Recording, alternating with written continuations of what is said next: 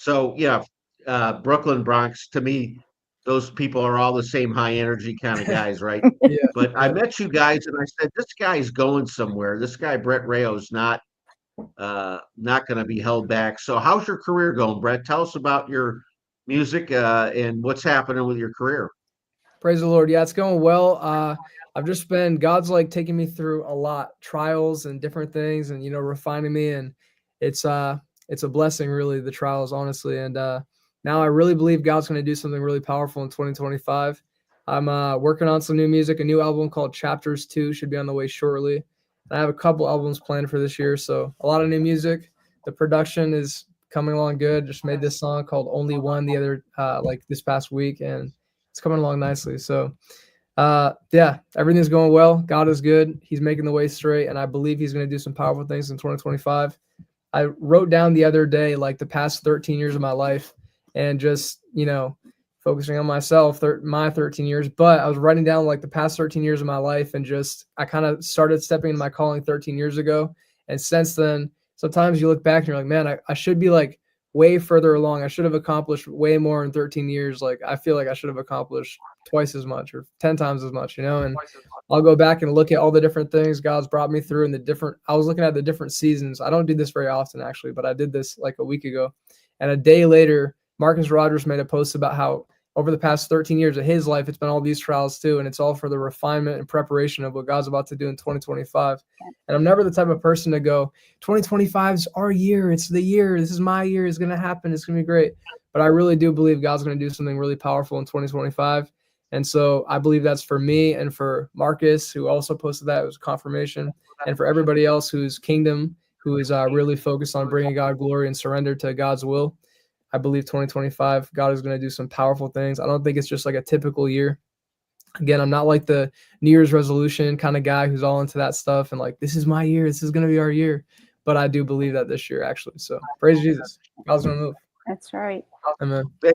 I think you're 21 or 22, so you got a lot of good years left, my friend. Oh, yeah. Praise the Lord. Nowhere to go but up for your career. We'll all be rooting for your career, buddy. We're Amen. looking forward to hearing more of your music. We'll see you back later tonight. Very grateful. See you then. God bless. Thank you, Brett.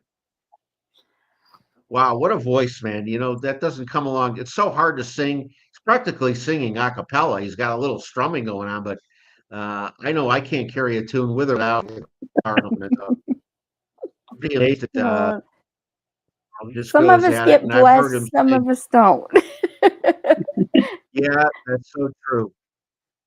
Well, ladies, I'm going to let Jamie introduce you since she's here and you are all good friends. So, Jamie, jump in, introduce the ladies of the afternoon here on the Buck Up Telethon.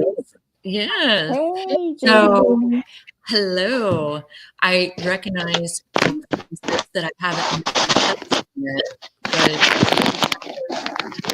her and I, Hold on, Jamie, 1 second. We got some interference, some noise interference. I don't know where it's coming from. I'm not sure either. All right, go ahead. Right. Anyways, Alice and I, we met probably back in 2022. We ended up going to out of a storm event there in Franklin, Texas, or Tennessee. Well, actually, I met you before that even, because we met at Rock the Red in Greenville, South Carolina. That's right. That's right.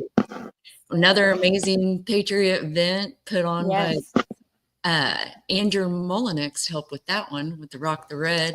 Another good friend of ours that'll be on here later tonight too. Hi, ladies. Good to see you. Good to see you too, Robert. Thank you so much for coming on. Well, we're happy to be on. And our dear friend Warren says he thinks he's backstage right now. Warren is a little. No, he's not. Warren is technically challenged. What's up, Warren? You're on mute. Yeah, Warren, your screen is muted. Hey. Well, hello. I didn't know if I was in the right place or not. Yes, I am technically challenged, and that's just the way it is. I'm sorry. We love our Warren, though. We love Warren to death. Yes, we appreciate you, brother. Thank you, Warren ladies. actually is the one who let Amy handle this. Started this. Yes. And so I had called Alice and we were talking about, I had heard I was watching a PPN podcast and heard that PPN was involved with doing boots on the ground missions in North Carolina and Tennessee. And I called Alice. I was like, what are y'all doing?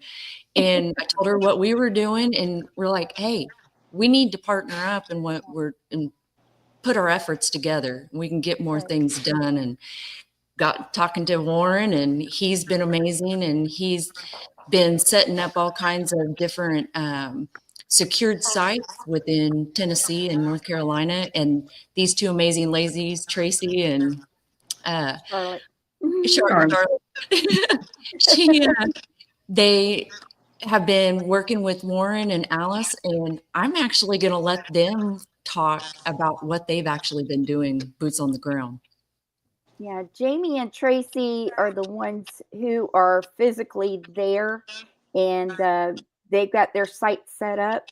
Warren and I help in the background gathering information and taking it here, there, and everywhere. And Warren is also taking things and hauling it to them as well. So it sure is nice to see all y'all on here at one time. I just love it. I saw you on the round table that time, but hey, I'm going to give it up to y'all. Y'all are serious. I am proud of what you're doing. A lot of people have given me a lot of credit and stuff, but y'all are the ones that are boots on the ground doing it. Yes, I get to help, so good job. Great job to all y'all. This is something that's needed. I'm just proud of what you're doing. Goodness gracious. I love seeing y'all four up there. It's great together. That's a team right there. Well, Tracy and Charlotte, you want to tell them exactly what you're doing? Charlotte, Would you say, Tracy? you want to go first? Sure, I'll go first. That's fine. Okay, so I've been with PPN for a long time. I lived close to Warren, so I got to know him as a friend as well as a PPN member. And he's all about humanitarian stuff, and so am I. So we had a connection there. I moved and relocated to North Carolina, which is my home state where I grew up, right around the time when the hurricane came through. I was PPN has state and county coordinators. And the reason we do that is because we have enough members throughout not just our country, but other countries as well, that we can all come together and have a state group meeting and invite all of our county people to it. So we have a team of people, a network of people that can help out in any situation. In this case, it was disaster relief. So I had just started up my team here in North Carolina as a state coordinator. Tracy was one of the first ones to jump on board on my team. And then the hurricane came through, and she is there in Old Fort where all of this is all this unraveled. So she was my boots on the ground. She's 4 hours from me, and I came and we took a tour around to see what all was going on and what they needed, and took pictures, and it was just unbelievable, the devastation there. And then I kept telling Warren about Tracy. And the funny part is he ran into her in a truck stop and then found out that she was the Tracy I was talking about. So again, he's been getting supplies and things from the Tennessee side, and I've been doing it from the North Carolina side. And we just meet in the middle, and we do whatever it takes.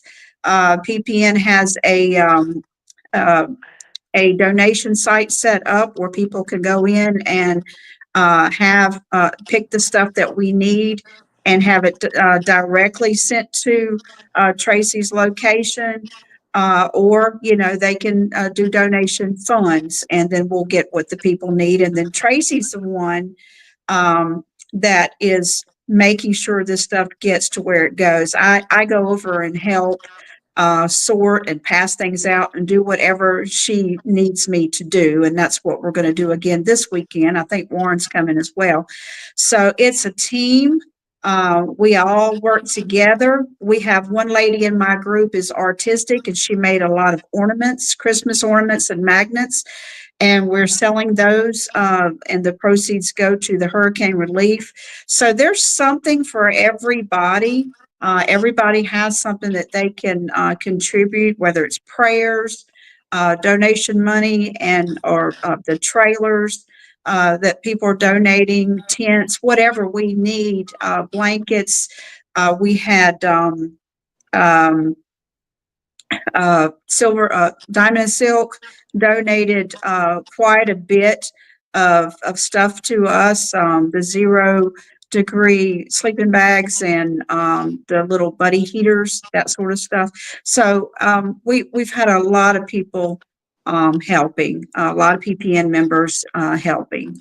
So Tracy can tell you a little bit, since she lives there, and her fiance is a firefighter who's been with, I think, 30 some years together. They are just an awesome team. And I'll let her tell you some of the stuff that they've been doing. Amen. Tracy. Well, it's so rewarding. Can you guys hear me? Yes. Perfect. It's so rewarding. And you never know what's going to happen when it comes in. My day usually starts out with going and checking the post office, seeing what all we get, sorting it out, you know. And then after that, we usually go out and we're looking for people on the ground, you know, boots on the ground, looking to see if we can find people that are cold or whatever their need might be. And so most people, well, everybody's need is different, really. Some might need sleeping bags, some might need a tent, some might need a camper, some food. Like one lady, she had the twins, but she had 5 kids. So they needed 5 mattresses. And so we got the 5 mattresses to her, and we've got sheets for her. We're looking for a stove. Actually, Chris is gone right now to look for a stove. He picked up the chairs today. The guy actually donated 8 chairs to us. And so, but it's sometimes we'll get calls to come pick up a load of stuff. It's like churches, people like that that may be wanting to get out of it, or so that people can find people that need things. So we'll go pick up a load and we'll bring it home. Sometimes it's late when we get home, and we'll have to leave it on the trailer and carpet for the next day. So sometimes it's like 9 o'clock when we get home at night to eat supper. But we're loving it, and we're getting this stuff to people, and it's so great getting to know you guys and getting to meet the people even there on the ground that need it. It's just so amazing. And most of the people that really need it will usually say somebody else needs it more than me, but really they really need it. But some of them don't even come out to look for help because they think somebody else needs it. So it's up to us to look for the people and find them. And we have found people in tents. It's like this weekend. Well, we take for granted a lot of things that we have. And like we had found the place for the camper that donated, but the guy that's living in it, he's been eating out of a can he's been living in a tent for 3 months, but he's been eating out of a can. So we went and we bought him food from a local restaurant, and he ate it so fast that he said he was getting choked on it because he's been eating out of a can for so long. And we just take stuff like that for granted. Well, It was it's sad to hear amazing. these stories. There's just way too many of them, and that's why we're here. We want everyone that's watching to please take a few minutes to go to givesendgo.com/buckup. Today's the day to donate. If you're appreciating these ladies and what they're doing, we can't continue without your help. So please find it in your heart, pray on it, and donate. givesendgo.com/buckup. What an organization this really is. This is so wide and deep. Trump said the swamp was wide and deep. I think Buck Up organization is wider and deeper than Swamp. From what I can tell, you should be very proud of what you've done, ladies. You're the heart and soul. This is where the rubber really meets the road. Beside the truckers is everybody that's boots on the ground coordinating. Jamie, how did you assemble this team? Did it just come together, or did you know these women? How did you all come together? Well, like I said, I've known Alice and Warren for a couple years now, and you know, the Lord orchestrates everything. Yes, the timing of phone calls, the timing of actually meeting people. You know, the first time I met Tracy and Charlotte, is your name Charlotte or Jamie? It's Charlotte.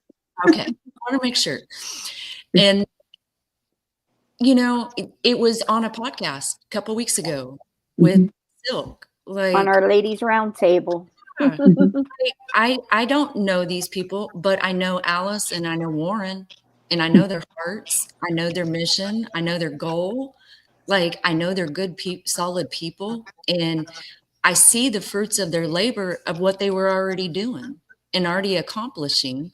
And it's like, why not partner up with somebody who's already doing something good and just make it a bigger effort? That's right. Y'all come together. You know, I keep saying this, is that when you take God's love and then you multiply it by uniting people that love people, you're always going to end up with something amazing, and it's going to produce something that glorifies him always. Oh yeah. And like I say too all the time, it takes a team, an army to make things happen like this. God forbid that one of you who have not been put in this path as far as the horrible happenings, God forbid you have to go through that. You would be wanting people to help you. So why not help these people, so that way if something should happen to you, you get the same blessing back, you know, and it really takes a team to do this.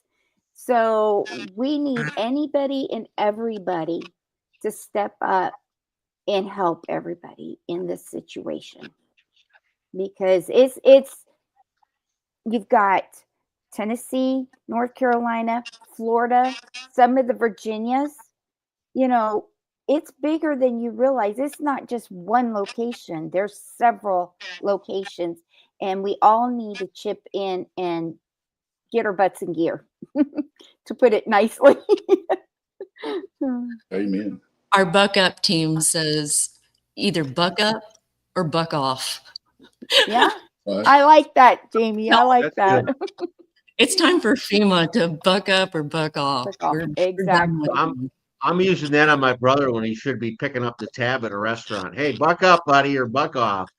Right. I'm gonna say, what's a Patriot Party without Ann Vandersteel? So I'm gonna bring Ann in. Hey, Ann, how you doing? Great to see you. Hi, Good to see everybody as well. Thank you so much for having me today. I'm down here in Panama. And Ann was on the round table with us ladies too. So that was perfect timing, Ann. Yeah, good to see you, Alice. Good to see everybody. Oh, we just need Silk here. Where's Silk? I know, we're missing one. She's on Christmas vacation until the beginning of the week, I think.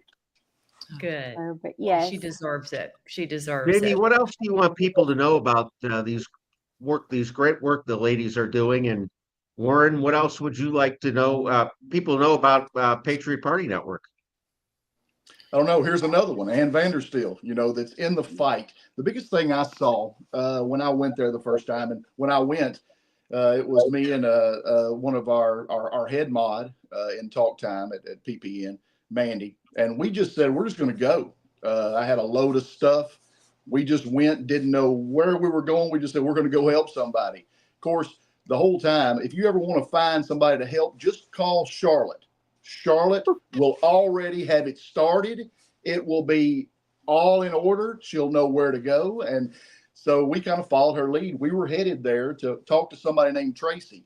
And we said, you know, after we came over some mountains that we were not supposed to be driving over, we went into a love station, and this girl walks up, and I know her face, but I don't know her name. And I said, "Hey," and it's her and her mother, Alice. And so we said, "Hey, here we go." Well, that's how this all started with Charlotte talking to Tracy, God putting Tracy in my life again right there and at the love station. And Lord have mercy, those women jumped in like gangbusters, and it was cool. The problem was I couldn't find who I could trust. Now, I started off at Newport. I went to go see Miss Judy. Everybody in Patriot Talk knows Miss Judy. That's who I was going. We were going to see, me and Mandy, and then we went to Bat Cave. We were at Bat Cave. We parked next to Mark Cook, and Juan 07 and Matt Meck were headed that way. And we said, look, we can't get into Bat Cave. Let's go to Old Fort. So that's how that all started. And then I called Mike Penny, and I said, "Hey, Mike, what can I do to help?" And then I called Lewis Herms and said, "Hey, what can I do to help?" So during this whole time, so many good people have come together, and I'm so happy about it, because the people that I was going to maybe put stuff into their organization, I didn't see a lot happening. So I said, okay, here we go. Tracy has the ability with her fiance, Chris, that's a wonderful group right there. And then Alice, Tracy's mother, they're going up and picking. I'm going to help this person right here. And taking stuff to them, getting orders like they're delivering stuff. It's an amazing scenario. The other day, so when I first went there, driving through Old Fort was nasty. It was bad, y'all. It was bad. But then last couple weekends ago, I went to their parade with Tracy, and the smiles on everyone's faces and things, because things are getting better, but there's still people out there that need to get some help. I can't go anywhere without saying Cowboy Dave. If anybody knows how to, sees Cowboy Dave, he is really doing some good stuff. And Scott Mallory with Trucking for Troops, Lord have mercy. That man has driven all over the universe, delivering goods. I've been on the phone with Jamie, and then I'm talking to Scott, and then I'm talking to Tracy, and then I'm talking to Charlotte, and then Alice, and here it is. Here we are, y'all. And let's keep on. Let's do it. We all know, we've been there, so we know what kind of help they need, and it's nasty, but we're making a difference, and I'm proud of it. I'm so proud of this group right here. Good job. Hey, Alice, I want to help you out a little bit. When I was with my father, he insisted I introduce him as my big brother. So Tracy, there you go. When you're out with Mom, Alice, you got to introduce her as your big sister, because you guys look like sisters. Seriously, you do. So help your mother out a little. Introduce her as your big sister. I'm actually not Tracy's mother. Oh, wait. You're not? Wait, No, who's the mother and daughter here? We're just acquaintances. It's a different Alice. Mother and daughter here. That's a different Alice. Thank you, though. That's a different Alice. Oh, you're kidding me. This is she and I are about the same age. Mother is Alice. I thought it was this Alice. I love it. That's a good idea. She'll like me introducing her as my sister. Hey, we can be sisters. Yes, we can be sisters. You could be. We are sisters on our team. That's funny. But yeah, no. I've seen her mother, and she's a beautiful lady, and they are great. But she can do that. She can introduce her mom as her sister too, because her mom's a gorgeous lady. So, but Scotty, we thank you for hosting this, because these people really, really need it. They really do. Could I ask a question? Terrible stories that I've heard. Babies found miles from home, and a guy up to his neck in dirt didn't want to live because his family underneath him in the mud stopped scratching him a couple of days prior. It's horrendous what's going on, and it's not going to end, because there's just not enough resources yet to bring everybody to a place where they're back to a normal life. It's going to take a few years. I don't know how long it took in New Orleans to get back to normal. This has got to take another few years, doesn't it? Oh, it's Yeah. going to take a bit. Long time. And Ann could probably tell you even more about that. She's probably seen a lot of different areas than we have. we were on the ground there less than a week after the storm, and we were everywhere. We were actually staying with a friend up in Marshall, Weaverville area, and we went down to Hendersonville, through Spruce Pine, we through Bat Cave, through Chimney Rock, Burnsville. We were kind of zigzagging up and down all the way out towards Canton. I never made it out towards Tennessee just because I couldn't get out there. We were just too many places to be. But, this is sadly, at the rate they're going, this is 10 years before anything kind of gets restored to normal. But honestly, if the federal government, just stop sending billions of dollars overseas and just focused on North Carolina and East Tennessee, they could send in 1,000 earth movers, 1,000, track hoes and skid steers and dump trucks, and they could put that entire state back together in like a year. And I mean, everything. They could even, kind of rebuild some. I mean, land is gone in so many areas. You go through Chimney Rock, and where the stream was like this wide, it's now this wide. I'm saying, relatively speaking, it went from, maybe 50 feet to over 100 yards. And people's land and houses are gone, and the houses that are right on the edge are going to fall in because there's nothing shoring up the edges of some of these, of like North Toe and all the stuff. It's just, I've never seen anything like it. And the part that I find so diabolical and just disheartening is having gone through over a dozen eyes of major hurricanes in Florida in my lifetime. We take our refuse. Everybody cleans up. We help neighbors. I mean, we've taken my Suburban and wrapped chains around trees and pulled trees back up and secured them. And, we've done it all. We've dragged stuff out. Within 2 weeks, I mean, pretty much it's like cleaned up. I mean, you might have buildings that got washed away, especially the things on the beach. But in terms of like visual debris and war zone type feel, it's gone in a couple of weeks in Florida. But in North Carolina, which the coast does get hit by hurricanes, they're not unfamiliar with that. Where these people are in Western North Carolina, they weren't prepared for that, number one. And number two, let's be honest. I mean, Congress finally admitted what I said in my documentary that I did, the first 10 minutes of my documentary. I'm talking about weather warfare. And they finally admitted that that's what it was, cloud seeding, and the directional use of HARP and, probably the NEXRAD radar and everything, keeping that storm stalled where it wasn't just deluging it with water. And if you start to really look at what they were trying to accomplish there, it's all about the global war on resources, which is what we see happening all over the world.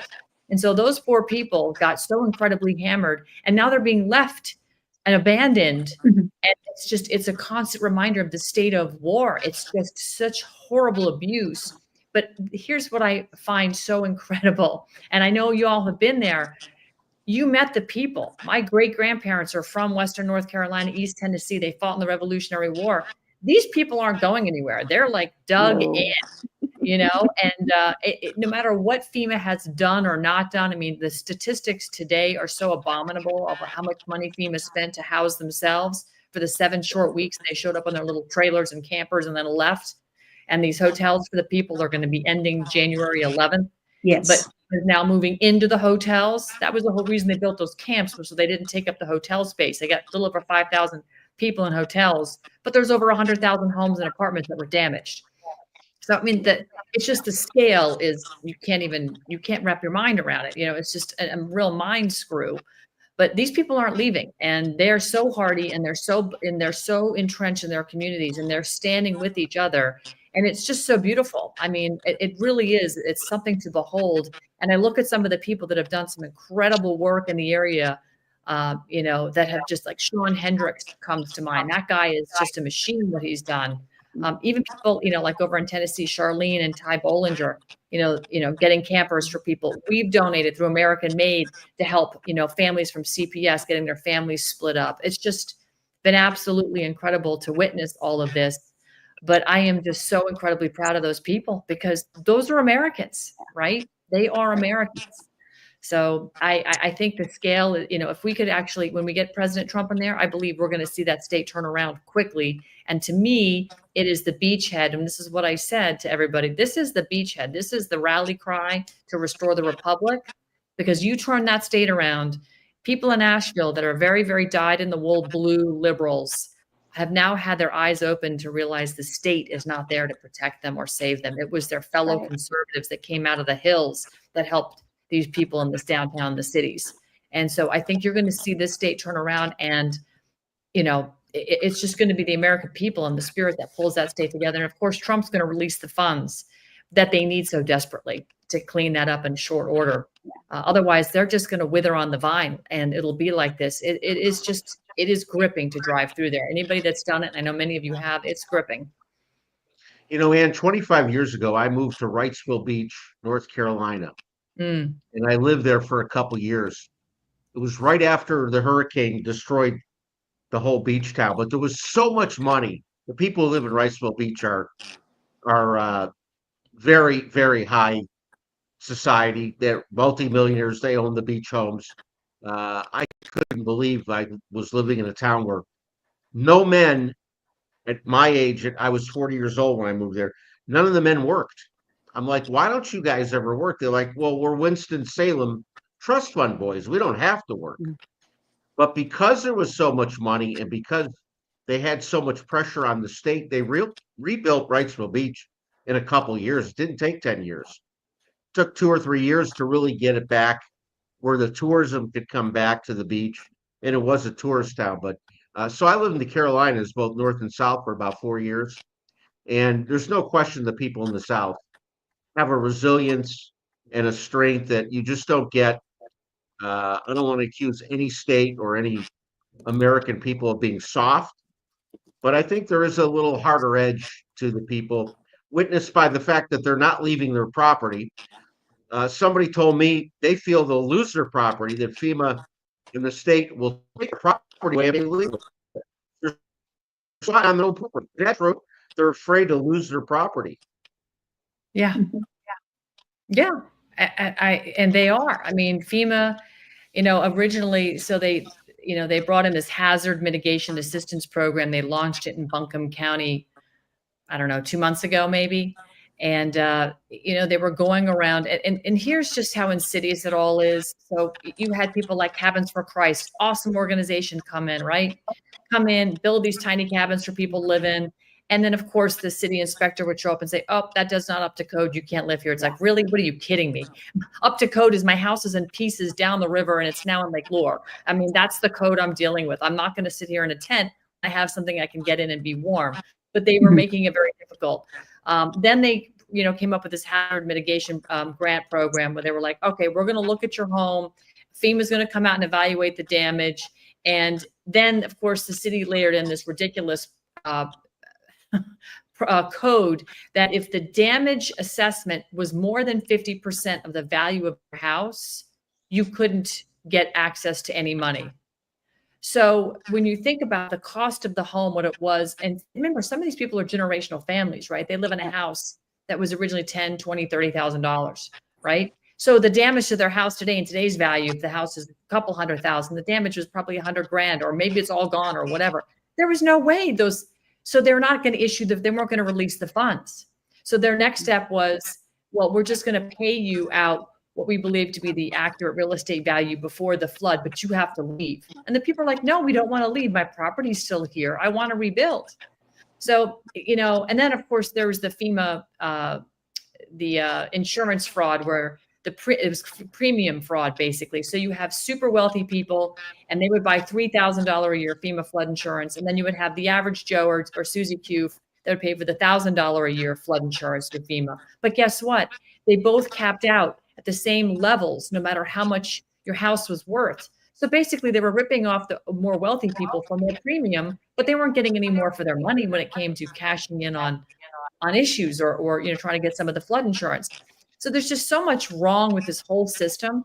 And frankly, government shouldn't be involved in the insurance business. It should be all private. But because the government comes in, it screws up all the premiums and the business and the ability for the insurance companies to actually gauge this accurately. So the whole thing is just, it's a cesspool, but you can't all of a sudden change it now when you've had 100,000 people essentially touched by this hurricane and massive, you know, with massive problems. You just can't do that.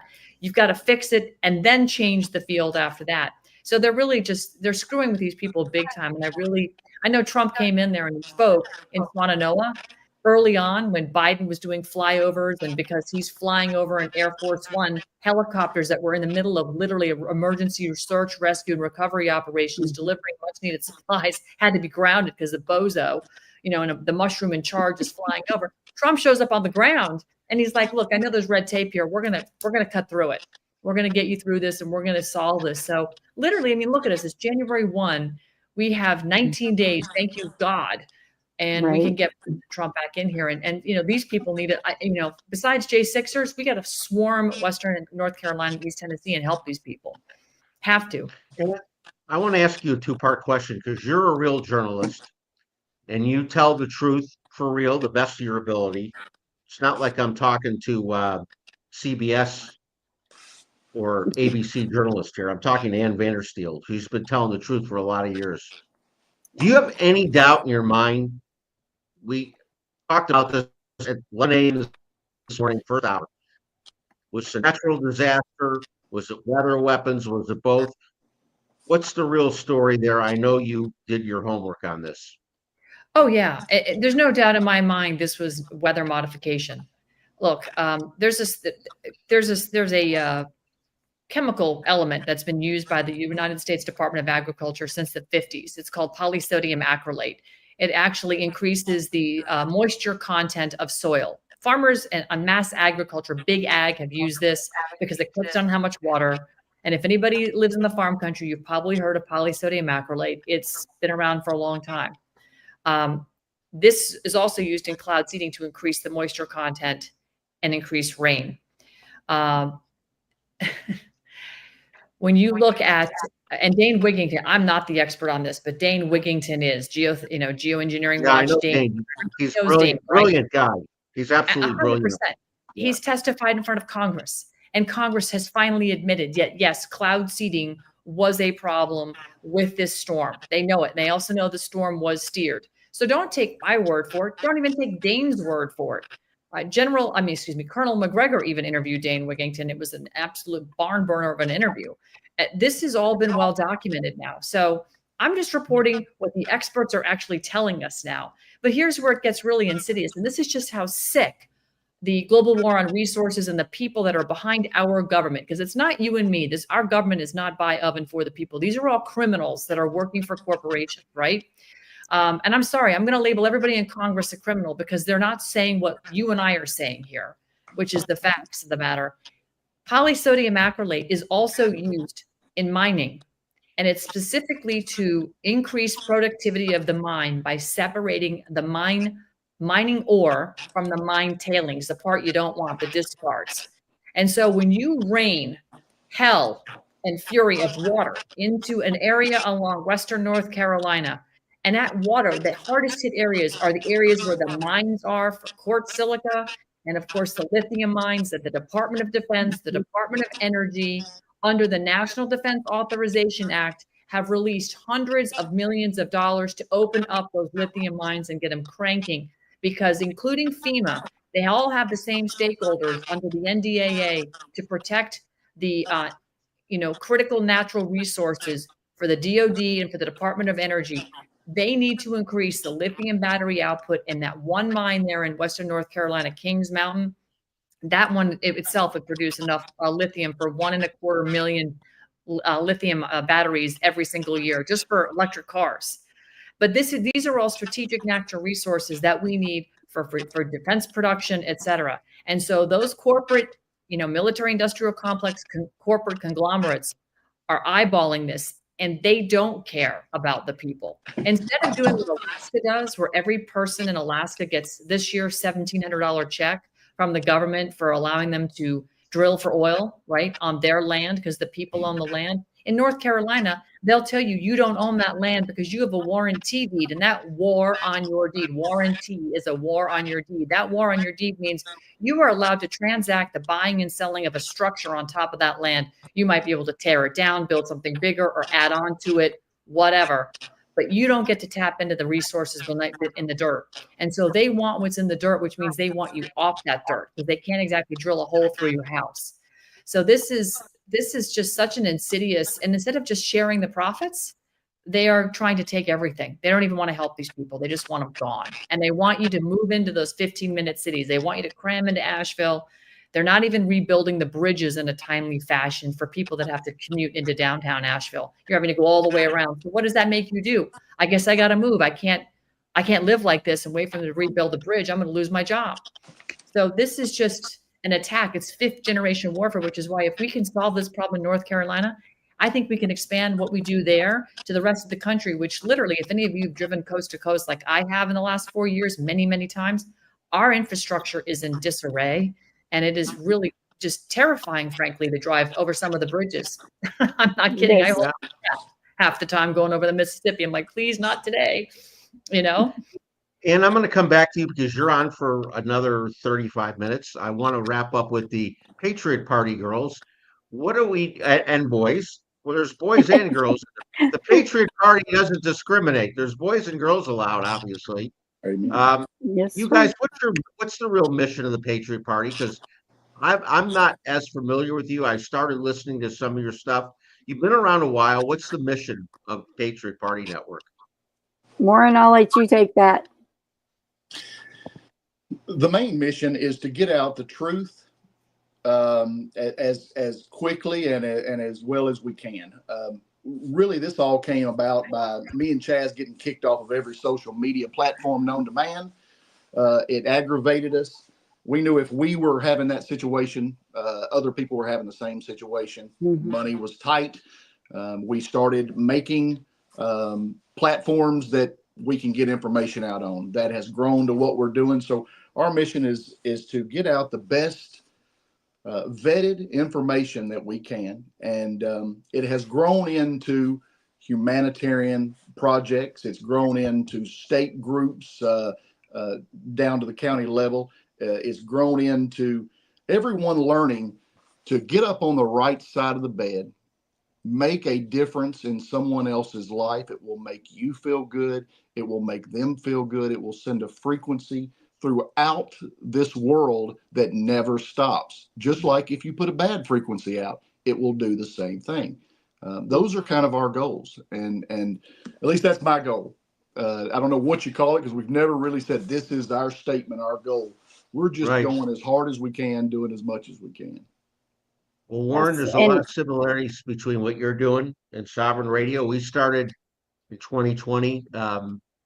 2 radio groups asked me to start a radio show to tell the truth. Right. Surprising considering it came from the belly of the beast of mainstream media, Town Square Radio and Salem Radio. There were executives within those groups that wanted the truth to come out. I had educated these guys on the Federal Reserve System, the medical system, the political system. They were not awake, and they were appalled, and they couldn't believe they were working in a mainstream media that was lying. So they did their part. They quietly brought me on the air. They gave me a contract that said I control the content. So I'm still there 5 years later telling the truth in mainstream media. Now, I don't know how much longer I'm going to get to say everything I do because we're going into syndication. There may be a few radio stations around the country that don't want us to talk about human trafficking, pedophilia, and satanic rituals because that's a bit much for these mainstream media guys. I had one of their executives after a show call me and go, "Do you have to talk about that?" I said, "What the hell did you give me a show for if we're not talking about these things?" Because it's all, right. I mean, every system they created is rotten, corrupt to the core. We all understand that there's nothing they're leaving us. There isn't a system they've created that we're living within that is salvageable. It also corrupt to the core of the political system, the financial system, medical system, the education system. They're all done with. We cannot live within these systems.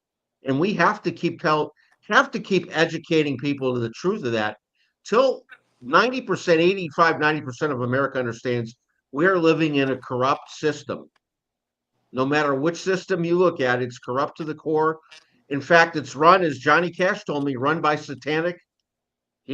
Johnny Cash and June Carter Cash told me in 1989, these systems are run by satanic cult, the Luciferians that worship Satan. Now, in 1989, that didn't mean anything to me. There was no internet. I couldn't research it. I really didn't want to understand it, I don't think, back then. I was 30 years old at the time. I'm like, yeah, whatever. Johnny, you're an old drunk. I actually had stopped drinking at that point. He was actually had found God and was not drinking anymore. But they actually told me in 1989 it's a satanic cult. The media, Hollywood, the music industry, the politicians, they're all run by satanic cult. We all understand that now. So, Warren, thank you guys for the Patriot Party Network for standing for truth. We need more of us. I think we are the dominant media now. And would you agree? We're the news. We're the mainstream media now. I know we have more Absolutely. ratings, much bigger ratings than they have now. Amen. CNN used to be 3, 4, 5. When years ago they did 10 million households at night. 3 years ago they had 3 to 4 million people watching in prime time. Last week they had 300,000. So their audience ratings are down to 10% of what they were just a few years ago. Their revenues are down. If it wasn't for BlackRock, Vanguard, and State Street, who propped them up, they wouldn't be in business anymore because they're not generating enough revenue. Now, and the political advertising revenue was the largest it's ever been this last November. Kamala spent $1 billion on media. I think it was $1 billion she spent. She couldn't get 20% of the vote on $1 billion. Isn't that interesting? Anyway, money laundering. That was money laundering. They laundered it right through the corporate. Yeah. Where aren't they laundering money? Underneath our nose, underneath our mattresses. They're laundering money everywhere. So, everywhere. Yeah. Ladies, any parting words for what you want this audience to know about what we're doing in what you guys are doing in the Carolinas and doing for Buckup? I would just like to say that, like, everybody here has either parents or children or grandchildren, that we all have the same common problems of dealing with Alzheimer's and Parkinson's with the elderly. The nursing homes are a disaster, and then our children are having autism and all of these diseases and problems that have been brought on us. And it's our age group that has to really get the ball rolling, and there's more of us than them. And I believe we just all have to band together and fight this for our next generation, or we won't have one. So, I love the family that we have created, and I would love to see other organizations do the same thing, and just everyone band together. We're going to have to teach the younger generation coming up how to get their hands dirty, because they don't know anything but computers. If we have to work on a car or build a house or plow up a garden, it's our age group that's going to have to show them how to do that, because it's a different world now. So that's why I love the state groups and the county groups. We start from county going out to the state, and everybody helping each other and bringing their skill sets to the table. Everybody has something to offer, and we all band together and help each other. So that's what I focus on. And this is just one disaster we're working on, but I'm sure it's not the first, and it won't be the last. And we need everybody. We need everybody. Amen. I think you guys have created something. Jamie and Robert and Buckup have created something that needs to be taught to the world. Disaster relief should fall on us. We should never depend on the government ever again for it. Even if we have, the next, let's just say Trump, and it creates 20, 30 years of prosperity under real government, people running government that really have our best interests. Long term, we can't rely on government. I think it's obvious we have to be able to fend for ourselves. When the going gets tough, we got to get going. And I think you guys can teach the world how to do this. You've done it in such an incredible way. Amen. Hey, I've got to hop off here. I'm going to be interviewing Jeff Hoff from the pundit. What's it called? Joe Hoff? Yeah, Joe Hoff. Yeah. But anyways, look, in closing, it's one thing to report what's going on and talk about the Khazarian mafia and Nephilim and draconian vampires or whatever you want to say, but it's a total different thing going there and seeing these domestic enemies that we have that are fighting against absolutely every good thing that is happening. Now, I went to Newport, I went to Bat Cave, Chimney Rock, Old Fort, Marion, Burnsville, Swannanoa, Asheville, and it's the same thing everywhere I went. FEMA did nothing, all right, but get in the way and cause problems. I will tell you that 100%. Tell you what, follow Jamie, follow these people on here. They are doing what they're saying they'll do.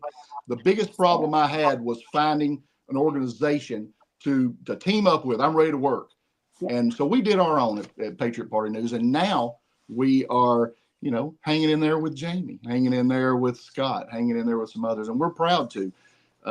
Thank you, everyone. I appreciate the opportunity. And I love seeing all these wonderful women and one guy on this screen. Y'all are amazing. And I'm glad to be associated with you. Thank you, Warren. Thank you, ladies, so much. Great to see you all. You truly know how to show up in force, don't you? It takes a team. It really does.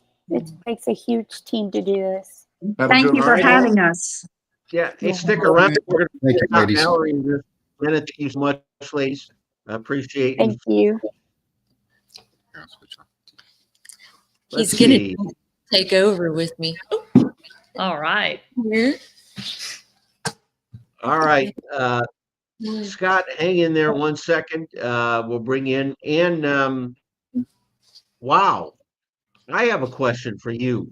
Do you have any of your documentary footage available to show at least something you found of interest to show to our audience? Do you have anything handy? Let me think. I'm in Panama, so let me think if I have it on my drive or not. I mean, I can show a trailer. I've got some trailers. Yeah, that's I can great. do. I want to see something. Yeah, can we show that now? Let's play Yeah, that sure. now. I'm sorry. I would be more prepared, but I wasn't prepared. So just give me a hot Don't minute worry here to about see it. if I can find the trailer. Well, I'll let you and Jamie. Jamie left. Oh, Robert's there I'll now. jump So in here and say a few things while we're waiting for that. It's been amazing what Ann has done. I mean, she's always out there on the front lines, getting us the real information.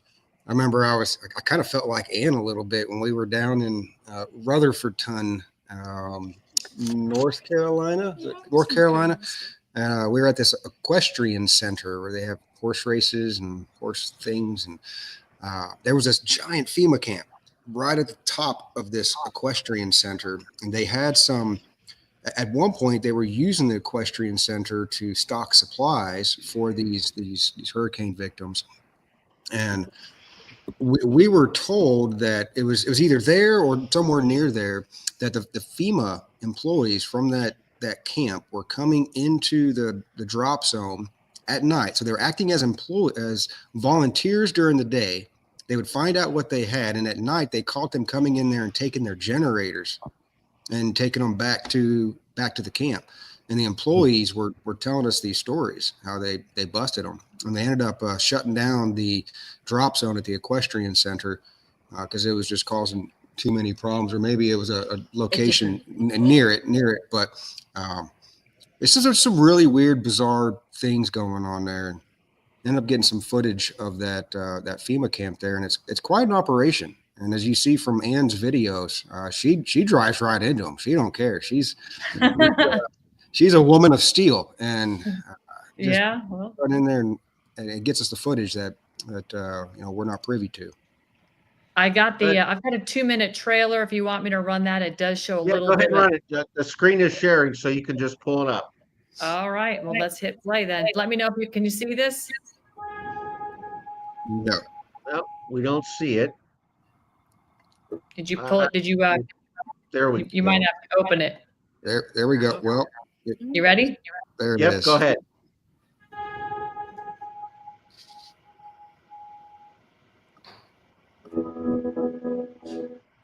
We lost everything. We lost buildings.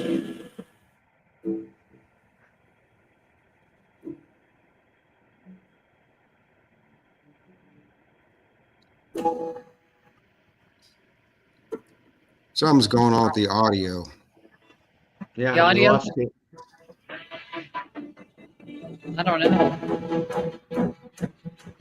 I'm not sure if it's like Zoom where you have to share audio or not.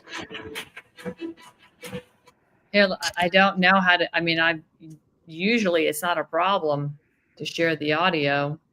Let me see. Let me close. Is there a voice in the background of this, Ann? Yeah, there's audio in the background, but I don't know why it's not. I have no idea why you can't hear it. Video file. Let me try that. Hang on a second. I think I know what I did wrong. Sorry, I just was not. Don't worry about it. This is what happens when you do something live and you don't have dress rehearsals and pre-production. Here it is. Hang just on. winging it. All right, let's try this one now. Let's see. Come on. Now you can hear it, right? Yep. Go on.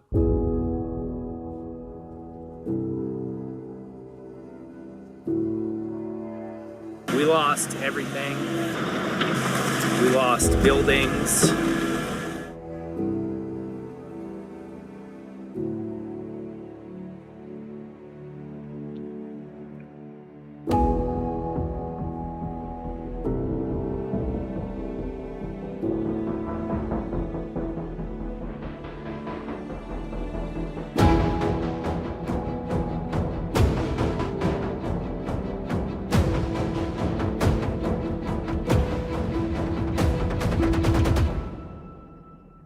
In the wake of Helene, and through my investigation over the following month, it seems I have opened Pandora's box.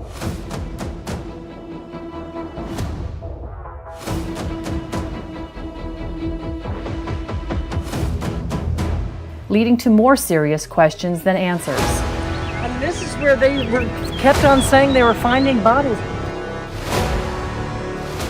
Questions about weather modification, government overreach, lack of government response.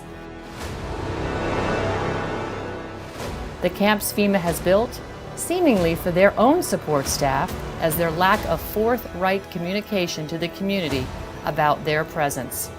Are you shutting me out? Is there anybody here who can answer questions? When you lose everything, it's like your birth certificate, you know, all your bank statements. So we're here trying to make sure everybody's safe, fed, and stays warm. Is what happened in Western North Carolina weather modification, or is it the United States government and global special interests capitalizing on a 100-year natural disaster? Who benefits? Let's examine the facts. So that's basically it. Yeah. Yeah, that's a great summary. Boy, it leaves no doubt what's really going on in my mind. And you just, there's no coincidences. You connect all the dots of the way the government's responded, and they're behind it. They don't want to help. They don't have any interest in solutions.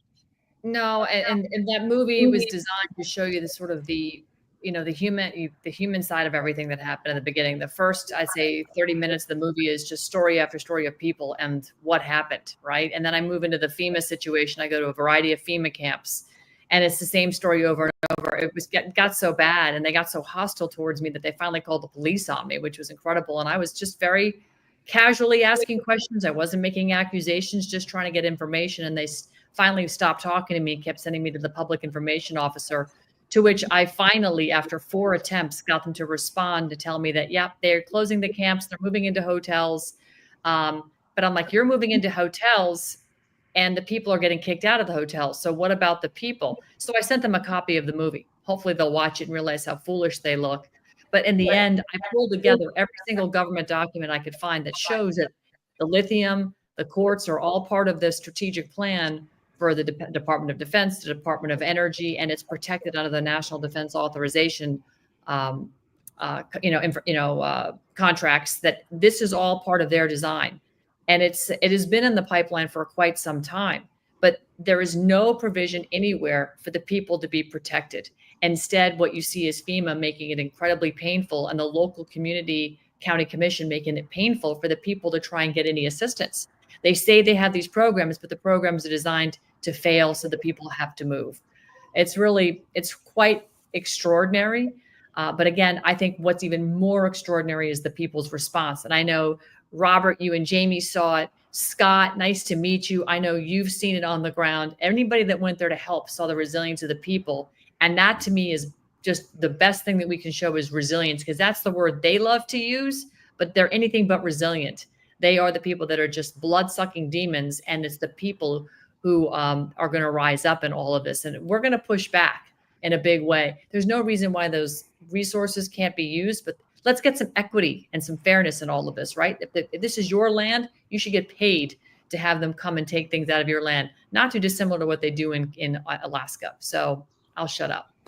No, Anna, I want to ask you a question before we go to Scott, in case we run out of time. What was the most encouraging thing you took away, and the most discouraging thing you took away from your time there in the Carolinas?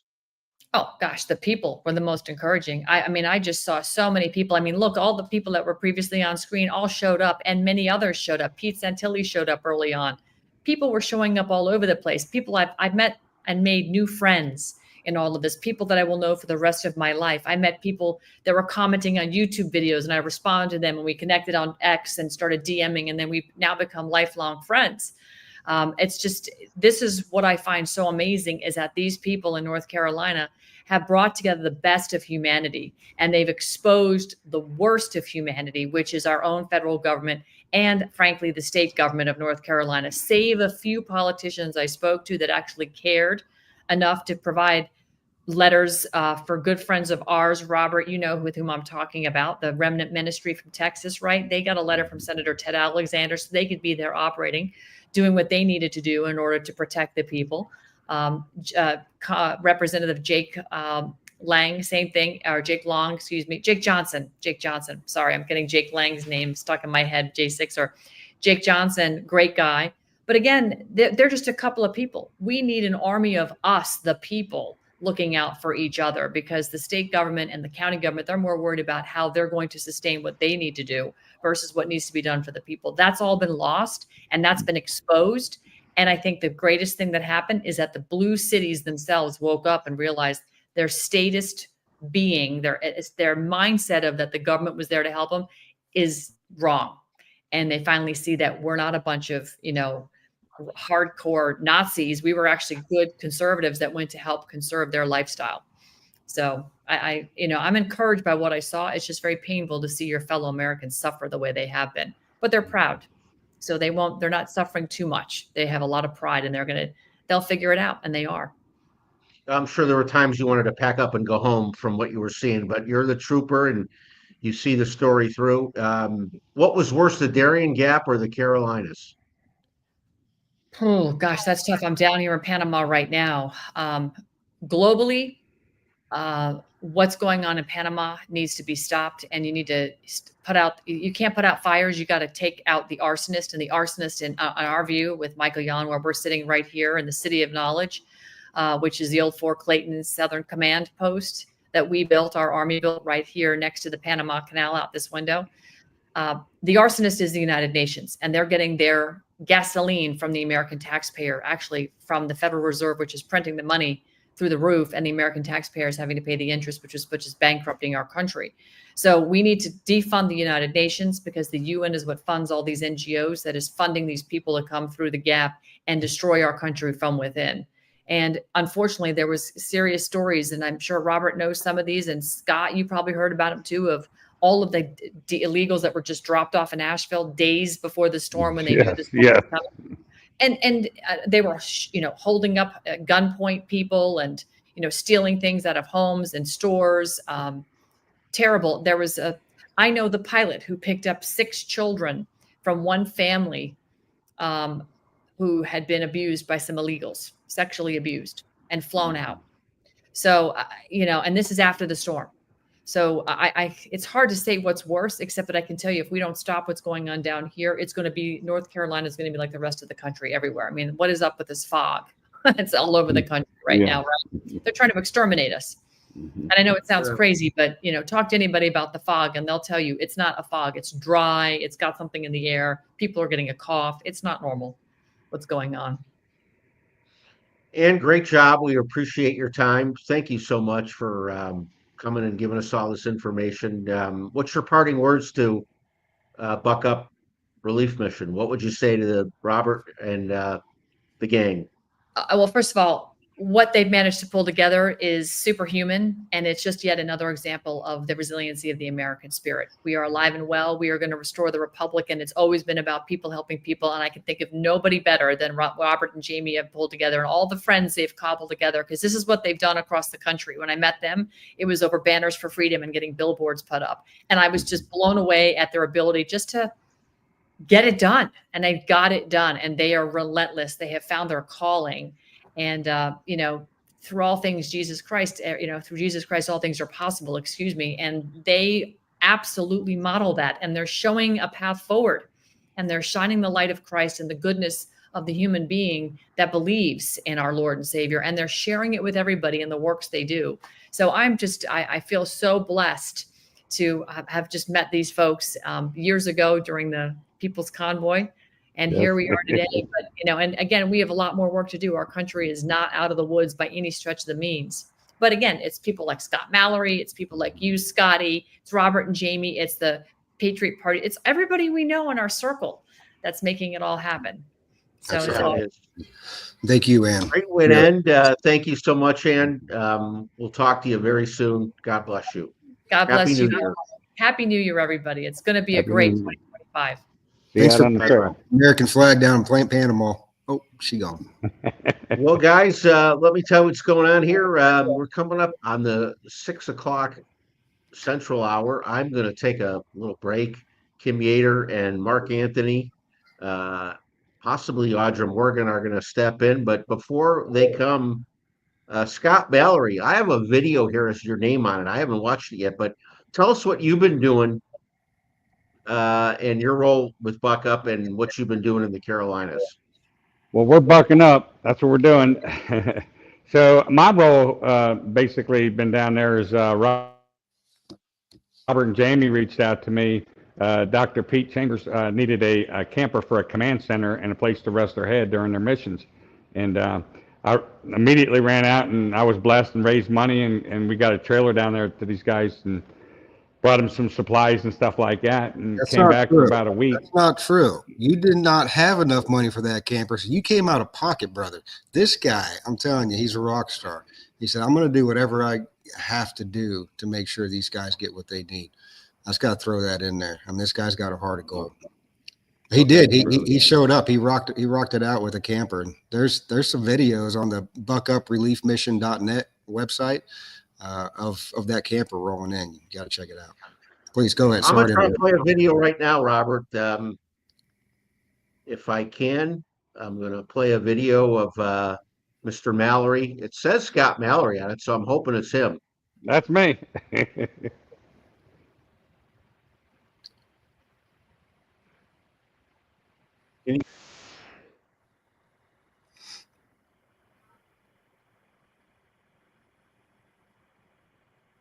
You're not seeing it, are you?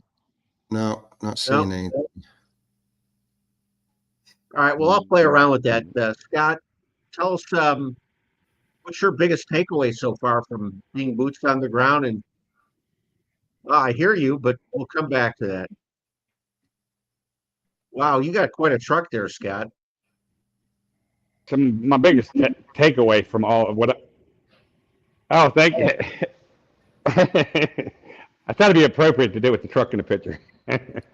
So just the lack of response from FEMA, from Red Cross, National Guard. There's nobody there, and these people, it breaks my heart. Every time I leave there, I see these people in tents. They're in the mud. It's freezing. And every time I just come back with another camper. But I did an interview with Janice Dean about 2 weeks ago on Fox News. And I laid it out there about FEMA, Red Cross, everything. And it never aired. So somebody pulled that. So we're just trying to tell the story, what's going on out there, and what Ann was talking about, the illegal immigrants. There's 2 large hotels down there, and they're full of illegal immigrants. They have storage units. They all have vehicles.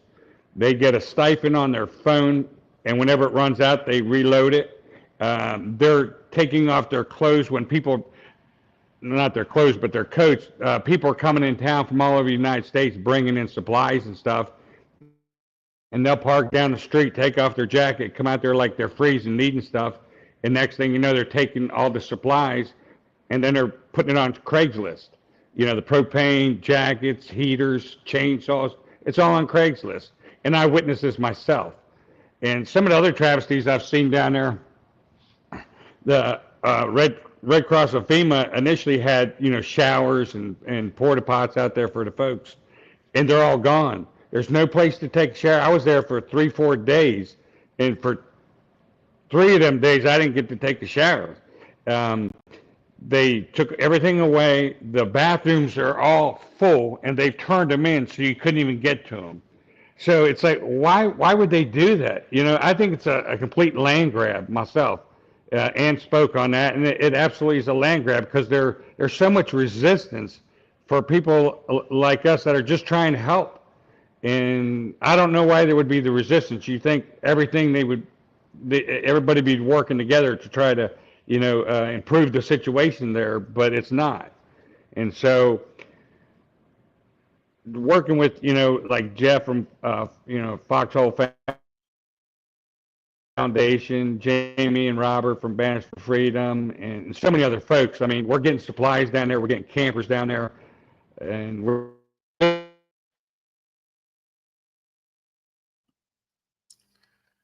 Your video audio is breaking up a little bit there, Scott. I think it's a bandwidth issue. He's frozen now. But it's a sad sight to see there in prison.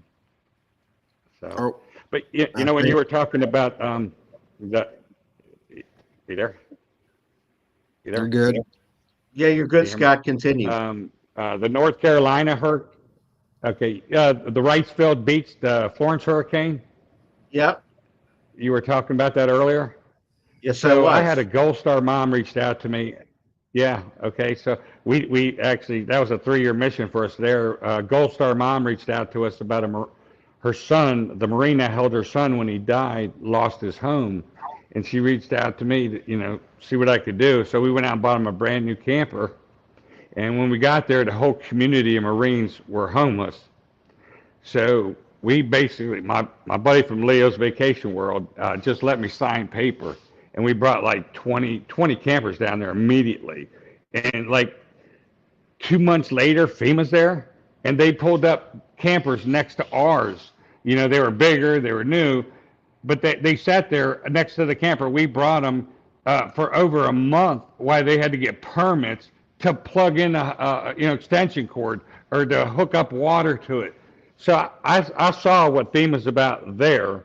So yeah, it's not my first rodeo to see that what they're not doing. But yeah, that was a 3-year deal down in North Carolina. That was horrific what I saw there. But this here, it doesn't hold a candle to what happened in the Florence hurricane. Scott, where can people find all your information? I know you've got you do have a website, right? Yes, if you go to truckingfortroops.org or on Facebook, you can find us there. And we just started a Telegram channel, thanks to Jamie. She's Trucking for Troops on Telegram, and we've been kind of putting up a bunch of stuff on there that, the campers and stuff we've been taking down there. And that's trucking, not trucking. So it's TRUCKIN 4 troops.org. Just like the Grateful Dead trucking. Hey, just like that, right? Yeah, that's good. There you go. Scott, thank you so much. Appreciate it. And you have a great Happy New Year, my friend. Well, thank you. Thank you. You guys take care. Thank you, Scott. All right. All right. Have a good night. All right. Let me tell you, 6 o'clock hour now, we're going to bring in 2 people I trust to carry the ball. We've been going 7 hours. I'm going to take a break. My dear friend Kim Yater and Audra Morgan and Mark Anthony are going to come in. And we have somebody in the green room that's going to be our first guest of the hour, Christopher Key, also known as the vaccine police, I believe. But let me bring in the host of the next hour, Kim Yater. There she is, Kim, Audra. How are you? Mark Hello. Anthony. We are so excited to be here right now. Come on. We are going to grab the bull by the horns and support you, Scotty and Robert. We're going to take over the next section. We're so excited about this campaign. Yeah, it's great to have you guys. We're going to remind everybody we are here for Buck Up Relief Mission. It's our 12-hour telethon. We're in hour 7 now. We're past the halfway mark. I can't think of 3 better people to jump in here and carry the ball. My old friends, the OG of Take Our Elections Back and Take Our Border Back. Mark Anthony, how you doing, brother? Audra, how are you? Doing well, thank you. It's good to see both of you. Top screen is my 3 favorite people. Take our border. Hey, Audra. Love you, honey. Come on. Yeah. Well, it's funny because, behind the scenes, there's so many things that happen, and, a lot of people just kind of do their thing and go on. I don't get to, obviously I talk to Jamie a lot. I know Robert stays behind the computer. He's really been pumping it out, and lots of good things are happening in North Carolina, and let's see if we can raise some money. Well, before I go, I want to say a few words about Audra and Kim. Mark, you don't need any accolades. You're a tough dude. You're just one of my idols, man. What you do, can't even discuss here what you do, brother. So God bless you for what you do. But you talk about solutions and agents for change. Audra Morgan's probably the greatest local activist I know in San Diego and maybe in the country. This is a woman who rolls up her sleeves, literally goes into battle and doesn't have any concern for her outcome, for her well-being. She's got a mission. She's going to accomplish it. And we know she's over the target. Why else would a 240-pound sheriff beat the crap out of a 100-pounds wet? You're probably not 90 pounds, maybe. I don't know. I hope I'm over 90 pounds, but yeah. Yeah. Audra, you're a great activist. Kim, the only person who works harder than me is you. You are the hardest working lady I know. Seriously, your work ethic, second to none. I don't know when you sleep, but I do, Scotty, for real. But it's because I have amazing people like you on my team. Come on.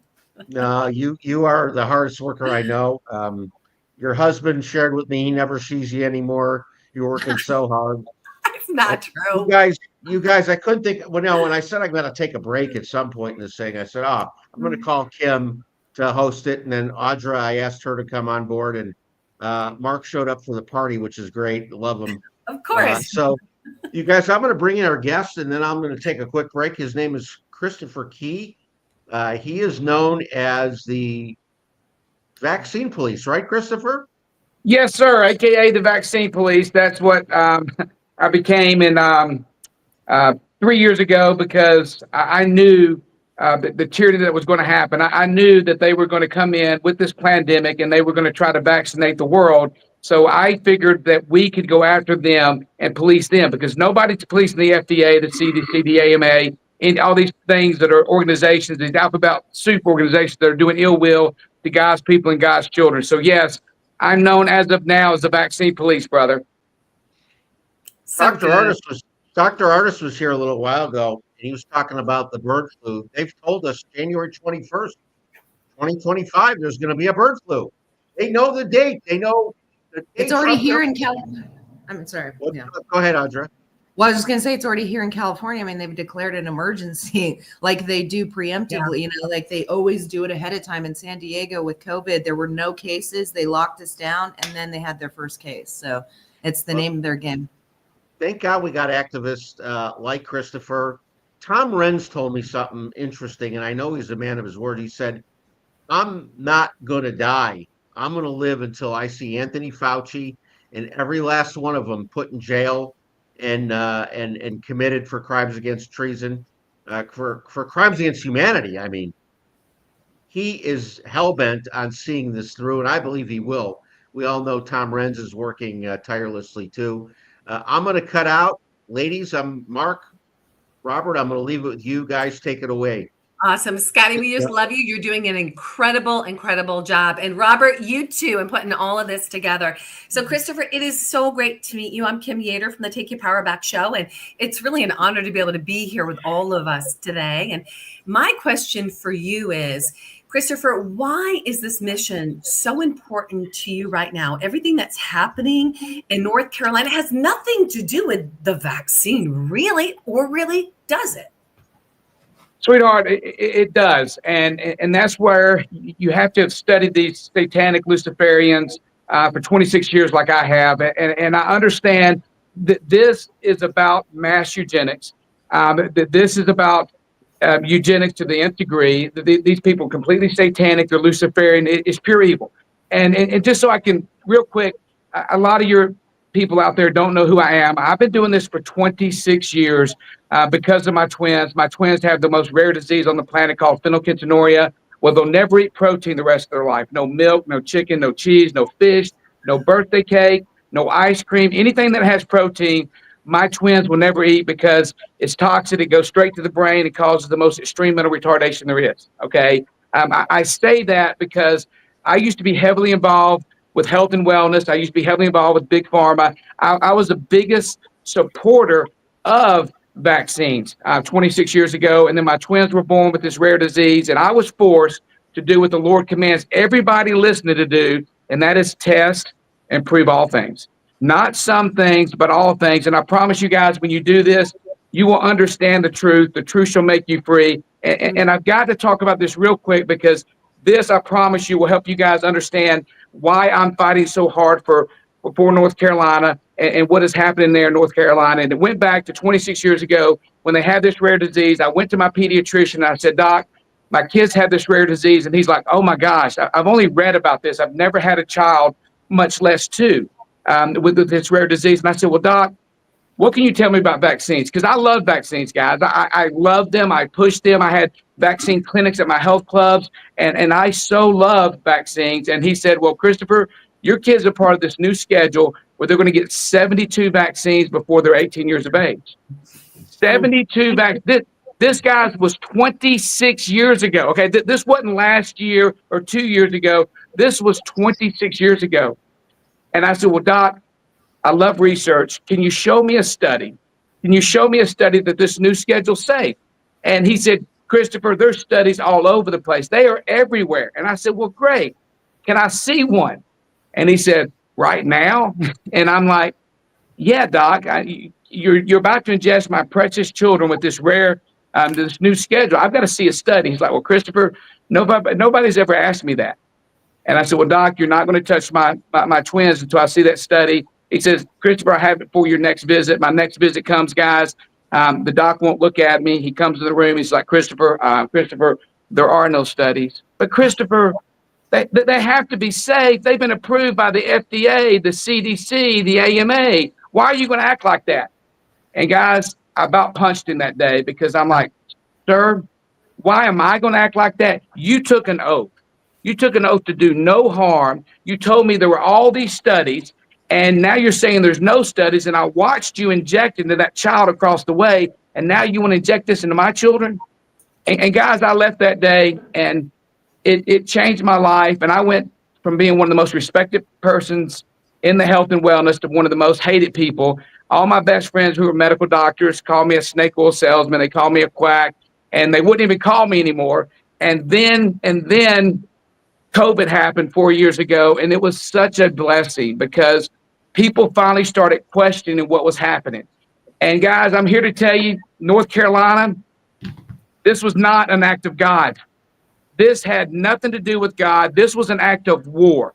This was a complete and total act of war. And if your listeners don't believe that, please do what the Lord commands each and every one of you to do, and that's test and prove all things. Go look up. Go right now, Google Art Bell, Angels Don't Play This Harp. You go watch the radio show that he had in 1996. 1996, Art Bell had the author of Angels Don't Play This Harp, where he told the world in 1996 that the United States government would use weather manipulation to control and manipulate the weather, and they would destroy property all across the United States, and they would take over this property and they would put in their smart cities. And guys, that is what is happening right here, right now, where I'm standing in North Carolina. They want this property. They want this land. And I'm here to tell you that these people in North Carolina, they are the salt of the earth. These people fear no man. They fear not Satan. They're not going nowhere. These people will not leave their property, that they understand now what is happening, and we've got to do everything we can to protect these people. We have to get these people taken care of. You know, last month, 3 little babies froze to death. Gosh. They froze to death because our government would not do anything but give these people $750, and they make them go through all the paperwork, and most of them haven't even got it. They've all been denied this, and we have to stand up. We have to speak up, and I'm sorry for going into that, but why I do what I do, guys, I used to do what I did or do for my children, okay, for my children. But 6 weeks ago, I became a grandfather. I became a grandfather, and my grandson will never say, Peepaw, why did you stand up? Peepaw, why did you speak up to this tyranny? Guys, I'm doing everything I can to speak up, to stand up, and to help these people in North Carolina and around the world, because this is satanic, this is Luciferian, this is mass eugenics. And my question, everybody out there listening, are you doing your part? You may not want to be boots on the ground like I am and all the other people that are on this show today, but you need to understand the power that each and every one of you individually has, where you can take the information you've learned right here, right now, and you just share it with one person. One will turn to 2, 2 will turn to 4, and before you know it, 8 million people around the world will understand the satanic Luciferian mass eugenics that is happening right here, right now in North Carolina. I'm sorry for speaking so much. No, don't be sorry for speaking. This is so good. I'm going to share the scripture real quick. Robert, you're going to love this.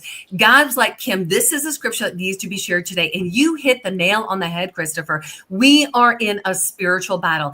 And God has not thrown this on us. God is not disciplining us.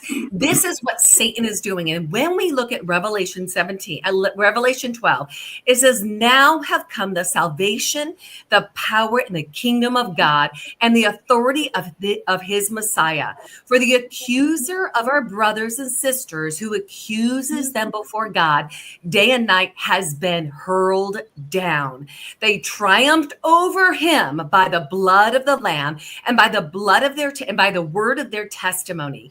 They did not love their lives so much as to shrink back from death. Therefore, rejoice, you heavens, and you who dwell on the earth. But woe to the earth and the sea, because the devil has gone down to you. He is filled with fury because he knows his time is short, and he is working through the enemy on this earth right now.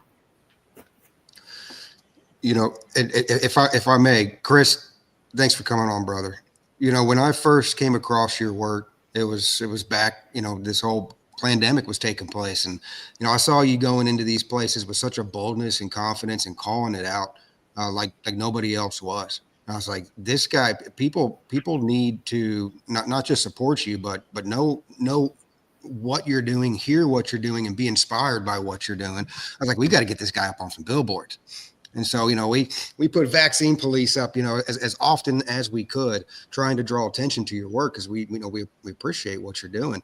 And it was, you know, I hadn't talked to you in a while. You know, it's been a year, if not longer. And I got a random text from you back on, what was it, December 8th, right? And it said, you know, the one that was interviewed that was just airlifted with her 7 kids in North Carolina just received a check for $150,000 so she could go buy a van for her family. God is so fabulous. And I was like, this is the vaccine police. Like he talking about North Carolina things. What's he doing in North Carolina? I was like, babe, check this out. And I shot it over to Jamie. I was like, maybe you should give him a call. And so, that's how this whole Buck Up Relief mission has happened. It's just, random, and it's not random. It's God, pulling all of us together. And Jamie contacted Chris, and they're working on some different things. And we just appreciate what you're doing, because we see your heart, and it's for the people, and it's all about exposing the darkness and bringing it to light. So thank you, brother.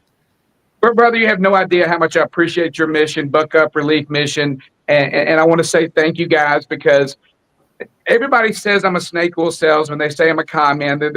I'm the most hated man in America. People don't realize this, but I got taken off of YouTube, Facebook, and Twitter a year before Alex Jones did, because of why? I was helping people without drugs, without chemicals, without surgery. I was part of 4 national championships, 3 Super Bowls. I've been on the cover of Sports Illustrated. I've been on 60 Minutes.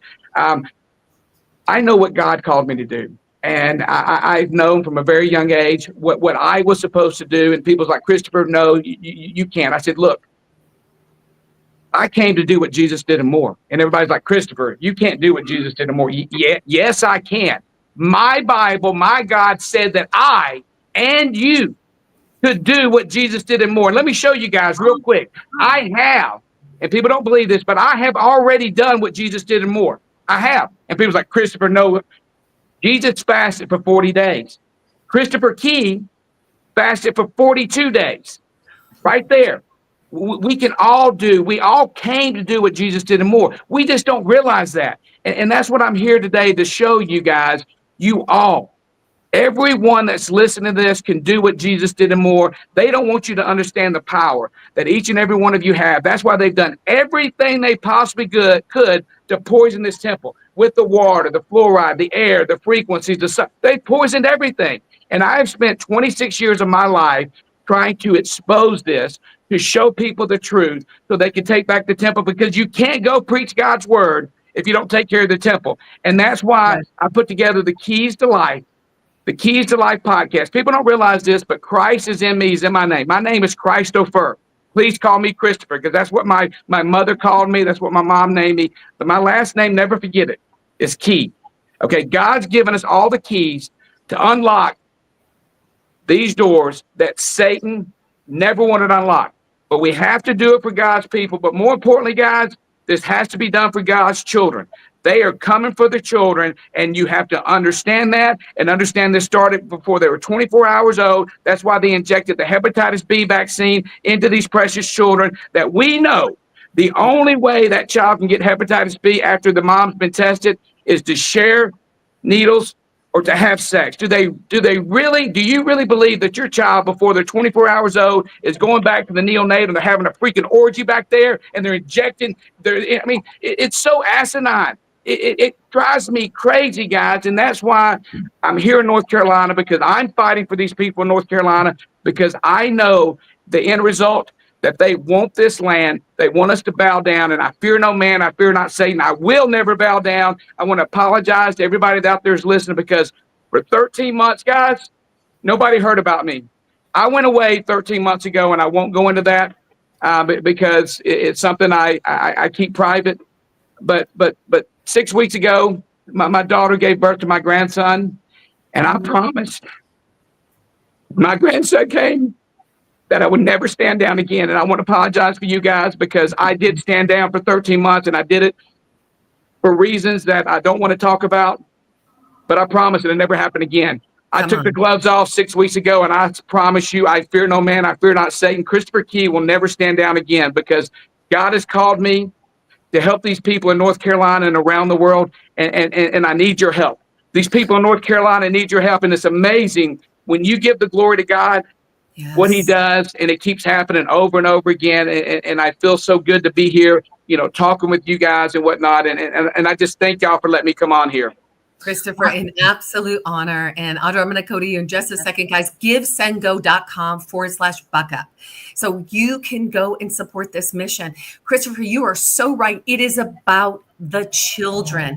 They have been indoctrinating our children. They have been stabbing our children for many, many, many years. And Christopher, I'll tell you, Mark Anthony, who's in the room right now, 11th Hour Child Rescue, works very closely with children. Mark, I'd love for you to share something. And I'm definitely, Audra, piggyback off of Mark. Well, I mean, Veterans for Child Rescue, Craig Sawyer.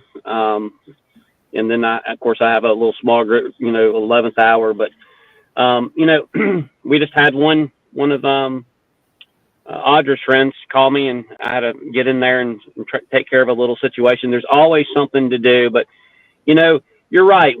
If the devil could kill God, he would. Instead, he desecrates his children. Yeah. He takes the innocence and strips it from him. That's how he gets back at him. And if people really understood what the satanic rituals are and what really transpires in these rituals and how the spiritual world is so much different than the flesh world, that's why we need to get out of the flesh and start operating in the spirit, because this is a spiritual battle. Me and Robert and Jamie talk about this all the time, and so does Kim. This is a spiritual battle, and it's very satanic. And some people ask all the time, say, well, how do you lay your head down at night and, after all that you've seen? And I'm going to tell you, have you seen the movie where they switch eyes? The guy dies and they put the eyes in someone else. He sees everything that had happened to him. No one would want to see through my eyes of all the horrific things that I've seen. I promise. There's nothing in a world war that has seen some of the most horrific things done to these children. Okay. When this thing went off in North Carolina, going to that, I was going back and forth traveling. It's not really far from where I'm at. I'm up in the mountains in Northeast Georgia. And then I came back. I kind of felt guilty, but I was working with Jamie, trying to make contacts with her and get, supplies and stuff out. But then, God always uses me in spots, since I'm an investigator, right? And I'm on a task force team. And so right here, you were talking about all that fraud. We've been with investigators there monitoring all the fraud. I've had pamphlets after pamphlets, folders after folders, getting ready to come after those people. So here's the thing. If they're listening, we're coming for you, and we're going to take you out. Every one of them. Yes, every one of them. Every one. And you're going to prison. You're not getting out. No matter what happens, there's enough here to put away about 30 people. And when I'm not going to stop. And Chris, I know you're not going to stop. I know Robert's not going to stop. I know Kim's not going to stop. And I know Audra ain't going to stop. That's right. Okay? We're not stopping. That's right. But the critical point here is that we need to raise money. People don't understand what it looks like. Yes. You're sitting in your house, Christmas, unwrapping your presents in warmth, and you're sitting in your house, New Year's, celebrating with your family. And like you said, Christopher, these people have no idea the stench, the mud, the trees, and the life that goes on there, especially right now, right in the middle of the cold. And we're fixing to have a Arctic blast. Yes, by design. We need the money, people. Yeah. For once, just dig out of your pocket and give something. I don't care if it's $5, $10, $100. We need the money. We've got trucks that need to go to take in the supplies. We've hit a little bumps in the road here and there. We've had to, go retract back and do some things differently. But we know where this stuff is going. It's been vetted. We need the money. These people are suffering. These are your people. These are God's people. They're your brother and sister. Please, we need your help. Come on, givesendgo.com/buck up, guys. Go to givesendgo.com/buck up. Give whatever you can. If it's $2, it's $5, it's $5,000. Definitely give. And you're going to hear a little bit from Robert Agee as to the raffle and the things that you can actually participate in. By giving, you can actually win as well. So, Audra, let's pop it over to you, because I know you got a couple of words for Christopher Keith. I do. Well, and Christopher, I met you at the Red Pill Expo several years ago. And so it's been a blessing. I actually just texted you to kind of reconnect us. But I appreciate everything that you're doing. This is definitely a spiritual battle. It's warfare across many, many platforms, be it children, the weather, our souls. There's so many things that, the devil is trying to consume so that we can't, like the quickest way to God is to get to his children. But I know that you're, working to build tiny homes in North Carolina. Can you tell us about that? Because I think it's important for people to understand what you're actually doing so that, they know how they can support and what the support would potentially be going to. Thank you, and I so appreciate you giving me that opportunity, guys. These people, we got to get them out of the code. Right now, I've got a list of 500 families, and we're trying to build 500 homes for these 500 families. These homes are completely done from salvaged material out of Texas. We have no shit rock. We have none of the toxic chemicals, none of the off-gassing chemicals.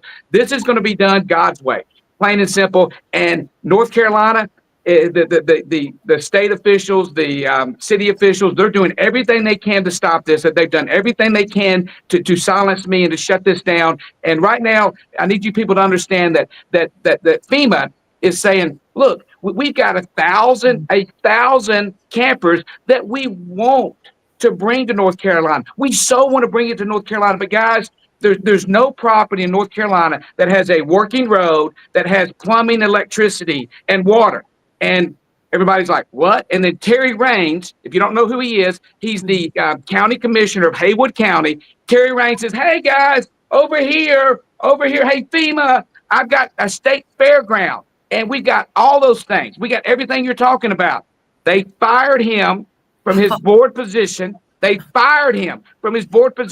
And he called me up, he contacted me and says, Christopher, I need your help. I don't know what's going on here, but I got fired. So I went down to Clyde County, because I was told that in Clyde County, there was this wonderful woman who was gifted an amazing trailer. And I can't remember the organization, so please forgive me. I'm LD, I'm ADHD. There's so much in my freaking brain that's about to explode. So please forgive me, and I'll give that person credit shortly. But I was told that this trailer, who was gifted to this woman, that she was made to sleep in her car in the Walmart parking lot. Okay, did you hear what I just said? This trailer was gifted to her, and Clyde said, I'm sorry, you can't stay there. Now listen, when Terry Raines said, hey guys, I got this fairgrounds here, there was a bill passed, Bill SB 382. Go look it up, SB 382, that basically said, look, this is a state of emergency. This is a state of emergency. And what we're going to do, as of 2 Fridays ago, we're going to forget about all the statutes and codes. We're going to do away with those. And if these people will sign an affidavit that will release the city of any and all liability, and if the property owner agrees with it, they can do whatever they want to for 90 days. And we're like, yes, hallelujah, thank you, God. But then that Clyde County said, no, we're not going to do that. You can't do that. And I went and talked. I tried to meet with the mayor. He would not take my meeting. So I was able to get on camera the secretary. And I said, ma'am, it's come to my attention that y'all made this woman sleep in the parking lot. Is that true? No comment. You did this, didn't you? We didn't do it. I said, well, who did? No comment. I said, ma'am, have you guys been paid off? Have you guys been threatened? Because I just need to know. And she said, no comment. And you know what she did? She called the sheriff on me. She called the sheriff, and the sheriff thought he was going to come, and he was going to be the big bad sheriff, and he's going to scare Christopher. I fear no man, I fear not Satan. I've been to jail. You put my butt in, I don't care. I'll go to jail for the children, I promise you. Sheriff shows up, and he's like, Christopher, what? I was like, dude, did you make this woman sleep in her car? No, we didn't do that. Haywood did. I said, so you didn't do this? She said, no, we didn't do that.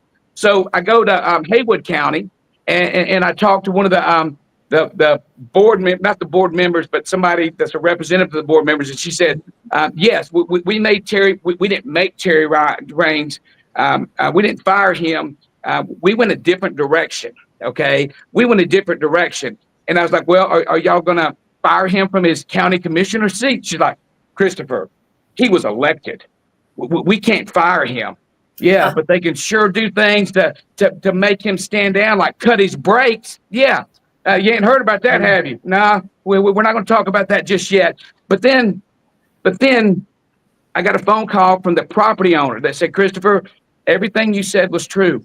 I agreed to let this woman use my property, but the county of Clyde wouldn't even accept her affidavit. I mean, this is so satanic. This is so Luciferian. And we, the people, we got to stand up, okay? I'm not about violence in any form of the fashion, okay? But this is an act of war. And we, the people, have to stand up. We have to speak up, because if we do it in numbers, if it's not just Christopher or two or three, if we all go down to Clyde, if we all go down to Haywood, if we all go down to these counties and whatnot, and say, no, enough's enough, because they already passed SB 382, and they're basically saying they're above the government. And guys, that's where we're in the process of right now, putting together a social compact. And this social compact will basically be a new reservation, and we can tell them to go screw themselves, and we'll do whatever the hell we want to. And that's what we're going to do, because no more children on my watch, on God's watch, are going to sit there and die and freeze to death in the mountains. It's not going to happen. And that's why we need your help, guys. Please, this organization right now we're talking about, you guys right here at Gives and Go, /Buck Up, this organization, Christopher Key supports. Christopher Key gives a thumbs up, and these guys are doing God's work, helping God's people, and I so appreciate you guys. Most people hate me. Most people won't never let me come on and speak, because I speak my word, which I believe is God's word, and people hate me for that, and I don't care, because I know I'm doing God's work. I know I'm helping God's people and God's children, guys. Come on, Christopher, thank you so much for being with us today. Thank you for being a warrior for truth. Thank you for continuing to stand up, speak up, and show up and lead by example. Now, you are the vaccine police. We want people to be able to follow you and all the work you're doing and support what you're up to. How can people reach you, Christopher? Guys, it is so simple. Never forget, Christ is in me. My name is Christopher. My website is Christ is Key. Never forget it. ChristIsKey.life. That's where you guys can go and follow everything I'm doing and see what we're doing every single day. I'm completely transparent. Any penny that comes into my organization, you can go to my website and you'll be able to see exactly where we spend every single penny. When we start building, we're going to start building these homes, these tiny Texas homes. We're going to have cameras there so you can see exactly what is coming about. The operation, you're going to be able to see it in real time, and we're transparent. We're not hiding from anybody. We want you to trust us. We want you to see what is happening. We want you guys to finally see and be part of something that is of God, for God, and with God. And it's ChristIsKey.life. ChristIsKey.life. So much, Christopher. ChristIsKey.life. Support Christopher. We want these North Carolinians to have a home. And what I love, Christopher, is you're willing to fight for it. So thank you so much for being with us today. God bless you. I just want to add something to that before Christopher gets off. Any attorney in North Carolina that's willing to give their services for free, contact Robert, Christopher, or myself, and let's work together so we can battle this tyrannical spots within the government of North Carolina. Please, we need your help. Come on. So good. Well, we have Nadine coming up next. Christopher, you have one more thing to say. Yes. One more thing, guys. Ryan Matta? Yeah, Ryan Matta. He put out an amazing documentary called Amber Alert. I interviewed him today, and guys, that interview is going to be tomorrow morning. Please take the time and listen to this. It's an amazing documentary of what is going on, how our United States government is, I repeat, is the largest organizations for pedophilia in the White House. They're the largest organization for child trafficking in the world. And Ryan Matta discloses all this in his unbelievable documentary called Amber Alert. And I interview him, and you guys can check this out at Crisis Key 111 on Twitter. That's Crisis Key 111 on Twitter. Please look at this, understand what is happening, and thank you so very much for allowing me to come on here and speak my truth, guys. I so appreciate it. So much. God bless you. Thanks and guys, for your boldness and support courage. the work Christopher's doing, and also go to givesandgo.com /buckup. support the work of Buckle Up Relief Mission Telethon. We've only got a couple of hours left, Scotty. That's it, a couple hours left. And we've got Miss Nadine on the way in. Nadine Askey from a Foxhole Foundation, or FXQ. It's actually FQX Whole Foundation. So we're going to release Christopher. And Scotty, I'm going to pass it over to you. Yeah. He is not in the green room yet. I'm going to bring Chris. I'm going to bring Christopher back. Dude, I actually wanted to say something to him too. Yeah, that'd be great. I wanted to say something to Christopher, but he left. He's gone. That's okay. I want to know what brand of coffee he's drinking because I want some of that. I want some of that coffee. Well, I did want to say that was the most. I'm curious what Audra's thought was. That was the most heated 30 minutes of this day today because he just brings a certain energy. Kim, you can bring up anybody's energy, Kim. And Mark, Anthony, what you said was yes, just very moving because you see it firsthand. Not too many people. I've heard it from you and Victor Avila first, who's seen it firsthand, the spiritual war in the form of satanic rituals. You can't describe that. I've had it described to me. You can describe it, but you can't believe it unless you see it with your own eyes. I've seen some videos that touch on that, but this is who they are. This is what Johnny Cash told me in '89. This is who these people are. They're satanic. They're Luciferian. They worship Satan. And you guys didn't hear earlier today. We want to know if Vegas has a line. Can you bet on God versus Satan in Vegas? You know, if that's a bet you can make in Vegas, because I want to go bet on God, because I know we're whipping Satan's ass. These people aren't going to go away easy. We know they're not going away easy. They're going to drag this out. They're going to try to make Trump's return impossible. They're going to try to throw the bird flu at us. I hope the world is a little smarter this time around than to buy into their. Dr. Artis shot down every little angle they had to introduce this flu. He shot them down in every way. Did a great job, didn't he, Robert? He did. He absolutely did. Hey, Nadine is having problems getting in, saying it's asking for a code. I'm not sure what's going on there, but I've got a message that Evan is in the green room there waiting to come in with Cowboy Dave, and so I don't see anybody I don't see anybody else. I can get Nadine another link. I'm gonna go back out. Well, why you do that? Why you do that? Let's see what Audra, you had a couple things you wanted to share to kind of piggyback off of Chris. What were your thoughts? I did. Well, I mean, what I wanted to tell him was that, when he's talking about taking time off, he was still active in the game. He was just doing it for his loved ones. You know what I mean? Like he was treating it as though, like, I'm sorry. It's like, don't apologize to the people for taking care of your own, because we still have to do that. This is a spiritual battle. We need to be making sure that we're not just like focusing outside of our family, but focusing within our family and making sure that if we need to take that time off, again, he's not going like, I'm going on vacation, I'm going to go smoke a bunch of cigars and I'm just going to be like on the beach. Like he was still doing God's fight. And that's so important, is that this doesn't end. It's like people act like, especially when you're doing just even community work or whatever it is, that we just kind of can stop and everything is fine, especially because Trump has won. It's like, no, this is even more reason to hold fire to these feet of these people to make sure that they're doing what they need to be doing, because we vacate that seat and then everything kind of runs rampant and everything kind of just goes astray and chaos ensues. And it's so important to just continue the fight, to continue to understand that things like this need to happen on a continual basis, not just like on a Saturday or like we're just going to do it on, once a month, whatever. It's like every day we need to be talking about these things, because look at Hawaii, look at what's happened. People have forgotten, right? And they're still struggling. And this is warfare, like I was saying, on many, many avenues. It's not just one. It's any way that Satan can get to God's children.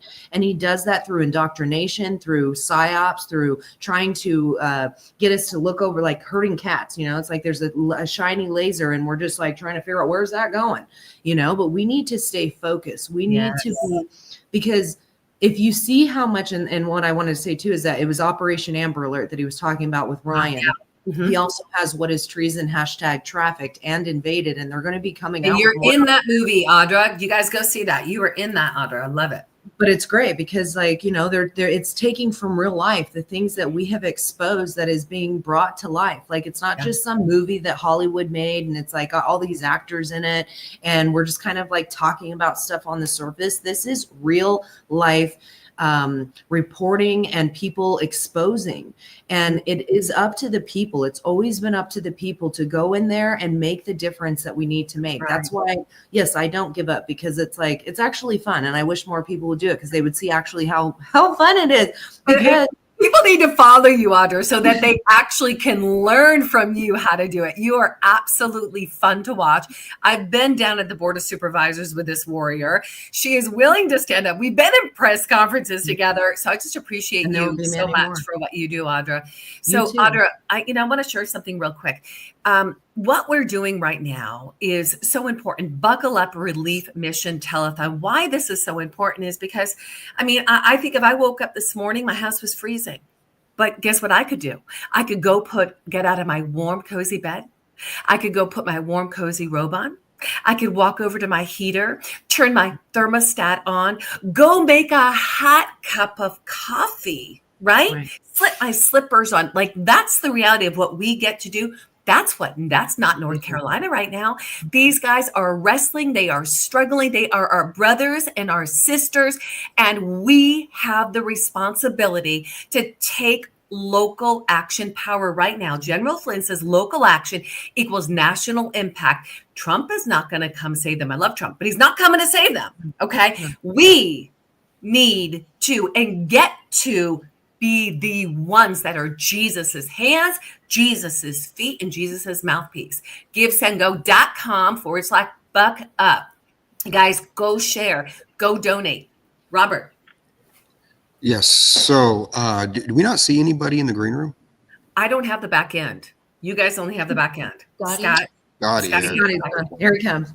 Yeah, listen, I've been listening so I can hear you guys. Nobody's in the green room except us. They both say Randy Barber's coming. They both say they're in the green room and they're actually looking at us. So Scotty, scroll down, scroll at the bottom of the screen where you see there's a little scroll down. It's so tiny to see on StreamYard, but sometimes people they're down there and you can't see them.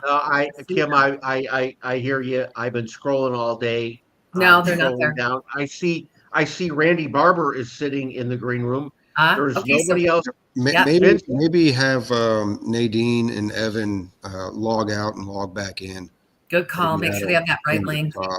Yeah. I'm not sure they're back there. But hey, I just wanted to say I didn't get a chance earlier. You know, I appreciate you, Kim, for coming on and helping co-host this. And Mark Anthony, brother, it's good to see you.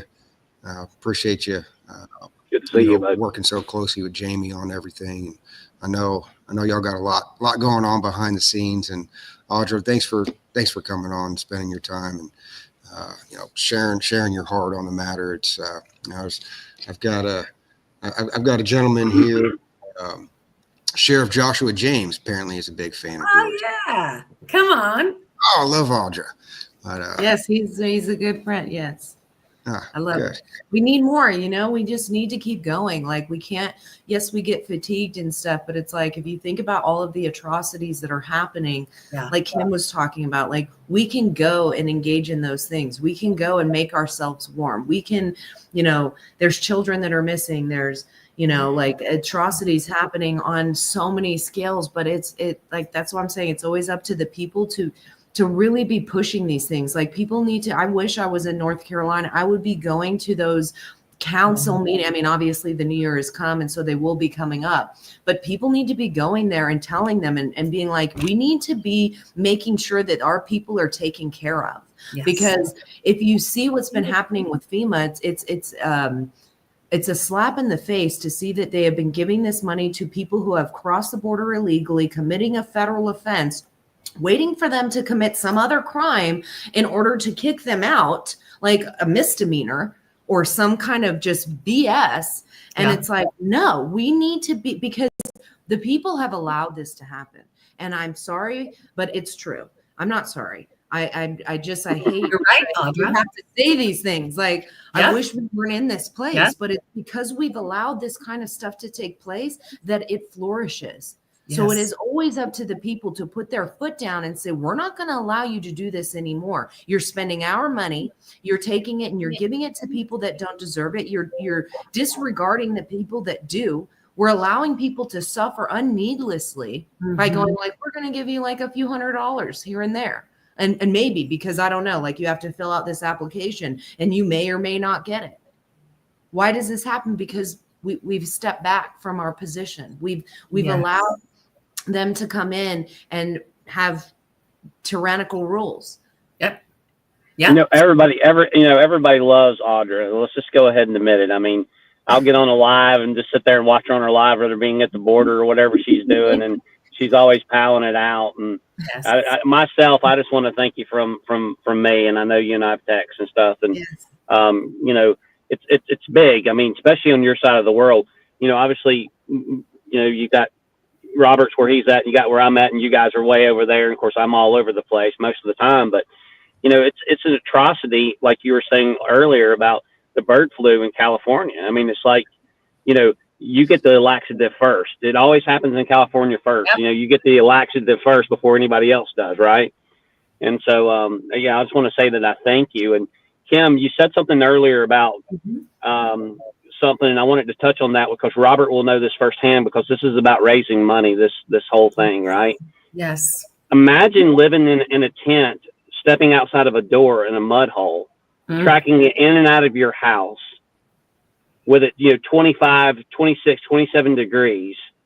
People, you got to understand, these are our people. These are God's people.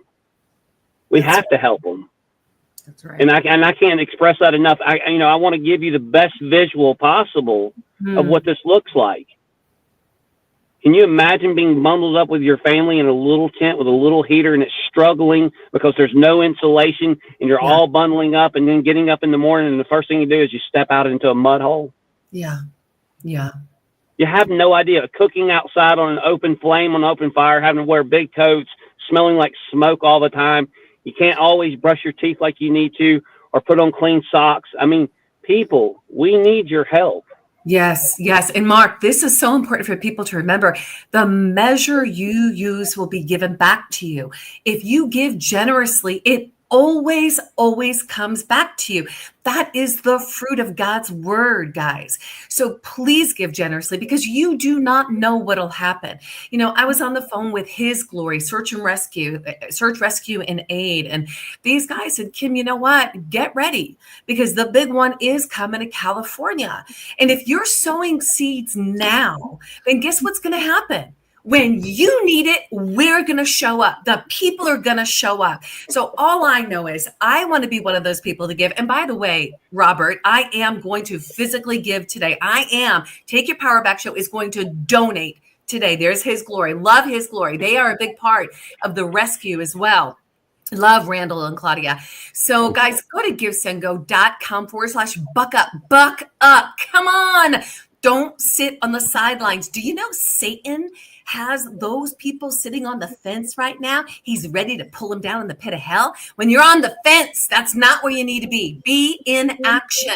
Buck up. Go to givesendgo.com/buck up. Let's feed the children.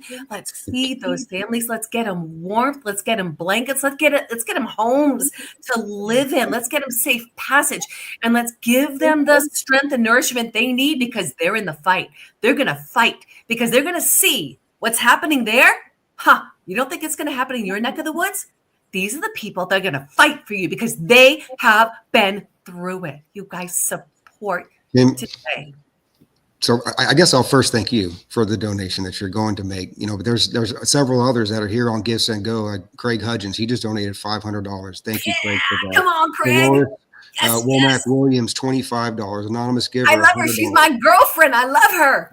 Kevin Eden, $100. God bless North Carolina and everyone affected by the evil cabal. 2025 will see humanity prosper with God's help. That is such a true statement. Another anonymous giver, $50. Anonymous, $25. Gordon, $50. Gold Goldfing RN, $100. Project Milk Carton, $100. Anonymous giver, $100. Anonymous giver, $100. Sophia and Bull Pony, they donated $1,000 this morning. They were our first guest. Love them. They were We just great. appreciate, everyone who has donated, and we have some raffles and some prizes to, give away. If you go to our Buck Up Relief Mission on Facebook, there's a list there of the different raffles, and it breaks it down. I did put it on Give Send Go too. And it's on the Give Send Go too. Now, good. There's some pictures, and I can't bring them up. Scotty's the host. He has the ability, but there's two images down here. One of them is the General Flynn painting. There's only two people that had this painting, me and General Flynn. And it's an authentic. It's got a certificate of authenticity that goes with it. And on that, it has a value of $8,000 for this particular painting. And you're giving that up for this mission. That's yours. That's amazing. Yeah, for $5,555, right? Exactly. This is all going to the Buck Up mission. Come on. That's one thing that we can give, and we got some other fun things like some Beanie Babies that we have some patriotic Beanie Babies, and Jamie's got this beautiful picture of this mountainscape. We're going to the mountains. We're mountain movers. Yeah. So check it out. There's kind of a formula for each one of these. There's a $55 prize and a $555 prize, and it's all about the five, baby. 5givesendgo.com/buckup. Go to givesendgo.com/buckup. Now, guys, I listened to some of the people today. I've been listening to this throughout the day. It's been amazing, by the way. And babies found in a tree, a Bible, the only thing standing after everything was devastated, and the Revelation scripture. Guys, this is such a wake up. The enemy is bound to destroy. That's his goal. Divide, conquer, and destroy. But we have so much more power. Just like Chris Key said, that we will do even greater things than him, the words of Jesus. So God is going to bless your $5. God is going to bless your $50. God is going to bless your $500. God is going to bless your $5,000. Remember the fish and the 2 loaves, Audrey? Remember that story? Yes.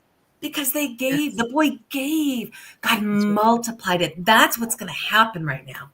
Absolutely. So, Go ahead. Go ahead, Audrey. No, I was just going to say, we're all up here, and I can see you guys and all such pretty faces. And of course, Robert's taking them a break. But there's a lady downstairs from where Robert's at, and she has worked her fanny off. And I know she doesn't like credit, but I want to recognize her, Jamie Agee. I mean, amazing warrior, princess. Amen. Tireless hours. She doesn't give up, even with a broken wrist in 3 places during Take Our Border Back. She did not give up. She fuels the coals into flame. She fuels Robert. She is a warrior. Robert will tell you. I mean, God blessed him. I was blessed with Robert and Jamie, and I wouldn't trade no amount of money for my relationship with them. Oh. Hey, we feel the same way about you, brother. We've shared some very special moments, haven't we? I think we finally have Evan backstage. Oh, we do. We can bring him in. Is that true, Scott? Do you see him back there? CIVICS is also coming back.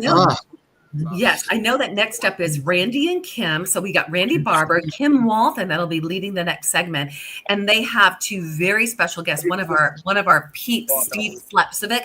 Absolutely love him. He is a warrior. He was a huge support of Take Our Border Back. And then they also have, I think, Rod Parker is going to be on again. So hopefully we actually have good audio and video for him. That would be amazing. Okay, so Evan Fox. I don't know who that is. I need to know who that is. Robert. Yes, so this Guys, is. Let me jump in and say that Nadine is in the green room, but her devices are not connected. Oh. So she cannot connect to them. I can't bring her in until she connects her microphone and her camera. So Nadine, do that. We're going to get a little behind with our guests, which is okay. Don't sweat it. We're on track. Kim and Audra, you've done a great job. If you want to go now, I'm okay. If you want to stay another 10 minutes, please do, by all means. You guys have done a great, amazing job. Kim, I always love your enthusiasm, and Audra, nobody does what you do like you do it. I've never known anybody that does what you do the way you do it. You hang in, you just get right in there and you get it done. That's why they don't like you. None of those people. That's why none of the people. You're saying they don't like me. That's why they resigned from the board of supervisors. They don't want to deal with Audra. Isn't that why they beat me up? I mean, because they love me. It's love. Yeah. It's showing. I don't know. I mean, I guess I'm confused, right? I'm surprised Nathan Fletcher hasn't called you for a date since he left. I know. He's on security now. I'm going to go have to find out where he is. It's going to be great. Like they all fall from grace, but sometimes they're the makers of their own demise, and that's the best. That's right. Well said. We do have Evan in the back green room. Okay. I'll bring him on in a few minutes. Krim, Audra, Mark, wrap it up. Yes.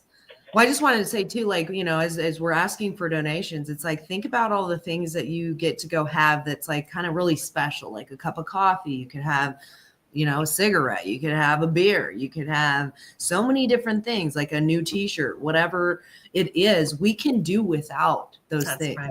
That's right. Pardon. And so it's like, think about that and think about these people like that on Christmas. They didn't have the blessing to go open gifts, which I don't think that's what Christmas is about, but it's what it's become about, right? Mm-hmm. And so we're willing to go and give gifts to people. This should be a gift we should be giving to these people, even if it's a couple of bucks, like even a couple of bucks a day, whatever it is. Just please take something out of your life and give to these people, because if it was you, you would hope that they would do that for you. That's right. So well said. GiveSendGo.com/buck up. Let's buck up, you guys. Every little bit counts here. Think about that. You're actually putting food on someone's plate who doesn't even have food right now. You're putting a warm piece of clothing on someone that doesn't have that right now. You're actually providing a place for people to shelter, to stay warm right now. Go to GiveSendGo.com/buck up. And Robert, I just want to say that we at Take Our Border Back and all of us that are here right now want to honor you, acknowledge you and Jamie, because y'all don't stop. Y'all look for what God has next. So thank you for listening to the Father. The Bible says those that worship me will worship me in truth and in spirit. Those are the worshipers I seek. He has sought you. Thank you for listening, Robert. Thank you all. Thank you all so much. It's been an honor doing all these amazing missions together with you all. God bless you. Amen. And Randy Barber, it looks like you're taking over. We love you. Randy and Kim, they led our New York team with Take Our Border Back. We love these guys. They traveled with us everywhere. They served in Texas. We were in DC together, California together. These guys are warriors. They are true lovers of Jesus and lovers of fair elections and closed borders. And Randy's one of those people who's going to build my log cabin for me down the road. I'm so excited. Oh, yeah, Well, listen, it was good to see everyone here. Randy, it's good to see you as well, brother. It's been a while. So listen, I want to make this last plea and I'm out. Audrey, I'll talk to you, and I know I'll talk to Kim and Robert. Of course, that's a daily with here and there. But listen, there's not much time left, folks. Let's see between now and the end of this what we can donate. Don't go to bed tonight pondering it over and thinking about what you should have done. Pick up and make that donation. Rather, like I said, it'd be $5, $10, $15, $20. You're going to feel so much better that you did something to help families out there, because it's a war zone.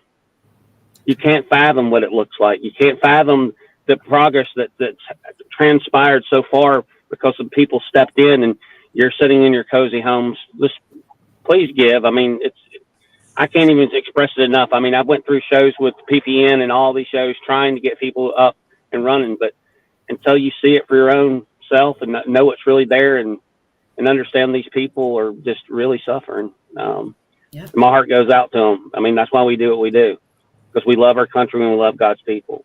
That's and right. Please Come on. Let that out one more time where they need to go, Kim. And I love you guys, and we'll see you. .com/buck-up. And guys, take a look at this. Take a look at this. Because we stood up, because we showed up, because we spoke up, we have President Trump going into office. So give to support this message. GiveSendGo.com/buck-up. Support the people of North Carolina. Thank you, Robert. We love you. God bless you guys. God bless you.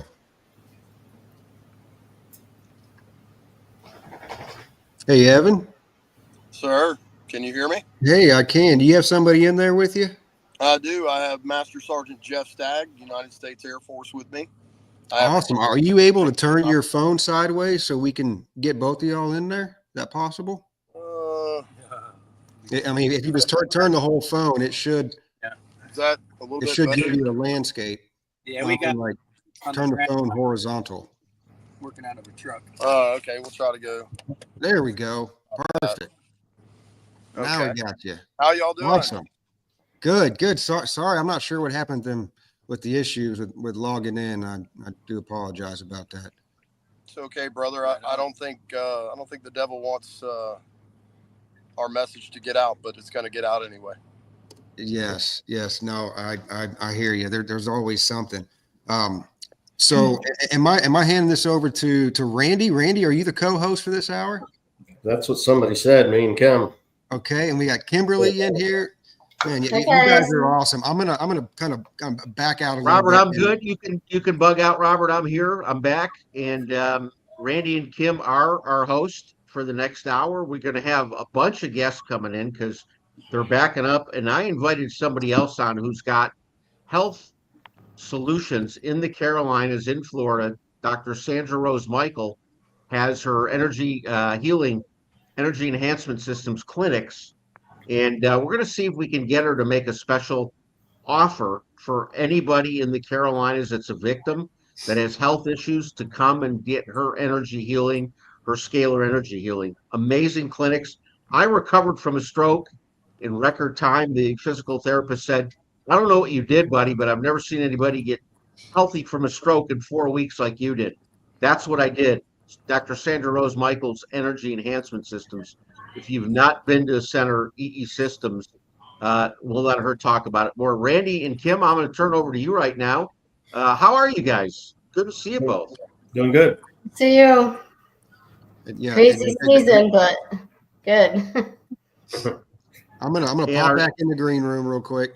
I just all want right, to say thanks, Robert. Thank you again, Kimberly, for coming on. Thank you, Randy, for helping host this hour. Of course, good to see you, Robert. Thank you, Evan, for I know you've made quite a drive today to be there with Sergeant Major. Is that correct? Master Sergeant. Thank you for your service, sir. I really appreciate you coming on today to help support this mission. And God bless y'all. And I'll just be hanging it back out here in the green room. Right on. Good to see you, brother. You too. Right on. Guys, 1 second. I'm going to bring somebody in that's an hour early. Our friend Kevin Hoy. Kevin, you're an hour early, buddy. Eating ice cream. I know I was watching. I just want to watch. Okay. You got some amazing people on Go here. back. Save me a pint or two. Busted. Save me a pint or two, brother. Did you bring enough for all of us? We We'll love see you. you in a We'll bit, see you. Kevin. Yeah. That's right. Yeah, Randy Barber, we had a conversation with you in the truck the other day. We're trying to hook up a camper down here with Brian Garland. Garland, yeah. Right. Yeah, we were talking the other day and trying to get arrangements made to do what we can do here. Not quite sure if that's where it's going to end up, but I'm planning on heading down there with that camper shortly. So just trying to get one more family out of a tent or in some place where they need to be to temporarily, at least until they can get something a little more substantial put together. Hallelujah. So, we are proud to report to you, sir, that Brian Garland, our firefighter there in Spruce Pine, now has a 30-foot camper, 2007, and it's really nice. So he's in good shape, and of course, we'll just try to make sure another family that needs it, that's in need, gets that one for sure. Yep. Yeah, Well, we've been busy with the Foxhole Foundation. We've been just doing what we can to try to get these campers delivered to who needs them. We're filling in voids, bringing people generators and supplies as wherever we can find it. And we're a few hours out of the area, but we're here all the time.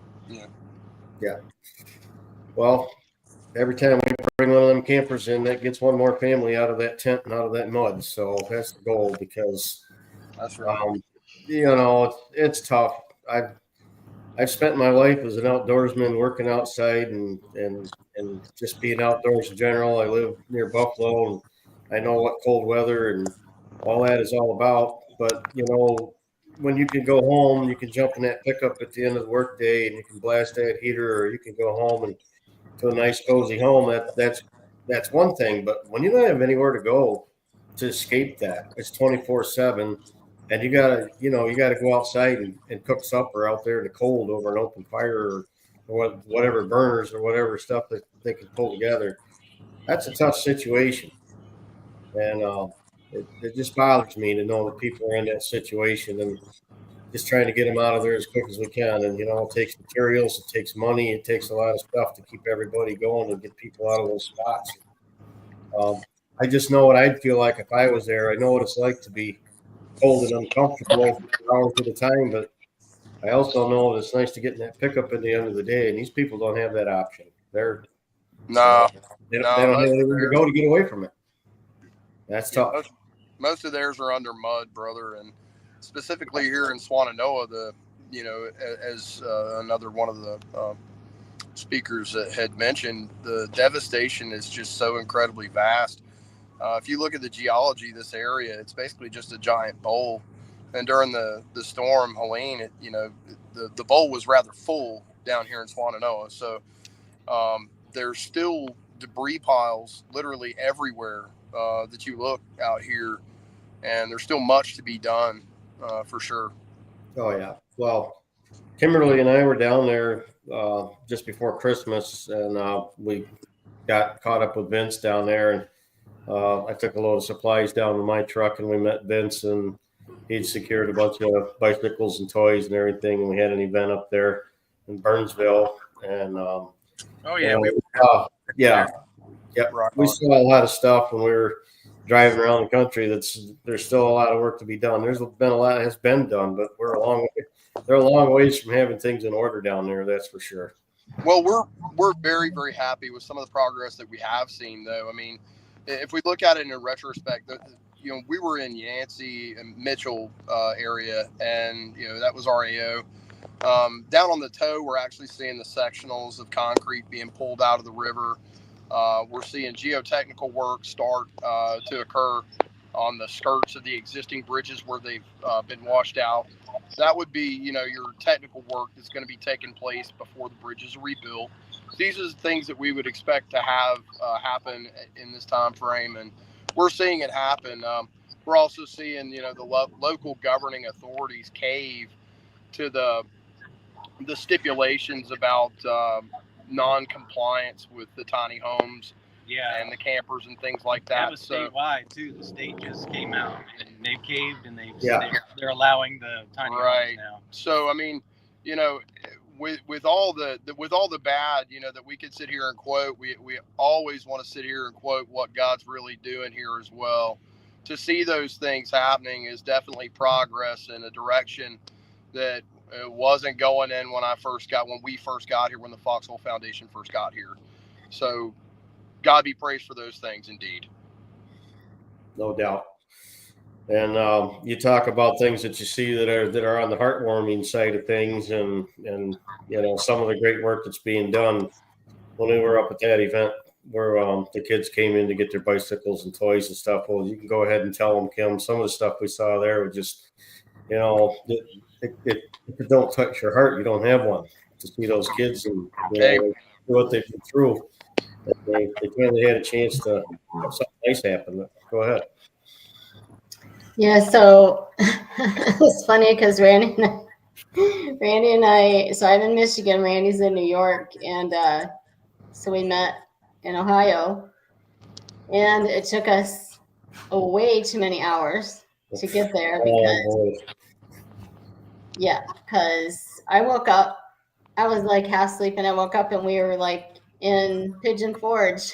and then Gatlinburg, and I'm like, okay, cool. And then I realized when we got to the parkway or whatever they call it, I was like, Randy, look at this road. We can't go this way because we were like 50 feet long, and so we had to turn around and go all the way back up and go 81 across. But so we got there later than we wanted to the event, and then I'm trying to remember, Randy. Okay, so we got to our hotel in the morning, and then Randy's truck had issues. So of all places, they had to be, not at home. They had to be there. So we were in a hotel that was kind of like nothing around it, and we had to go there because I had already booked the rooms, and so we didn't have a choice to like stop somewhere else on the way. So we had to just keep driving. So we get there at like 8:30 in the morning, and Randy was gonna go unload while I grabbed an hour of sleep and got cleaned up. I had to unload at 9, and I got to the hotel at 8:30. So why bother? Yeah. So he notices that 3 studs are broken on one of his wheels. So we were right next door to a place that could fix the truck, which was a miracle because we were like in the middle of nowhere. And so we had to wait for that. And so by the time we got to the event, it was pretty well underway. But there was one little girl in particular, and I watched her face, as she's like looking at the gifts. And I was telling Randy after we left, you know what I really noticed? These kids, you would think that they would walk in there and see all the toys and all the hundreds of bicycles, and they would go hog wild and just, want to grab everything, and they were not. And the parents were not having to tell them, don't grab, you can only have this many. There were no signs saying you can only have this many toys. And the kids were like just going through and looking at everything and, being very selective about what they were taking. So it was just, to me, that was a miracle to see that, because so many times you would think that they would just go hog wild, right? With all the, the stars in their eyes, seeing everything. So that was really cool to see. And I know, like I was telling Randy, we talked about maybe taking some pictures and doing some video. And we were in there, and I said, you know what? I don't like taking pictures of stuff like that and doing videos because I don't care who you are.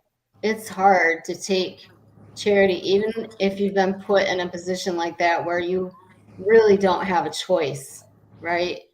And so I didn't take any pictures or videos, but the way that those different groups came together, and Randy and I were talking this week too, because this woman that he knows wrote an article, and she kind of highlighted Randy in the article, and I said, Randy, you can't let her do that, because the part of the miracle of this was all of these groups coming together to provide that Christmas for those kids, and everybody came from all over the country to do that and cooperated with other groups, which we've seen a lot of groups that can't cooperate, over the past couple of years.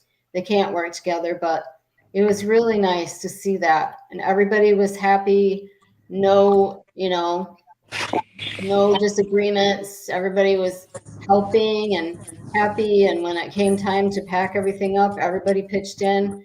It was really awesome to see that. All right, Kim, let me jump in, guys, real quick. 7:15. We're here till 11 o'clock tonight. We're here for the Buck Up Relief Mission Telethon. Go to givesendgo.com/buckup. Randy and Kim, I'm a guy, and when I see you guys, to tell you, Randy, I just want to fist bump you, and Kim, I want to hug you, because that's the way it goes for us guys. Randy, it's great to see you. Kim, you're looking great as always. And Evan, nice to meet you. Scotty Sachs here. And I want to know about your organization. What exactly are you guys doing? I know you're working on building homes. What do you guys do year round? What is it that the organization does? Well, basically, as a business, I'm in the business of logging, and we build some log cabins, and we've been building tiny homes and whatever, and buildings like that for years. And so we see that there's a pretty big need for that down there, and we've been talking with several organizations about getting in some of the tiny homes, and that was pretty tough to start with because we were hearing the issue with the code, and we didn't want to get the buildings down there that weren't going to be able to be used. And so there was quite a fracas over the code, which he was talking about earlier. Finally, they started caving on some of the crazy stuff with the code, and it finally went statewide, which is where the trouble was coming from. And I've said before, I mean, there's reasons for the building code, but you know, when you're in an emergency situation like this, you kind of got to give a little bit and use your head and some common sense and realize that you're better off in a temporary tiny home. I mean, it's safe, it's temporary, but they're better off to be in that than they are to be in a tent and out in the mud somewhere. And you know, it took a little while for some of the bureaucrats to realize that, but I think there was enough people down there in Carolina making enough noise that they began to realize they needed to do something. So they did. But when it comes time to do the actual rebuild, we do log homes as well, which is a bigger, more substantial building, and we're already preparing to do that. We pull some of the better logs that the nice straight stuff, and we build log homes. So basically, when it's a little bit of miserable weather up here, which we get plenty of, we can't be in the woods logging. We build log cabin kits in a shop, and we'll ship them out, and it'll be all ready to, pretty easy and quick to assemble. So when it comes time to build the more substantial homes and things like that, we're going to be planning to help out with that what we can, participate in that. But right now, the focus is on the tiny home, and we've got a couple of Amish crews that are going to be starting actually at the end of the week, in the next day or two. And in our case, we're going to build some shells, and we're going to take them down there and drop them off in the yard. And down there that's going to put the interiors in them and ship them out wherever they need to go. So we're going to be working on that directly. She can see everybody. Hey, Evan, are you in the Carolinas right now? I am, sir. I'm in. We're in Swannanoa, North Carolina. It's badly damaged. When y'all were speaking about miracles, let us show you. Master Sergeant and I spent Christmas Eve here in Swannanoa. Let me show y'all one of our little miracles here in Swannanoa. It's what it is a tree that an arborist came in. It was kind of one of the only ones left standing around. An arborist came in and actually pruned it back to look like a Christmas tree, and then Duke Power came in with 2 boom trucks and went ahead and strung lights up and put the star up on top. We spent Christmas Eve here, and between the 48 hours of Christmas Eve, Christmas Eve, and Christmas Day, Master Sergeant Jeff Stagg and I drove around with about 25 grand, and in tranches of $500 and $1,000, we handed it out to many families out here in and around Western Carolina. But check out this little miracle right here. Can y'all see that, guys? Yeah, that's awesome. It's just the most beautiful thing that I could ever. Hang on, there you go. Nice. That's Swannanoa's little miracle, and it really did a great job of bringing people down here. We were hanging out kind of by a fire. We had a bench next to the tree, snowman set up, Santa set up. It was absolutely amazing. So there's a cool little miracle down here that we wanted to share with y'all. And anyhow, are we able to get Nadine in here on this, guys? Nadine is in. She can see everybody, but she just has a red. I've been trying to communicate that her devices are not connected. I cannot let her in. It won't let me let her in the room because she's not connected. She is the backstage. She's to connect her mic and her cam before I let her in. Sounds good. It's gonna have to connect. connect her camera and her mic. Yeah, it says she's Okay. It says she's backstage. All right. Well, 10-4, we'll carry on. All right, Any- Evan, tell me what's the worst thing you guys have seen? You've been there, you've seen the devastation.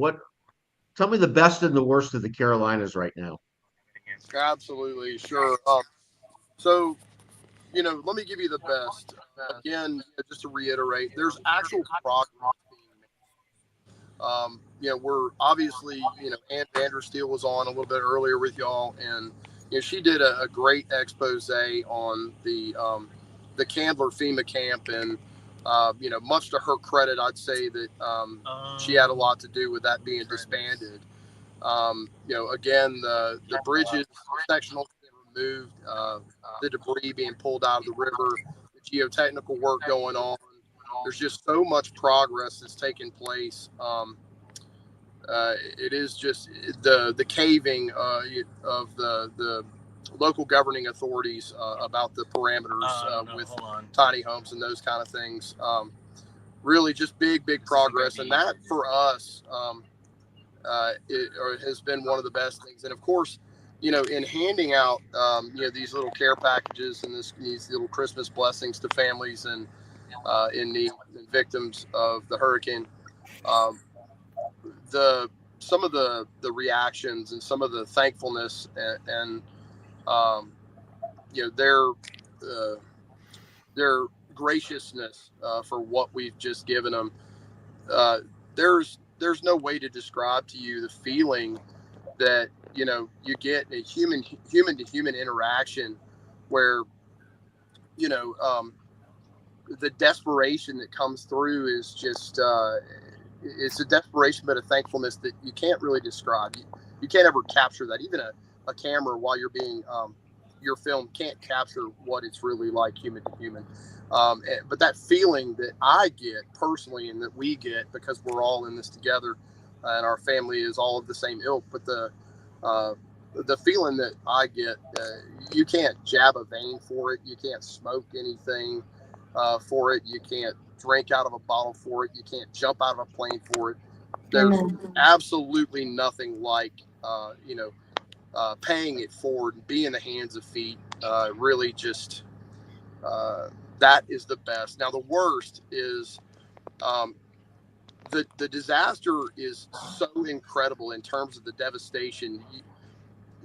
Another one of the guests from earlier when I was on was speaking of devastation being such that you can't describe it. Pictures don't do it justice. There's absolutely no way to describe it to anybody. You could liken it to a war zone whereby everything is absolutely, completely decimated by salvo after salvo after salvo of massive ordnance.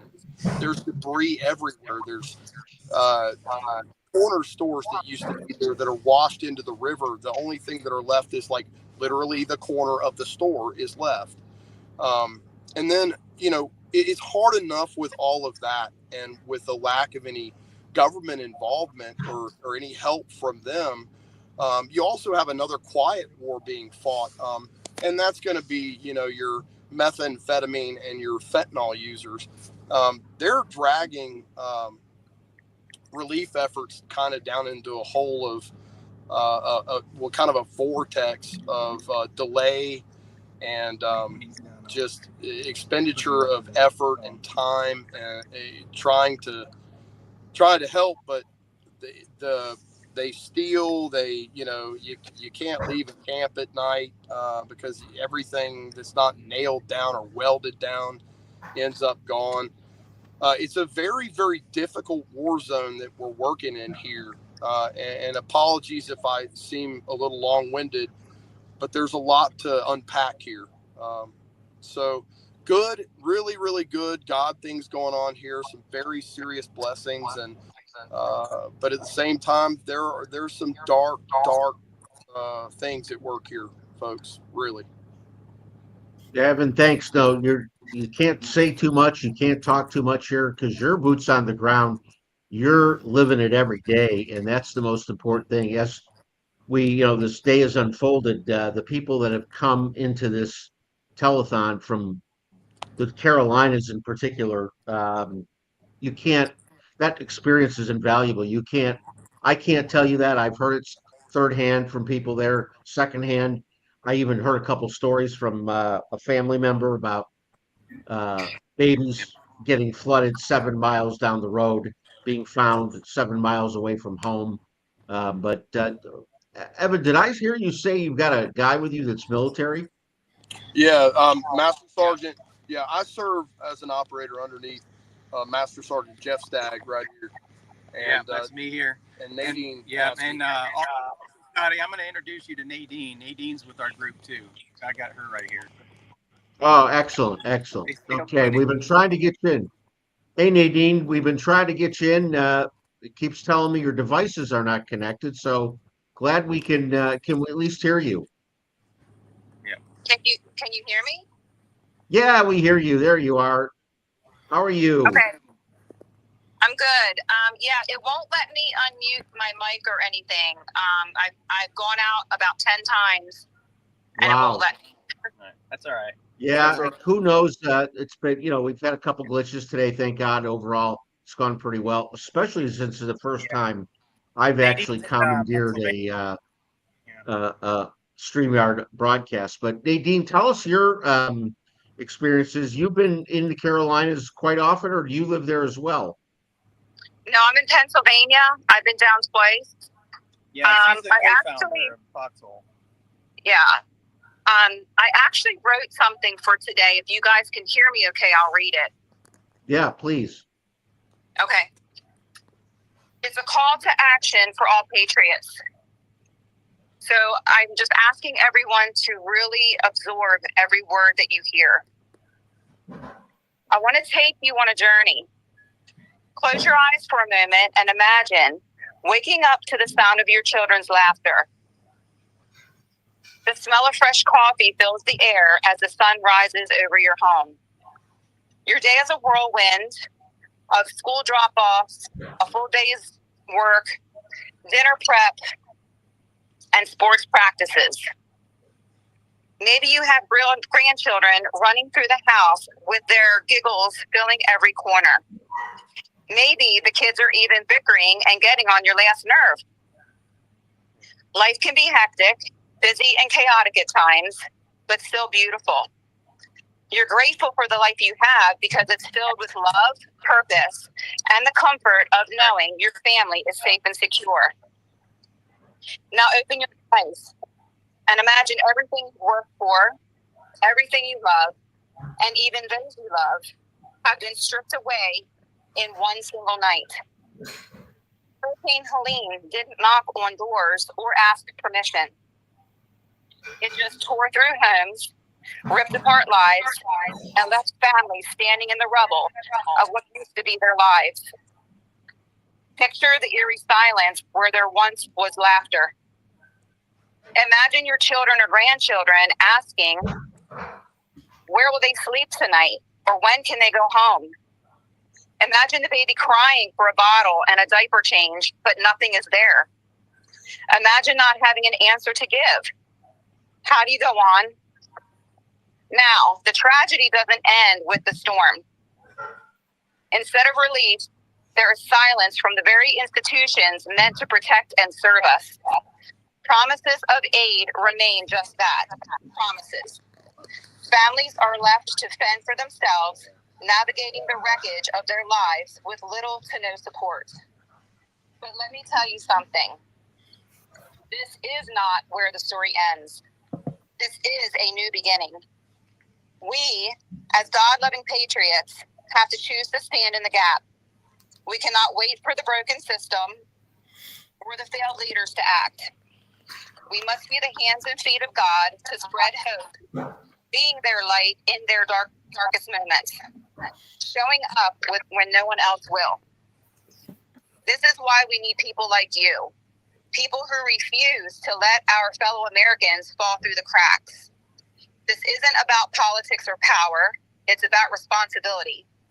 It's about embodying the love and compassion that God commands us to show. It's about rebuilding homes, storing hope, and giving families the chance to start over. Therefore, in closing, I am graciously asking you to take a stand, to be that light in their darkness, to show them they're not alone or forgotten, and that we will not rest until they are whole again. Together as God-loving patriots, we can transform their stories from one of despair to one of triumph. Let's take this journey together, because it's not just their fight, it's ours. Because this is who we are, and this is what we do. The Foxhole Foundation is driven by a profound commitment to lead with our hearts, embracing compassion as the cornerstone of our mission to uplift humanity. We believe in the power of selfless service and prioritize aiding those in need, whether through disaster relief efforts, supporting our communities, or supporting veterans who have served with honor. Our approach is rooted in empathy and resilience, ensuring that every action reflects our unwavering dedication to making a tangible difference. By uniting communities and fastening hope, we strive to create a world where kindness and generosity pave the way for a brighter future for all. And this is how we change the world. Wow. Very powerful. Thank you. Thank you so much. You guys tell us about FQX, the organization, and how do you pronounce the name? I've heard Foxhole FQX. What is the name of the organization? Sure, it's Foxhole Foundation. It is Foxhole. Okay. Just spelled with a Q. Gotcha.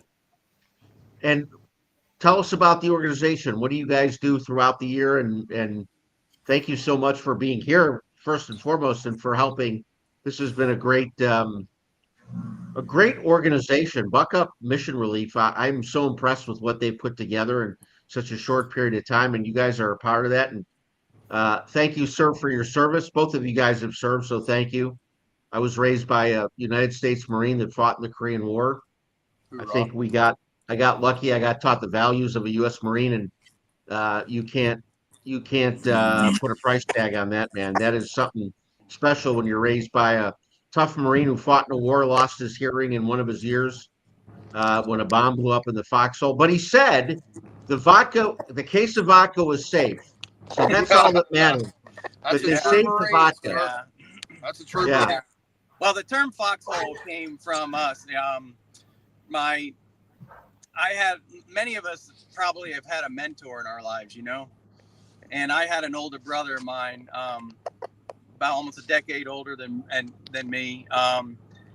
Stan fought 7.5 years of cancer, and we lost him about 1.5 years ago. And he was just one of these people that just would constantly put his hand on my shoulder and just try to teach me little things throughout my life growing up of how to just be a good person. He always had a term of paying it forward, just always, pay forward good deeds, be good to people. And we had a hunt club together. We used to spend time out in the woods in his tree farm and that kind of thing. He was just a special person. And we had a theory. We came up with a theory years ago called the foxhole theory. And it simply means to surround yourself with just those that you would want in your foxhole. There's a lot of good meaning to that. Get rid of all the drama and the strife, and just stay away from that, and just surround yourself with the people that,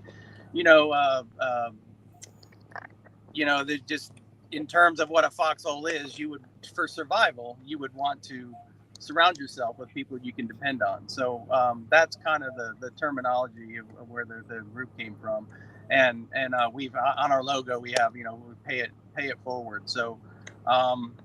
And that's just kind of the group that we have in our foxhole. I've got a private Telegram group called that. That's how we all kind of got together, and we were just all like-minded people that just wanted to do kind things for others, and understand how the importance of loving God and being good, true patriots. Nadine and I got together a few years ago. We formed a little group like this, and after Helene, we decided to start a foundation about a month into doing relief efforts. And here we are. We came across with good people like Evan here, who came down on his own dime, on his own time, with his own crew, and in the middle of October, he came down and fed 1,000 people with his barbecue. He has an incredible smoke watcher barbecue little business going, and he brought up a team, and we fed a whole community for 2 days, with good-hearted people like Evan. So you can go on from there. It was awesome. Yeah, we had a great time. So far, the Foxhole Foundation, since I've been with them, I've really just enjoyed the fact that all the donations are going directly back to the people of Western Carolina. Every one of us are on our own dime. We're doing this, just out of the goodness of our hearts and to help the people.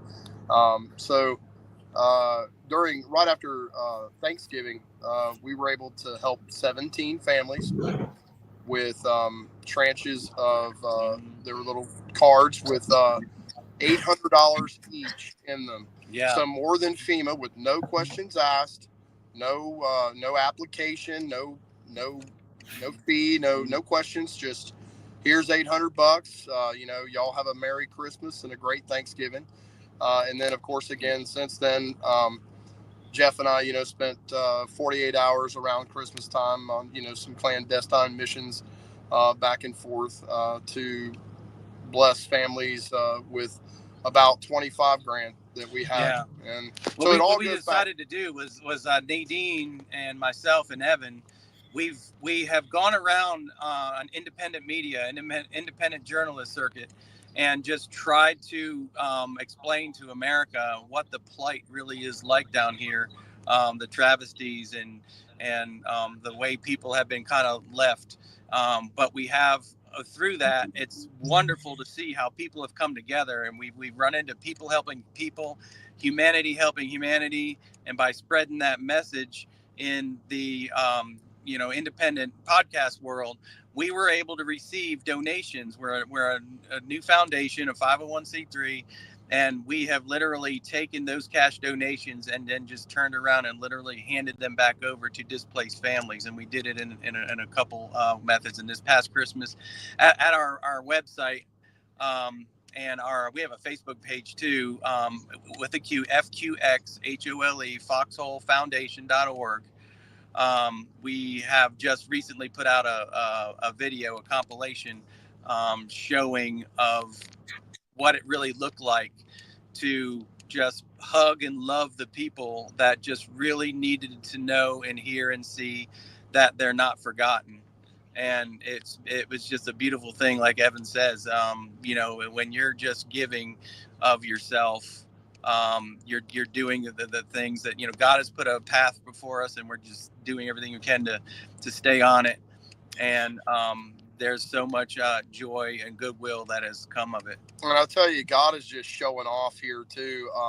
One of the coolest things I've ever seen is something that our entire foundation and the Donors of America were responsible for. Was we actually did what we feel like is probably the first private crowdsourced tow, where 4 different individuals, including Master Sergeant here, towed a large camper from Wyoming all the way down to Western Carolina by basically just communicating with the tow partner.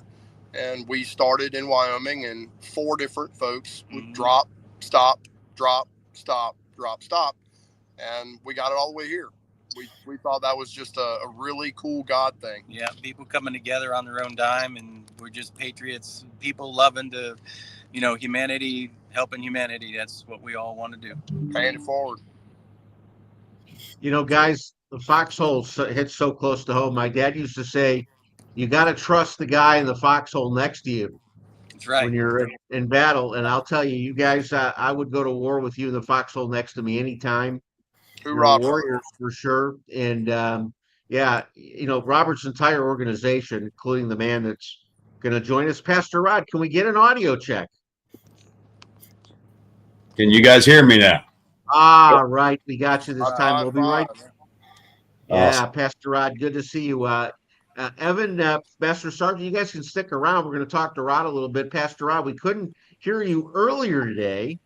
But before we bring you in, we want to remind everybody we're here to raise money for Buck Up Relief Mission. Go to givesendgo.com/Buck Up.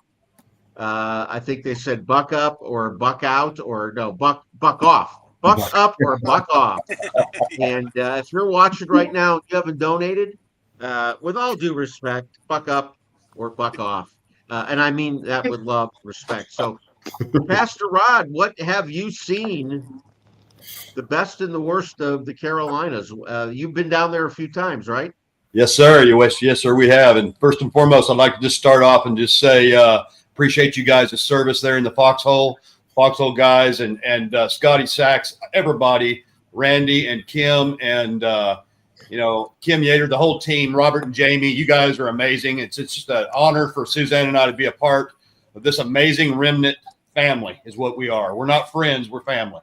And so I just want to say thank you, and just an honor to be here. What we've seen is utter devastation. It's been said many, many times. There's not words, really. There's not pictures that can truly describe the devastation, not only physically, but spiritually, emotionally, in every area. So there's a lot of physical devastation. But as a pastor, I'm ministering to people that have lost everything, that have lost all hope. And those are the kind of things that we all need to really synergize our prayers for those folks, to pray for for hope, to pray for that they have the strength to make it another day. Because truly, that's where some of them are really faced. So I've seen utter devastation. We've been down there several times, and thanks to Robert and Jamie and many of you guys that are on this team, I'm from a little rural community, and a little bit about our ministries. I haven't always been a pastor, so we've kind of been in this fight with Robert and Jamie and a bunch of you guys for the last couple of years with our, at the tip of the spear. And I'm a miracle walking, so I know a lot of you guys are miracles. You believe in miracles, but I'm passionate about what I do because I shouldn't even be alive. And so what I love to be, I'm a pastor that rolls up his sleeves and loves to get involved. And I've just seen so much devastation, but like the brother was sharing a while ago, I've seen so many people come together. The world is watching, they're truly watching, seeing people truly come together with no strings attached. And that's what I love seeing happen, is to see true unity come across America and truly see the brotherhood of true patriots come together. And so that's what we're doing. What we're doing is kind of a three-headed monster, where we've been taking and trying to help people get their houses mucked out and cleaned up, and snapping lines and taking out plywood and floors and replacing, just doing what we can do. We've served in the Green Mountain area. We went to Newland, and we're setting up a headquarters there. So we're trying to help people that do have a home to try to get back in their homes. And then we're also trying to place people in RVs, and to glory be to God, we had 3 RVs donated to our ministry yesterday, and we're going to be praying about how to get them. They're in need of repair. And so we need they're actually motorhomes. So they don't run, but they could be placed. But they all need a little TLC. But anyway, we all need a little TLC, but these units need them. We're doing that, and then we're also going to work with Randy a little bit on the mini situation. So there's so much to do, and I like y'all's tagline, buck up or buck off, because really it's what it's time to do. Is all of us can come together, and do something. Whether it's $5, whether it's $555 or $5,500, everybody can do something, and I'm just excited to be a part of this team. Pastor Rod, I was with you in Texas at Take Our Border Back, our second event in Texas, and I don't remember the exact circumstances, except I know for sure you were leading the prayer. And I think you had the women come up and pray for the men. Do I recollect that correctly? Yeah, it was kind of a vice versa. It's kind of both. Yeah, we had the men pray for the women, the women pray for the men. Yes, sir. I have never seen the energy in a prayer group, and it was a pretty good prayer group. And we know when 2 people pray together, it's like 100. When 100 pray together, it's like 10,000, right? So yes, there was about 40 people there praying, but I've never felt that kind of energy in the midst of a prayer group that I felt that day. How do you describe that? You're a minister. How do you describe that energy? I can't describe it to anybody. I can't really recall the words to describe what I felt in that moment. How would you describe it? Well, throughout Scripture, it talks about unity, that we could ask Him for anything that we want in unity. 2 or 3, the Bible says, where 2 or 3 are gathered, and so there's just something throughout Scripture that power is exchanged in agreement and in unity. And when you get people that are going for the right thing, and we got Jesus at the top of that at the top of this triangle, if you could, and everybody's going towards the same focus, it's unstoppable. You can't stop a church and a synergized people. That's why they've been trying to do all the stuff they've been doing, the last couple of years to keep us separated, to mask us, and to shut us up, and to all those things, because there's so much power when we come together in unity. We just witnessed it across the nation with a red wave that destroyed the blue walls across America. Okay, that's what happens when people come together. That's what happens when you the get Bible out. says when two or more are gathered in His name. That's right. He's there. That's right. Me and my wife Suzanne have been praying for the last couple of years. That's really even how I believe the Lord, hooked us up with Robert and Jamie. Was our prayer was simple. It was like, Lord, align us and put us together with like-minded people that are truly like-minded people. And the people that are on this team, we can finish each other's sentences. We're not here for a paycheck. We're not here for fame. We're here to make one person famous, and that's Jesus Himself. And I think everything that we're doing is about compassion. And the Great Commission should be called the Great Compassion. And that's really what it's all about. And so it's expensive. It costs. You know what the number, the smallest word in the Bible is go, but it's the most expensive. It's going to cost you the most. That one word, go. You know what? But all of us can do something. We can't take it with us. So it is true time. This whole thing is about bucking up. Buck up to do what? Buck up to help our neighbor, to love our neighbor. Jesus asked Peter 3 times, "Do you love me, Peter?" He says, "Yes, Jesus, I love you." He says, "Well, if you love me, love my people." He says, Peter, do you love me? Yes. He said 3 times, "Do you love me?" His response, Jesus' response every time was, "If you love me, love my people." So that's really what we're trying to do here, is just a bunch of people coming together, using our gifts, using our talents, and coming together to love God's people. And that's what I want to be busy doing. When the heavens open, I don't believe we have a lot of time left, but I believe that when the heavens open, I want to be broke and I want to be tired because I was loving God's people. So as a pastor, I'm challenging every pastor that's listening right now, and I feel the Holy Spirit in this room. And I get a little tender when I feel the Holy Spirit, because I believe that time is of the essence. I believe that we're in a now season. And I believe that more than ever, that pastors need to come out from behind their broken pulpits. Amen. And we need to repent, and we need to roll up our sleeves and show people how we love. Be the hands and feet of Jesus. Because that's truly what we're called to be, is the hands and feet. And He says, if you love me, you'll keep my commands. It's not that hard. If you love me, keep my commandments. Do what I ask you to do. Love my people.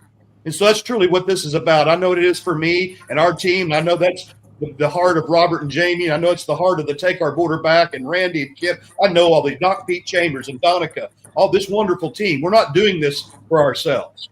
We're doing this to help others. So help us help them. Anybody that's watching, if you could, I don't care if it's $5. It'll help do something. It'll help somebody do something. So what we're all trying to do is we all are on the same team. This is not Team Rod Parker Ministries or Jesus Encounters. I'm raising up a banner of hope and a banner of freedom and a banner of love and support to our fellow man. And you know what? I think the world's watching, and I think we're gonna see true impact. So Pastor Rod, your emotions says, "And in the name of our God, we will raise our banners." Yes. All right, and so that's what we're all doing. We all have a banner in it, and we're all raising it. And us individually are banners, all right. And so as we move forward, we are representing a specific message, and I just appreciate that so much. Rod and Suzanne, how they have just sacrificed so much. I know what they've had to sacrifice in order to go out and to serve, and it's incredible. You know, you don't see that too often. You know, there's a lot of pastors, if you will, that have plenty. They have more than they know what to do with, and they do nothing. And then you have other folks that you know, they give more than they have. And I just you know, we've been working with Rod and so many different efforts, and this guy's all over the place. You know, if there's something going on, you're going to see Rod Parker and Suzanne there going, "Hey, how can we serve? What can we do?" And I think it's that servant's heart is how we're going to get through these trials and tribulations that we're in now. But a time is coming. A reprieve is upon us. And Yes. we're going to see some amazing things take place, and we're going to have an ability to serve in ways that we hadn't in this time of lack. But for now, we have to fill this this moment, this stopgap measure, to take care of those who are in need of this at this very time. That's right. Yeah, you know, Pastor Rod, you always wear your heart on your sleeve. That was evidence again today. And I think that's why emotions and the intensity of what happens when you're leading prayer. I'll tell you what, you said it a couple times. We're here, nobody's here for themselves. So Robert and I, our two organizations co-produce this event. Robert, I didn't have a talent budget for people coming on. Did you? What's a talent budget? Yeah, that's when you pay people like Jerry Lewis. You may not be old enough, some of you, to remember Jerry Lewis telethon, but the telethons you see in the mainstream media, the celebrities and guests that come on get paid. They don't come out of the love of their heart. So my point is, Robert, you didn't have a talent budget. I didn't have one. Nobody here has been paid a red cent. This money is what it is, and it's for who it's supposed to be for. That's the victims of this, and so many people have given so much to I just want to see us wind up last couple hours with some really good donations. Pastor Rod, I don't want to guilt anybody into donating, but give us a biblical perspective about doing the right thing, and when you know you're listening to a podcast for a couple hours and you haven't bought that, what say those people? Well, the Bible says simply, give and it shall be given. And I think Jesus is the prime example of what a true giving spirit is, and a servant and a giving, what giving's all about, really. And so I think it's been mistaught for so many years, Scotty, across all kinds of different denominations, is that you give to get. You give this and you'll get this. If you give, you know, and that is a biblical principle. It's about seed time and harvest is what they're talking about. But truly, I believe that giving is a position of the heart. We give because we don't give to get. We give to give. It's that simple. We give to give. And I tell you what, you can't outgive God.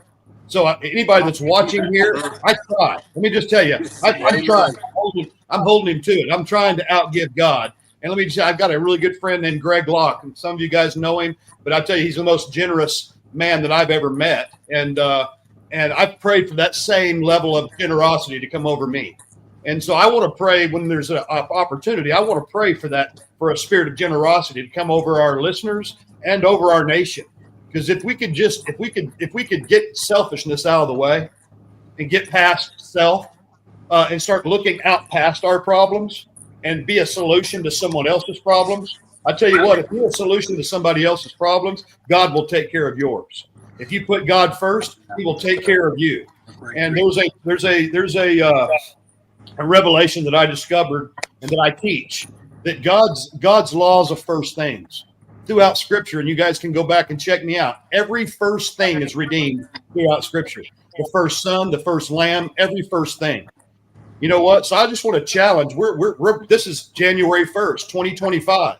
I want to challenge those who are watching right now to try to, you know, the Bible also says in the area of giving, He says, test me in this. Test me right here. It's the only place where He says you can test me. So I tell you what I'll do. I'll make a personal guarantee. If somebody makes a pledge and and it turns out negative for you, or something doesn't come back for you, I'll pay it back for you. But I just want to challenge everyone to plant a seed. Everybody wants a harvest, but if you can't get a harvest without seed in the ground. And so, I want to plant. I just want to encourage everyone to give because Jesus gave, and thank God he did. Thank God he gave, because none of us would be sitting here without that. But I can't take it with us. Nobody can take it with us, and we're truly blessed to be a blessing. God has blessed me in my life. I was in the construction business, and God has been. I've been blessed in my life, but I'm only blessed to be a blessing. I'm not blessed to hoard my stuff. You don't see U-Haul trucks backed up to Tombstones. We can't take it with us. We can't take it with us. So I just want to encourage each and every person to try to outgive God. Try to be challenged. Get outside the box this year. And do something that's uncomfortable. Plant a seed today that may not be comfortable. I think a lot of us need to get out of our comfort zones, but we can't do that unless we get out of our own way. Okay, and so a lot of times we got to get out of our own way and just let go and let God. Some of this, I think there's people even listening right now that there's been some things that just kind of maybe tugged at your heart to give, and you're like, but you haven't given yet. I want to encourage you right now, step out by faith, because faith is the only thing that pleases God. Church attendance is important, but it's not the most important. Your faith is the only thing that puts something in your credit account with Jesus. Every time you use your faith, you're putting money in your account. So I just want to challenge folks that are maybe watching, maybe on the fence or whatever. I think Jesus obviously is our best example of giving. But truly, it's all about giving is about the heart. And Thanks, Pastor Ryan. it's all about the thank heart. you.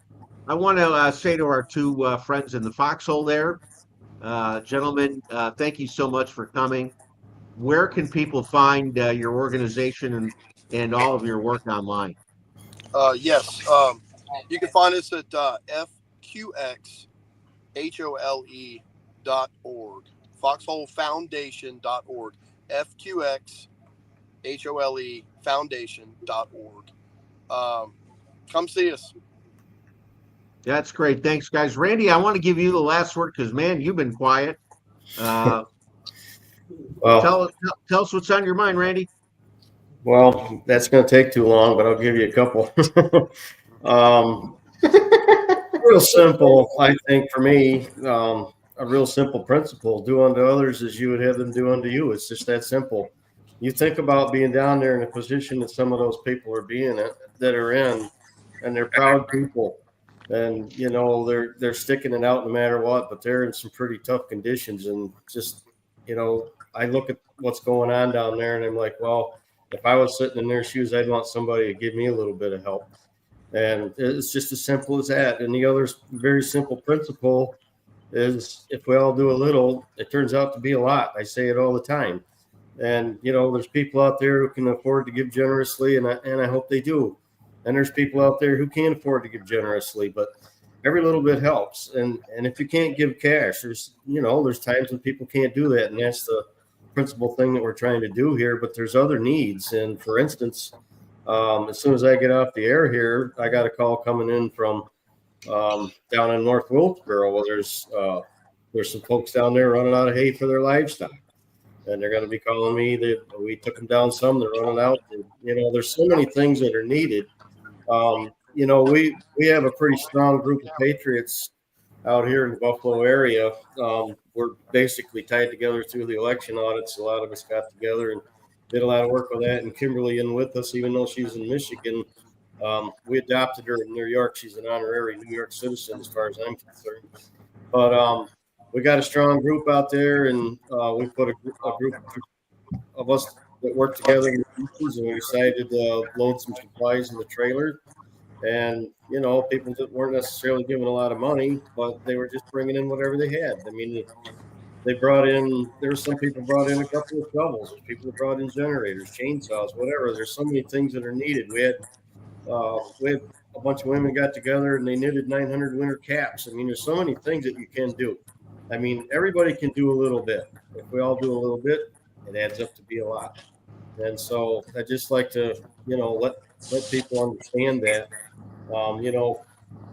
Another thing that we're working on, we're possibly going to try to put together a card drive where if people don't necessarily donate building materials, it's a little hard for some people to carry a sheet of plywood or a 2x4 to a drop-off site. But if you could bring us a Home Depot card with, our money, whatever, we can go get the things that we need. So trying to put together a little plan where maybe we can get some donation cards for some of the bigger stores and see if they'll match the donations that we get on the cards, and then we can go and get some of the materials that we need. Well, there's so many different ways that you can go at this, so many different ways you can help. And certainly donate to the Buck Up Relief Give Send Go is certainly, we can take the money and go get the need of the day. The need changes. So the money is flexible and you can go get what you need. So that's a great thing. But it's not always all about the money. There's a lot of other things that are needed too. We need volunteers. You need people that got time to get down there and help build some stuff and put it together. There's debris that still needs to be moved. There's warehouses that need people to help put stuff in order and organize it. And there's a lot of things you can do. So whatever level that you can participate, these people need as much help as they can get. It's going to take a lot to get them through the winter. And, like I was saying earlier on a couple other places I was talking about this, the farmers in the fields are under a foot of mud. Their pastures are gone. Their fences are gone.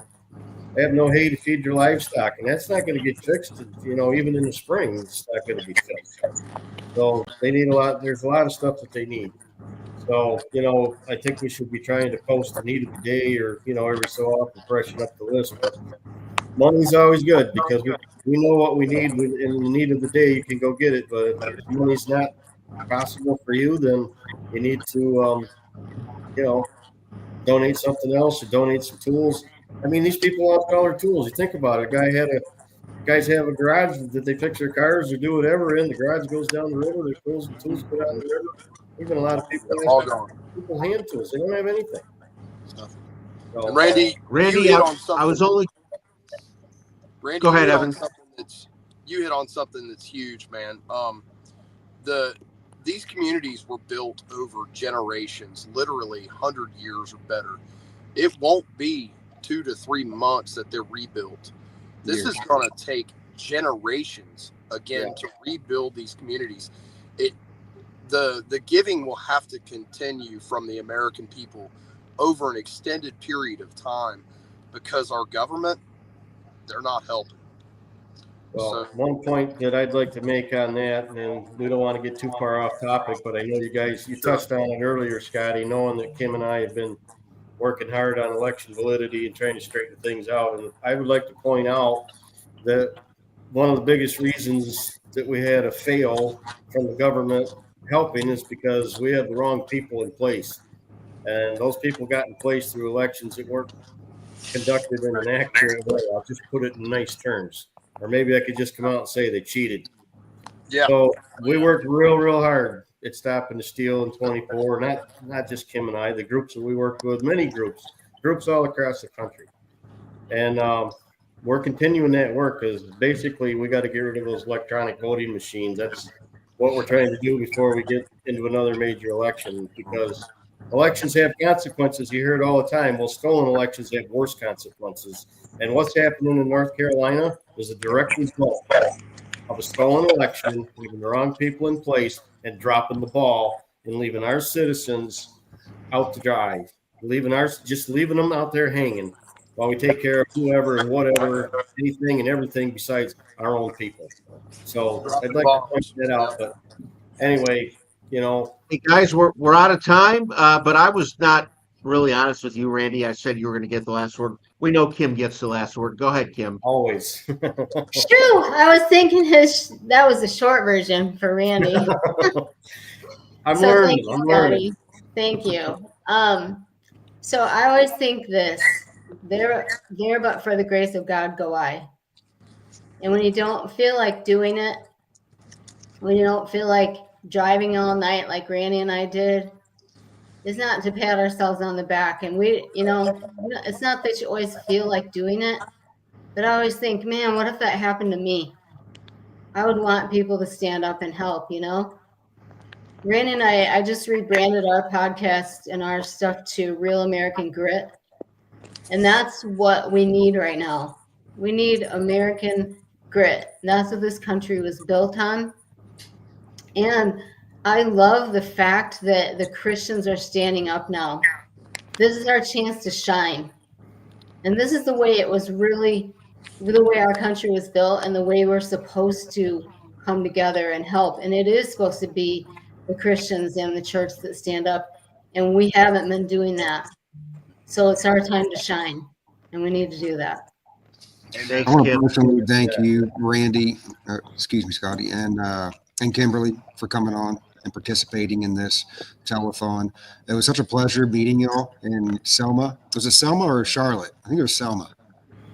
I first met you in Texas. Oh, sure, right, yes. But Yeah. we got to really know each other when we were in Selma, and I just really appreciate y'all. Y'all have such big hearts and a commitment to all sorts of different initiatives, whether it's the North Carolina situation or elections or and Randy, you're working on building all these cabins, and you're like, hey, whatever I can do, and working with Jamie in an incredible way. I know y'all spend a lot of time with each other, so thank you again for your time and for your effort and your sacrifice. Yeah. Well, thanks for having us. Thank you, everybody. And thanks for all you guys are doing too.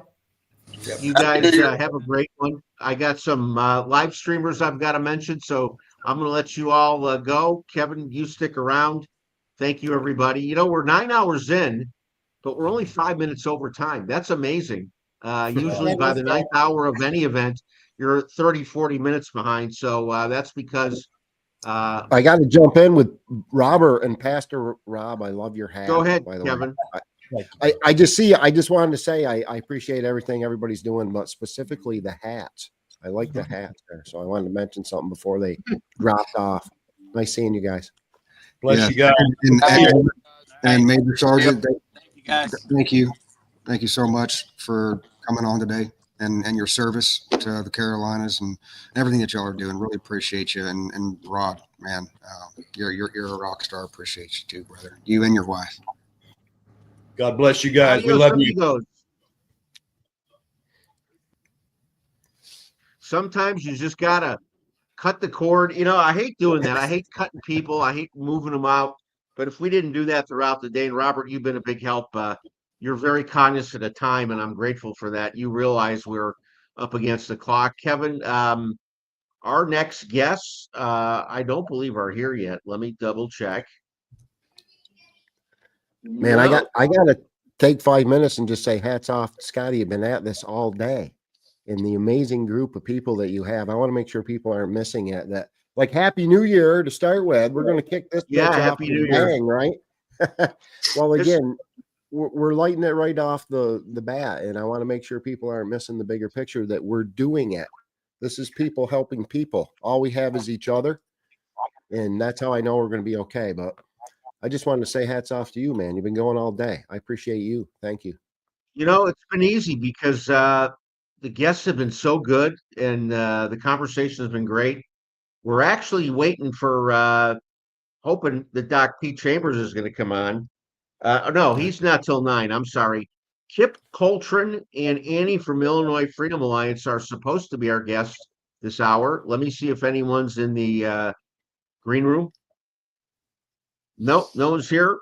So, Kevin, let's get into the Grassroots Warrior Network. It's a great organization, and you do a lot of the things that Robert and his group does. But go ahead, you got something on your mind, I can tell.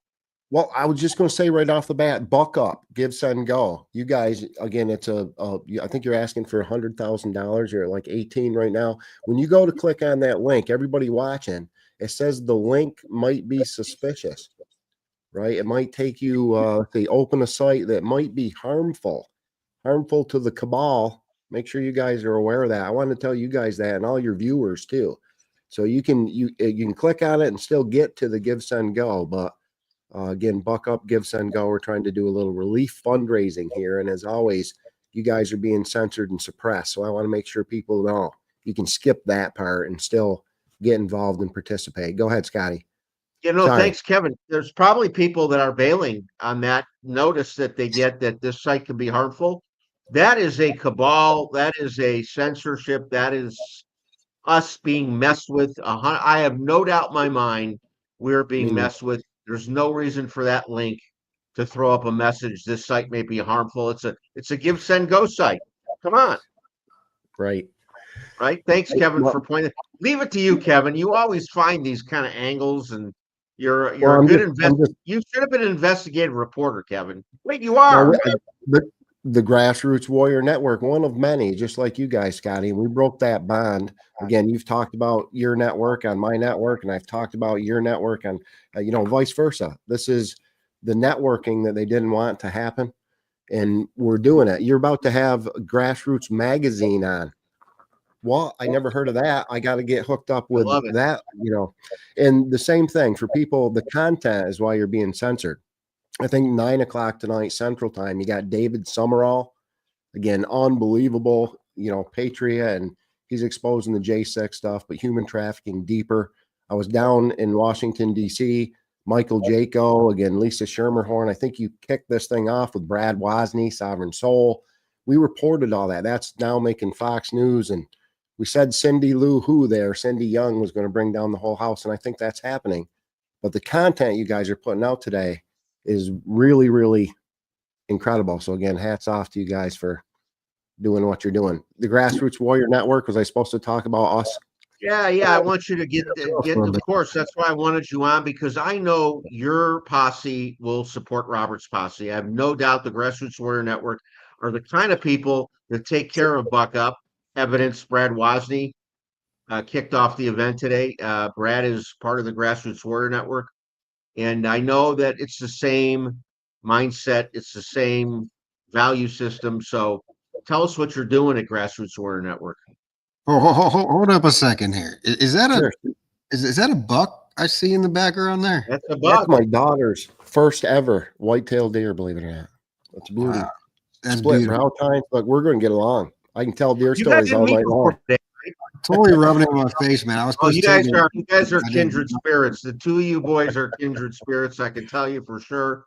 You could talk for hours about hunting and cowboy hats and a lot of other shit that you guys would get lost in. So we'll just let you go ahead, guys. You don't need me. Sometimes we do. Again, we've got conservation. That's how my mission started a long time ago, right? Trying to save the earth and this great heritage and culture that we call hunting, fishing, trapping, outdoor renewable resources. We could go that direction. That's politics too. And that's a demographic that I want to yell at because we don't get involved. Deer hunting, the lack of deer, the population, the chemtrail, it's all connected. It's all politics. Politics still sucks, but it dictates our lives. So we can talk about more election fraud. We can talk about human trafficking. We've tied CPS in your Congress to child trafficking. Law enforcement, judges, right? Senators, we can go the whole gamut. This is all disclosure right now. So, and it's a grassroots movement. It's we the people, man. We're doing it. That's what I'm saying. Don't lose sight of that.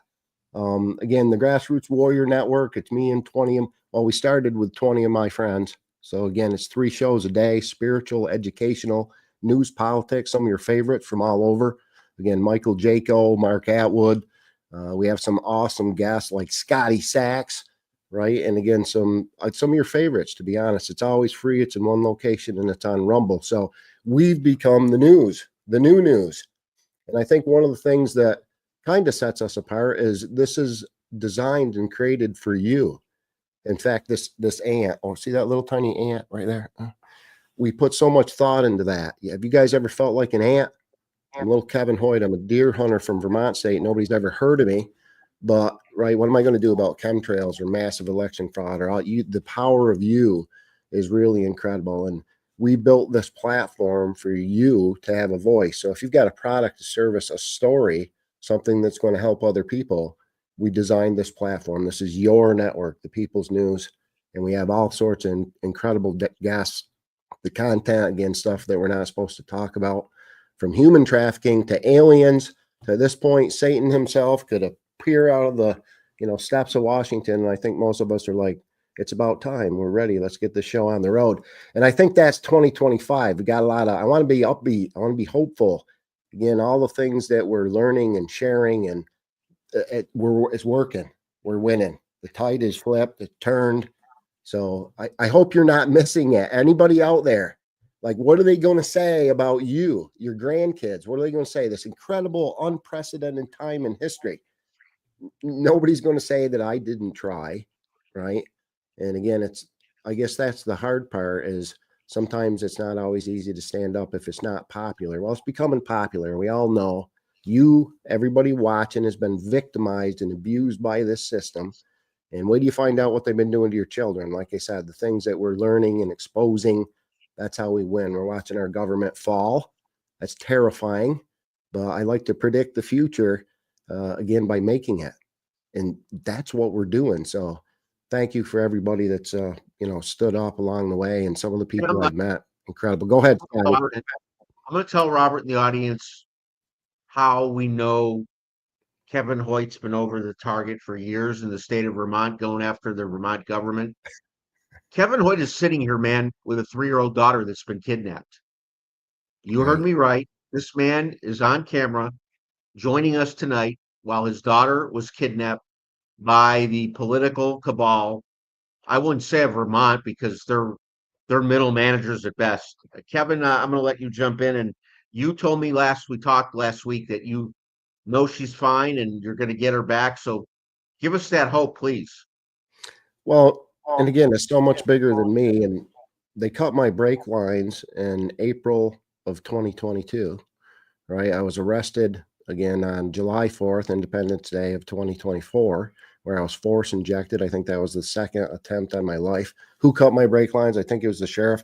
All, by the way, as a candidate for Vermont state governor. And most people in Vermont have never heard of me because I was over the target. So don't Google me. I tell people that all the time because they have set me up. I have no convictions, no criminal record whatsoever, but you'd never know that if you read the media. The media is going with them. So again, we found out how the state legally steals our children through the child advocacy centers, through the methadone and Suboxone clinics. Again, there's lawyers, there's judges, and there's some incredible people. I want to reference Susan Bassey in a program called JAMS, JAMS, which is a side judge hustle. All 50 states, you have judges that are members of JAMS. You know it as arbitration. It's a side judge hustle. So Judge Sontag in Vermont is also Judge Sontag in Nevada. If we were a celebrity couple, I could go to Judge Sontag in Nevada. His day rate's like 35 grand, right? We skip to the head of the line. There's no media scrutiny. We get a judge to sign our paperwork. The problem is there's no such thing as a judge, a private judge. He's not licensed to practice in Nevada, and none of these guys are paying taxes. We found a society of illegal EIN numbers, a shell company, fraudulent. The Vermont Sheriff's Association. Everybody in Vermont state, you have a sheriff, or a member of the Vermont Sheriff's Association, has a matching EIN with Judge James Colvin and MAPS, the Mount Anthony Preservation Society. So we've put these things together. They're very specific on, silencing me, and they're doing a lot of things to do that. Again, as a candidate for governor, nobody in Vermont knows I exist. I didn't even get a press release. All these incredible scandals from shadow governments to, I say felony gun crimes, obstruction, there's some capital crimes in there too. Those are the low end things, but it's actually our government. So what they do, their only recourse is, again, crazy Kevin, right? You're insane. I should be sued. Somebody should sue me for defamation, all these things that I'm saying. I became a reporting party in our multi-state federal RICO investigation, right? RICO is short for racketeering, bank fraud, all this. We went after elections first, and the evidence is overwhelming, solid, and undisputable, but we couldn't get our elected officials to look at election fraud. Go figure, right? Surprise. So, and even if we could get them to look, like Mike Lindell, again, we're working with those groups, they throw 5,000 lawyers on it, and here we are 10 years later and spinning our wheels, right? I can trace election fraud back to 1975. I was 5, right? That's what I said. It's overwhelming, but we had to find a different way. And I think that way is RICO. In the last 2 years, we've removed over 200 elected officials. Right now, we're paying about $2.6 million a year to state employees that are on leave pending the investigation. But the media, again, tells you the investigation's under wraps. It's RICO, I'm telling you, right from Trump and Giuliani right down through. And again, Scotty, to be honest, I don't know how I got here. I'm a regular guy. I'm a deer hunter. I really am. I successfully avoided religion and politics my whole life. And now you got here because Kevin, you understand your rights and you exercise your rights. And 99.9% of us guys our age do not understand their rights and they don't exercise their rights. I'm not even sure I do all the time when I'm supposed to, but you, my friend, you have no holds bar, you have no fear, and you do what's right and you go after them. And you just said it. How many Vermont politicians are gone because of your efforts? Yeah, we'll never get credit for it. I'm still, and I say gone, they've retired, resigned, moved. Some of them are missing. Some of them got arrested, but not for what they're telling you. A covert operation. Oh, you mean like Hunter, arrested, but not for what they really did. Well, come on, guys. Television's not real. We tell our children that. What you're seeing on TV is not real. That's not Joe Biden. I said that 5 years ago, and I was crazy Kevin again. Now the world's like, hey, man, that's not Joe Biden, right? That's not Kamala. That's not Obama. That's not Donald Trump. I hate to say that. And here's one. Let's shock your audience for the new year. I don't think we can certify the 2024 elections. I don't think we can. And again, just because our guy won, we can't allow that. I'm a Trump supporter too, but that's never happened before people go into panic. If we stop elections, if we stop the certification of elections, that's never happened before. I think that's military on the streets. I think everybody knows why. There's no panic. This half of the nation thinks we're taking that half. This half thinks we're taking that. Maybe we're taking all of them. We're watching our government collapse. Everybody that's being highlighted right now started in 2016. Remember Trump standing with Fauci under one arm and Dr. Birx under the other. And it was Hollywood and the Pope and the Queen and his new cabinet picks. They're highlighted. So everybody that's being highlighted right now, from Elon right down through, I think we're supposed to look at them. We didn't want to buy Greenland. Look at Greenland. Why should we be looking at Greenland? And I'm not going to do all your homework. You guys got to do some investigating for your own. But if you're interested in any of these crazy subjects, mind-blowing stuff, Grassroots Warrior Network is one of many places. Find somebody that you can relate with, connect with, and start, following, sharing. Your most powerful weapon, all of you, is your voice and power to share, to talk, warn your neighbors, help each other, love each other. That's really, really easy for Vermonters. I think it is everywhere I've been. I've been blessed with world travel, and people are people. Most of us just want to be left alone, peace, quiet. We want to better ourselves, take care of our families, right? That's not what we're getting. And the problem always goes back to your government. I don't care what government that you're talking about. Religion, you want to rip apart religions. Religion's one of the worst things that ever happened to humanity. I'm spiritual. I've always believed in God, and I believe in Jesus. But I think the man-made part, the organized religion part, we've all been hijacked. I don't care if it's Jewish or Catholic or Muslim, you've been hijacked. This is another divider. How many people have died in the name of God, right? That's not, my God's a little different one. So I think we fight with love, and right now it's exposure. That's about all we can do. The people have nowhere to go. I learned that a long time ago, right? We don't have any enforcement or prosecution. So you give it to the people. And then the more important part is participation. Get involved. Where do you spend your hard-earned jingle? Who do we trust? Look for places like this. Buck up. We're telling you, this is our network. This is the new network. So give, send, go, buck up. I recommend people, that's a way to get involved. Participation is really, really key right now. And by standing up, Scotty, the important part here, by standing up, you're doing a whole bunch of things. We're exposing them. Darkness cannot exist in the light. It's that simple. We're putting them out there in the light. We're spotlighting, highlighting them, just like Trump's been doing, right?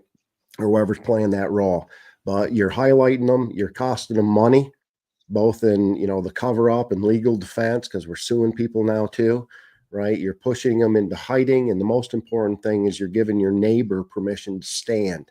It's not always, first select board meeting I went to years ago, it was me and my girlfriend at the time. Second time there was 5 or 6 people, and then 20 people, and then they canceled it because of COVID, we're winning, guys. Just keep that pressure on. And just because our guy won isn't the time to slack or back off. So again, we were supposed to go away like 5 years ago, but you guys didn't. I love you. Everybody watching, you're part of this. That's why you're watching. Hey, Kevin Hoyt, you're the 37th guest on this telethon. You're the 37th conspiracy theorist. You're the 37th in a row conspiracy theorist we've had on this telecast. Robert is one. I've been one for years. You know, you're over the top conspiracy theorist. The only thing is the difference between a conspiracy theory and a real conspiracy is about 6 months. So you're just been ahead of the curve, my friend, every time. 6 months, that man. you We've put been out one. years, and I'll give you guys those timelines. Right now, there's active warrants for Oprah, Ellen, Jay-Z, Beyonce. You guys can look that up. Go look at it. That already happened. That's not the P. Diddler. It's a guy from Haiti. Go back and look. You're being fooled. Television, propaganda, television, his story. It's all a bunch of 450,000 sealed indictments. They're opening them now. that they're opening them now. What do you know? Yeah. And this has been going on for a long time.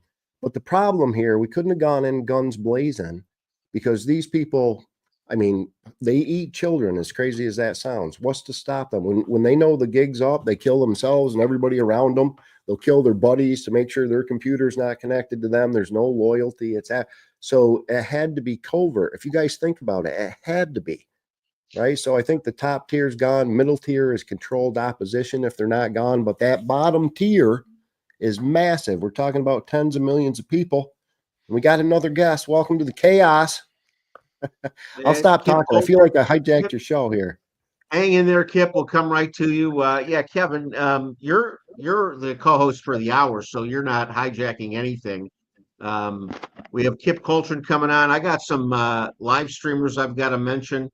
Special thanks to live streaming organizations. J Data, that's Robert Johnson. He's actually the amazing guy that handles our live stream. J Data, San Diego Live Data, Chula Vista Live Data, Soup Mama Official, Two Guys Drinking Coffee, Take Your Power Back Show, that's Kim. Eye of the Storm, that's Audra Morgan. Suzanne and Pastor Rod Parker. Buck Up Relief, of course, and Take Our Border Back. I think that covers them all. We thank you folks for live streaming. We'll get some stats later. Hopefully, we're getting donations coming in from all sides. I think we started the day, the meter was at about 10 grand plus.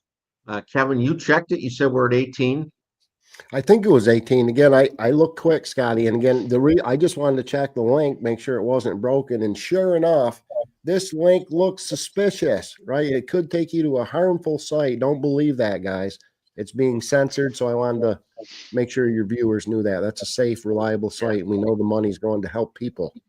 So who knows what kind of donations we lost because of that kind of messaging. That's exactly why they do it. They know this is, not done. Let's see what happens. They already know what happens when you put up a message like that. People bail. So thanks for pointing that out, Kevin. Kip Coltrane, come on in. Here you are. You're in the dark. We can't barely see you, sir. You're hiding out in the dark there. You want to turn on a light? And if you want to stay in the dark, that's okay too, my friend. We're not. I've got them on in here. That's the best I can do right now. All right, I'm all in right. my truck. Okay. It's so good to have Kip on here, Scotty. Go ahead, introduce him. Why don't you introduce him? Well, Kip was our hero for the Take Our Border Back convoy, right? Because I didn't know what I was doing. You guys, call me. I'm like, hey, I need you to lead a convoy from Virginia to Texas. I'm like, convoy? I'd never even been in a convoy, let alone led one. There's so many different things going on with the convoy that, you gotta have your ducks in a row. You gotta know what you're doing. You gotta be on point. And I'm like, Lord, I'll do it, but you're gonna have to send some help. And I get a phone call from Kip Coltrane. And from that point on, man, from that very first conversation, I knew God sent him into my life and into our mission of taking our border back to help facilitate the needs of this convoy. And if it wasn't for him, I don't know if we would have had a successful convoy from Virginia all the way down to Texas. So we appreciate you, Kip, and all that you've done for us. Honor to be there, man. Truly. Well, hey, we were supposed to have. we're supposed to have Eddie Cornell on today. Eddie's a Canadian military veteran, and he was one of the organizers of the Canadian convoy. And I understand that some of our guys were inspired by the Canadians, and I think they did set a tone with what you can accomplish when you pull off a convoy the right way. But you're right, Robert. You can't do a convoy if you don't have the organizational ability. You don't have people who understand how to do that. You can't just get in your car and drive. There's a lot of logistics, especially if the convoy gets big. You lose people, they drop off. And we were messed with by the three-letter agencies. We were warned by Lara Logan that we were being messed with. They were going to send guys, and maybe there were people in our convoy. They were going to break off and go down to the border and start fighting with the illegal immigrants, like literally with weapons, and say that that was our convoy that did that. Our security was too good, and our guys, led by Mark Anthony, overcame any security threats. But Kip, did you feel any security threat when you were out in the convoy? Well, define security threat. Which kind of security threat are we talking about? The presence of demonic oppression, or are we just talking about idiots that run off at the mouth? So I can say yes and no, I'd say I'd say no and both. yes. I'd say Well, both. then I'd have to say no and no and yes, and I'll tell you why. Because the Take Our Border Back convoy, it all comes down to leadership. And when you have someone with prayer covering, like Robert set this thing up, and even its founding, you don't have to worry too much. But on the secondary side of that, as a physical man, you better be watching your back. And the one thing that took place in that was we all had each other's back. And the moment there was any detection of anything stupid, it was quickly taken care of. And what I mean by quickly taken care of was either covered in prayer or direct, hey man, I don't think you're a good fit for this. Time for you to go. Well, I think you need to leave. Well, I'm gonna go. And it was dealt with. It was dealt with very professionally and very politely. And so there's all kind of talk about that stuff, and no different than people you mentioned just now about the link for this thing. You have to realize no matter what you do, anytime you do something that nobody else is doing, the nobodies are going to try and find a way to mess it up. And so they start yammering all this trash. And so that's what you get. Agree totally. You know, the convoy was so successful from a media standpoint. We got over 100 million views online. We did some checking on that. We had Doc Pete was on Tucker Carlson, wasn't he? Yeah, he was on Glenn Beck. Um, he was on another big one. Who was Doc? Doc got on a couple of big podcasts. Infowars.com. Infowars. Thank you. Yeah. He was on Infowars. And we had every podcaster in our community and then some covering this. It was probably the most successful event from a media coverage standpoint that I've ever been a part of. And 100 million impressions, guys. That's something CNN couldn't do anymore if they tried. Maybe way back in the day they could have done an event. Maybe iHeart Music Festival when they have all their radio stations promoting it. 400 radio stations coast to coast maybe can come close, but that's a lot of eyeballs and ears and a lot to do with your work, Kip, because if the convoy fell apart, oh, believe me, the media would have been all over that. But that convoy held tight. You guys had each other's backs, as you said, and you got down to Texas and you did your thing. And hats off to you, man. It was brilliantly executed. There's another way to offer that, if I can interject something here. You made mention 100 million impressions. I'd like to offer it was 100 million hearts and minds. And right now I'm in my truck. So from right here, I can't tell you the, God, I don't know. For the convoys I've been involved in, sitting in this seat in the lead, and you come across the overpass, and there's mama with her kids, and then there's daddy crying because his kids and wife are so patriotic in that moment. And so what I would offer you is that it's the impressions, yes, but it's 100,000 hearts and minds, or 100 million hearts and minds that were able to once realize they're not alone. People love this country. People are tired of the crap that's going on in Washington. People are tired of failed leadership that went there under election. I'm going to serve you, but as soon as I get you vote, I'm going to go serve myself. And what you're seeing in this past election with the tremendous red wave and the move of people that are standing up finally after 16 years, they're realizing, you know what, we can no longer sit idly by. And the question they all have to themselves is, what can I do? and they may not know what to do. They may not know how to move and do something like what Robert put together with the Take Our Border Back convoy, what we did in 22 with our convoys, other political moves. But what they realized is that though they may not know what to do, they have to do something. And that's where you started seeing people from all around the country coming together. And it wasn't just the convoy passed the overpass, or they were present with the convoy, or they got to the convoy grounds. It was something they took home with them. It's something that changed them as people for the long term. And so now what we're seeing is that each and every time you step forward and you say, we're about to make a move, they don't have to think about whether or not they're going to get involved, because they've already been involved once. And because of what they saw in the real time, despite the media lies and shenanigans and false portrayals, they already know what they're getting into. And when you have that, that's when they just show up, and it's amazing to be a part of.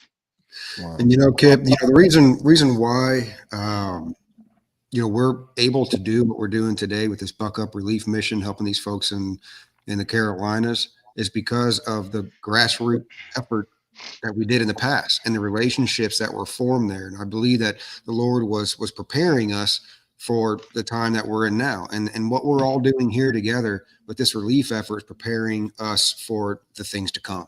And, I know that you've been very intricate, and, when we had these fires out here in West Texas, you were running hay out there, and you're out in Louisiana, right? And I know you've been working with, other operations in the Carolinas, and I just, appreciate that. And if you want to, maybe speak to that at all. Yeah. I want to interject first of all too, because thank you first of all, Kevin. God bless our American truckers. Your last group, Scotty, closed with American grit, right? Kim was talking about American grit and that American spirit. And again, God bless our truckers. That's the heartbeat of America. That's our lifeline. Good thing nothing gets here on a truck, right?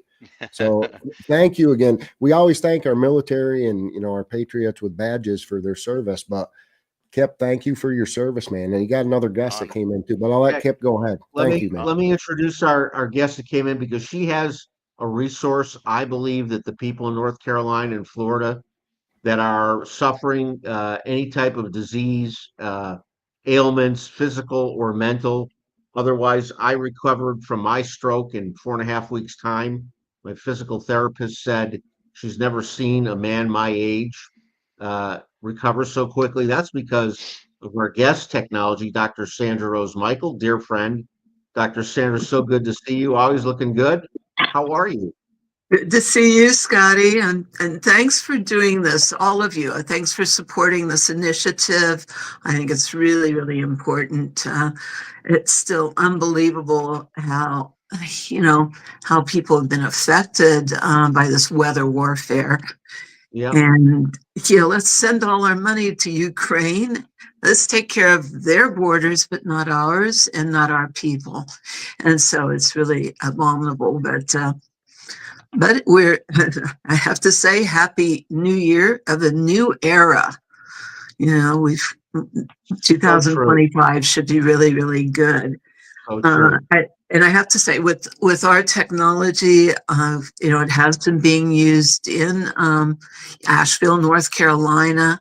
Particularly, they opened up the EE Center there. It's called Scalar Wave. Scalar Wave, their website, Scalar Wave Wellness.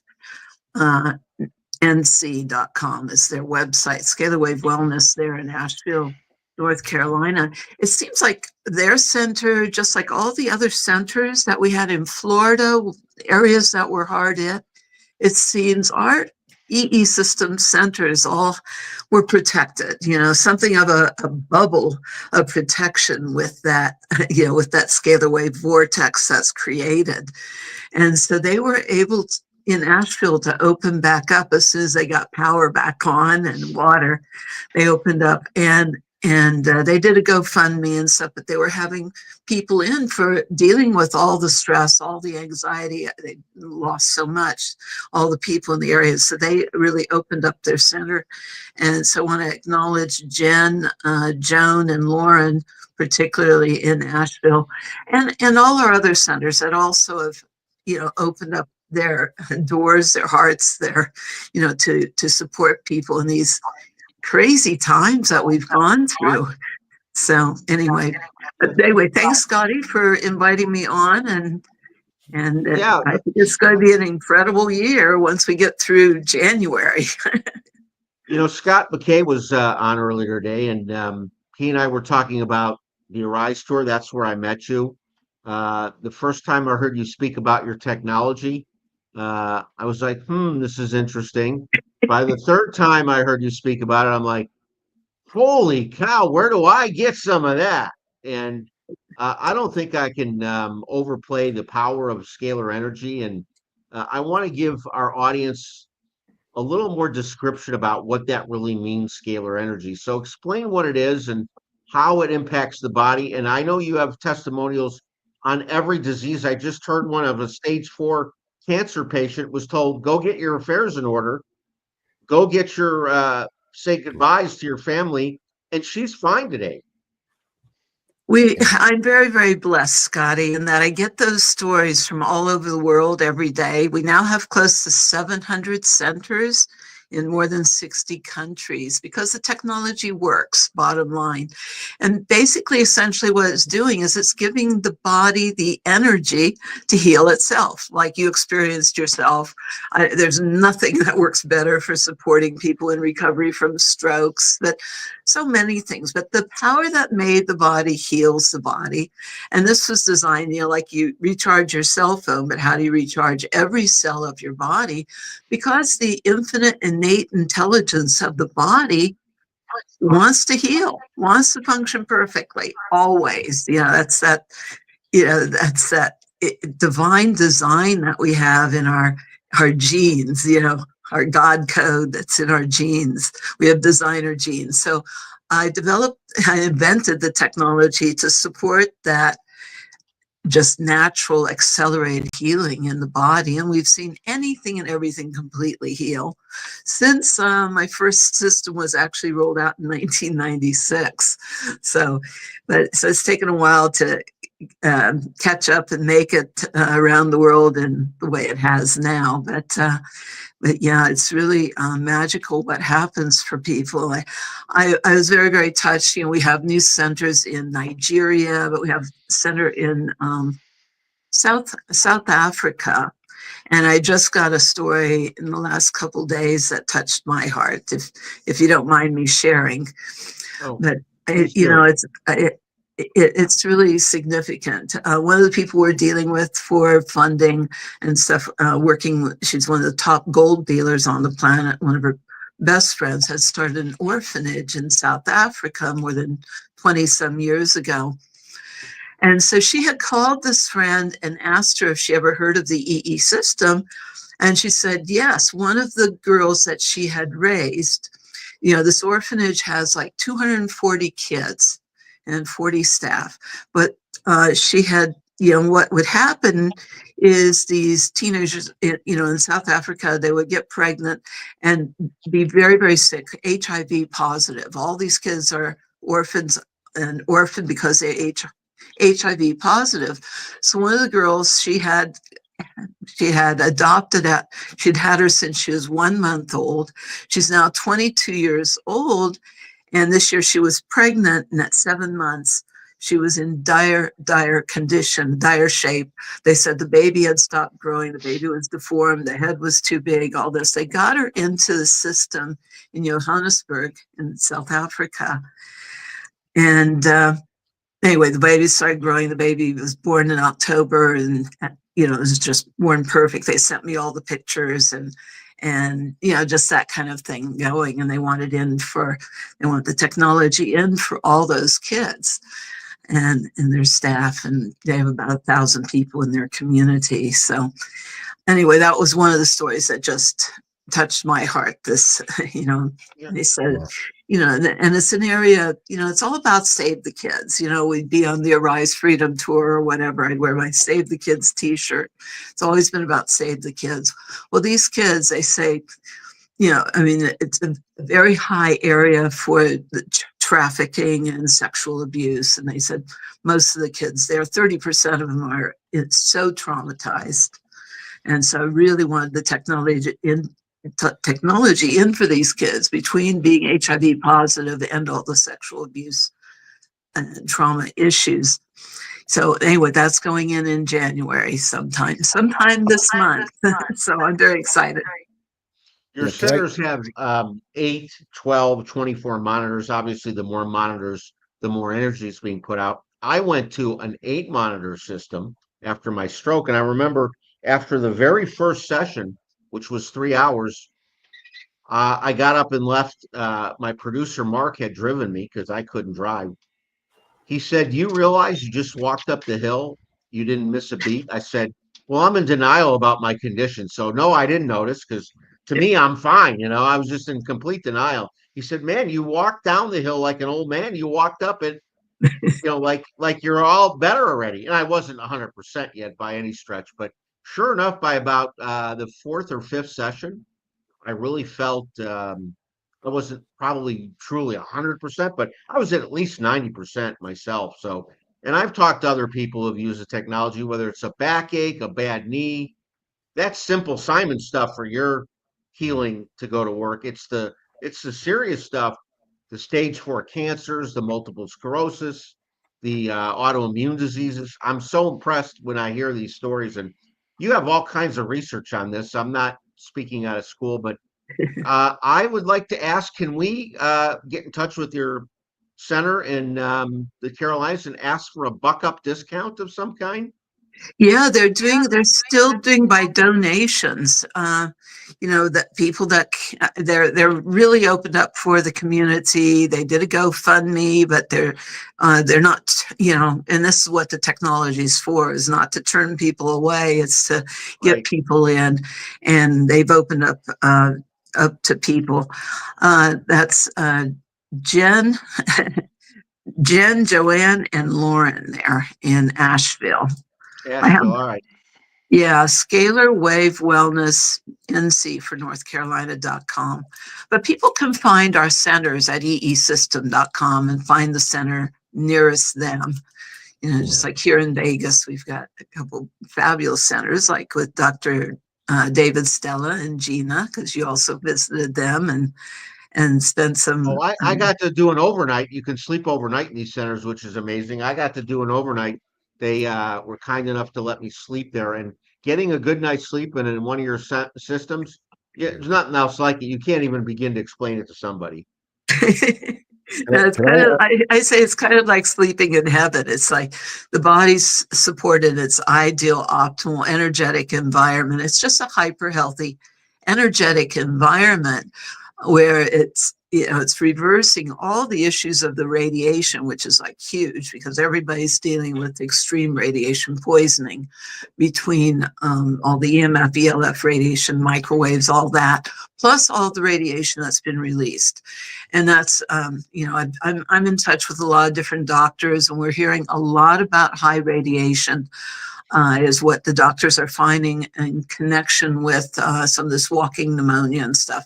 They found when they actually started realizing and treating people for the radiation issues, which our technology does better than anything. But also, I do want to recommend people step up your iodine.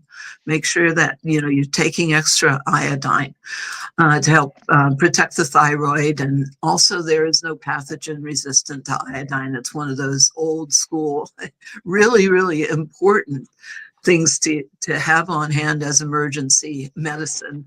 But it's also important for people, because everybody's so deficient. It's one of the number one deficiencies besides the trace minerals and magnesium. So you really want to support people in staying healthy in this very crazy time right now that we're going through in this transition. Sleeping in it's the best because it's kind of like recharging your cell phone. If you're still talking on it, it doesn't recharge as well as if you put it on sleep mode and just get a full charge. Well, thank you so much. I think we presented a lot of solutions today, and yours is yet another great solution for the people in the Carolinas and Florida that are not doing well physically. Thank you so much. Where can people find your locations?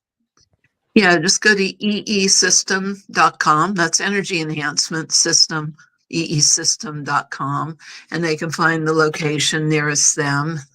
And we're also on Facebook and things like that. And we're going to have a lot coming out this year.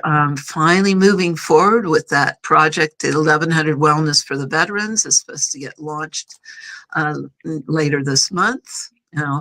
It'd be, the project for the veterans. We're also working with Daniel Brinkley. He's also on the transition team for getting it in for the VA and things like that. So we really want to take care of our veterans as well, because of all the exposures and everything people are dealing with.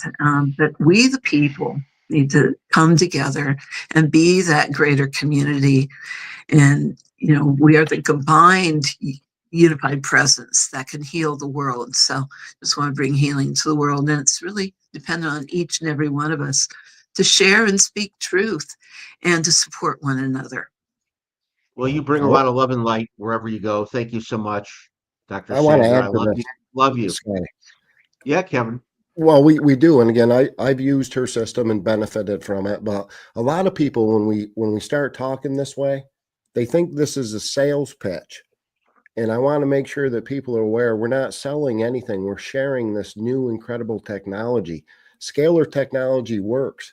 I'm into the frequency stuff right now, but again, color and light therapy, amino acids. We're watching our medical system collapse, and because of great people like this, not all coincidences have to be bad. There's a lot of great coincidences happen right now. Plant medicine, holistic. How about you look at your water? Clean, living, good water. We're starting to realize what we put in our body really matters. Sugar's a killer. I'm addicted just like everybody else. But all these new technologies that are coming, again, I don't want people to lose sight of the bigger picture. We're doing it. We are the white hats. We are already in the process because of people like this woman. Thank you for joining us. It's a pleasure. I used your system, but I never met you. I've never, again, it's an honor to meet you, and thank you because I benefited also. So thanks. Oh, thank you. Yeah, the technology works, and basically you're not going to get super healthy if you're still poisoning yourself. When you give the body the charge, then it can discharge all the garbage that does not belong in our divine temples of light, really, because we are beings and bodies of light. And what my technology does, literally the pure science, is activating the light within us so that we are those beings that we can shine our light, all over the world. So thank you for sharing that. Yeah, it's not a sales pitch, but we're here to heal the world, and we have everything to heal and fix and cure everything right now. It's like I'm working with the scientists. We have the projects for the advanced water remediation to clean up all the water supplies, clean up the Fukushima,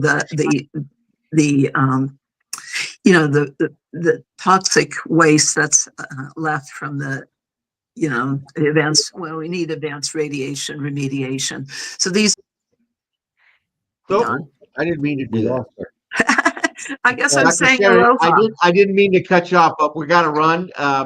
We love you. Thank you so much. It's great to see you. Thank you. Thanks. Thanks, Scotty, and aloha to everybody. Blessings. An incredible Happy year. New Year. Yeah, Happy New Year.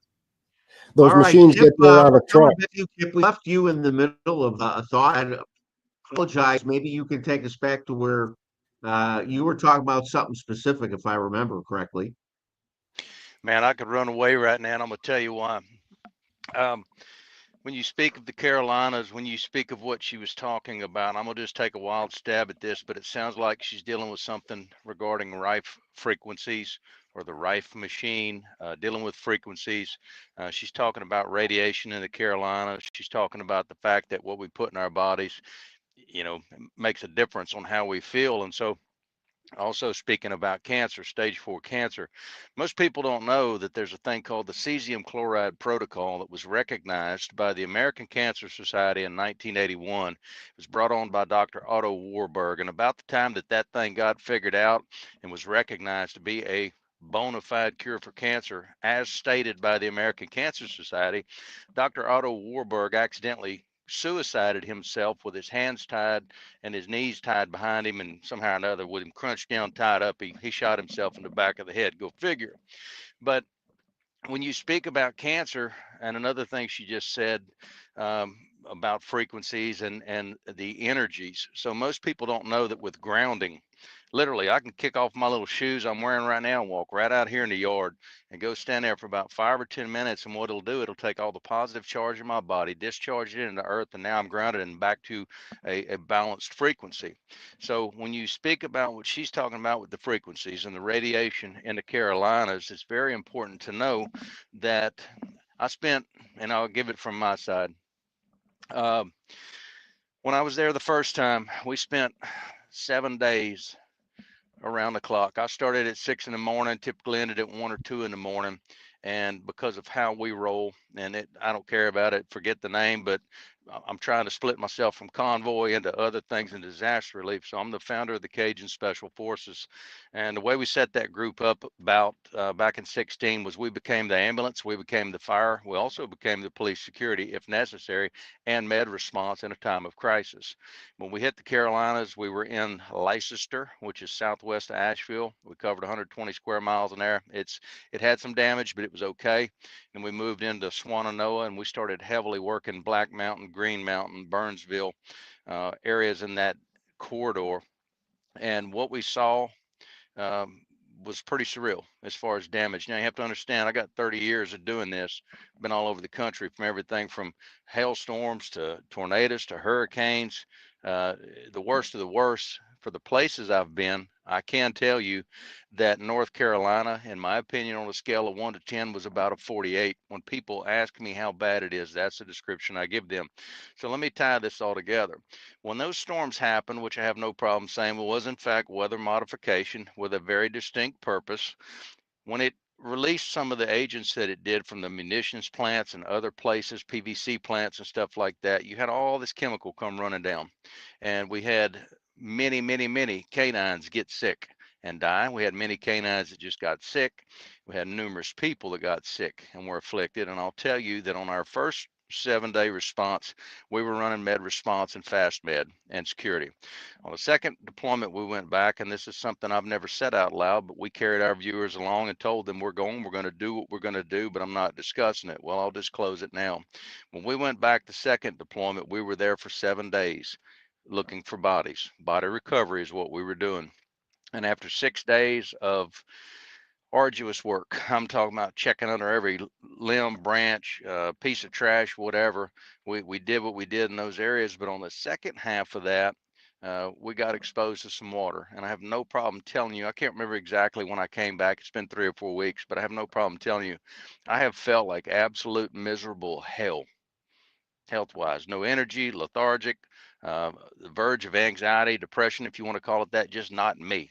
And so everything she's offering for the discount for the Buck Up Relief telethon here with eesystems.com, I think it's important because those people that are in those zones, they can't get away from those zones. And if they're in those zones and being constant exposure there, they've already got the fact that they lost everything against them. They've already got the fact that predominantly and possibly they lost family members or someone they knew.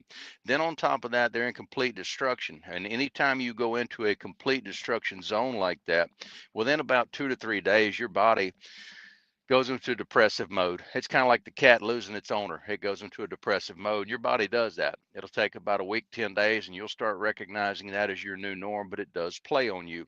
And so when you have these people as well that had a government that they've watched save every damn body except us and serve everybody except us for as long as they've been watching or paying attention, and being in an actual time of crisis where they truly needed someone to come in and say, help, we need help. And our government has done nothing. Huge shout out to all the private people.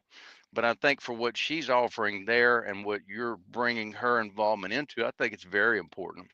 You cannot face 10 or 12 battles all at once and expect to succeed. So I think it's very important that if those services are offered to people, even to just go get a light treatment. And most people don't understand that. You have red light treatment, you have blue light treatment, you have green light treatment, you have rife frequencies, all these different things. And you'd be surprised, as she was stating, you just get beat down. But if there's some way to offer that help of any kind to give back to these people that need it, I think it's tremendous. And that's a great idea.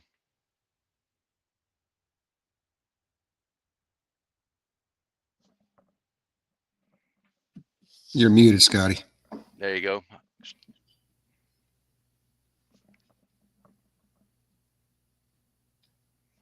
Yep, still muted, Scotty. Yeah, it's incredible technology. Got me a little red light. Talking. Whoops, sorry, my mic was off. I didn't realize. I was going to add on this that the stuff that we're talking about, these guys are working on donations down there. So again, there's lots of ways that you can help out and get involved in this. The technologies that we're talking about, frequency specifically, it was not only blocked, but it was banned because there's no money in the cure. You guys, we know that, right? Are you trying to tell me that the government stepped in again? They weren't going to be able to just keep you sick and part of the pharmaceutical supply? Come on, man. Yeah. Really? Well, this is what we're learning is, big corporate, big politics, and big pharma. That's your three-headed beast. It's the same entity, and they control the media. And hey, we're awake finally because of guys like you. Yep, that was great, by the way. That was an awesome presentation. And I don't know what we call it. Thank you. We're moving on to the next hour. Kevin, thank you for being here, buddy. You are always a wealth of information. Kevin, tell everyone where they can find you. Grassroots Warrior Network. Grassroots Warrior Network on Rumble, and Kevin Hoyt or Kevin Hoyt VT for Vermont. Vermont's in the house over on Rumble also, or Telegram, BitChute, all over the place. Thanks, Scotty. I appreciate you having me. Hey, Kevin, it's been great to meet you, man. And Kip, where can people find your information and your presence online?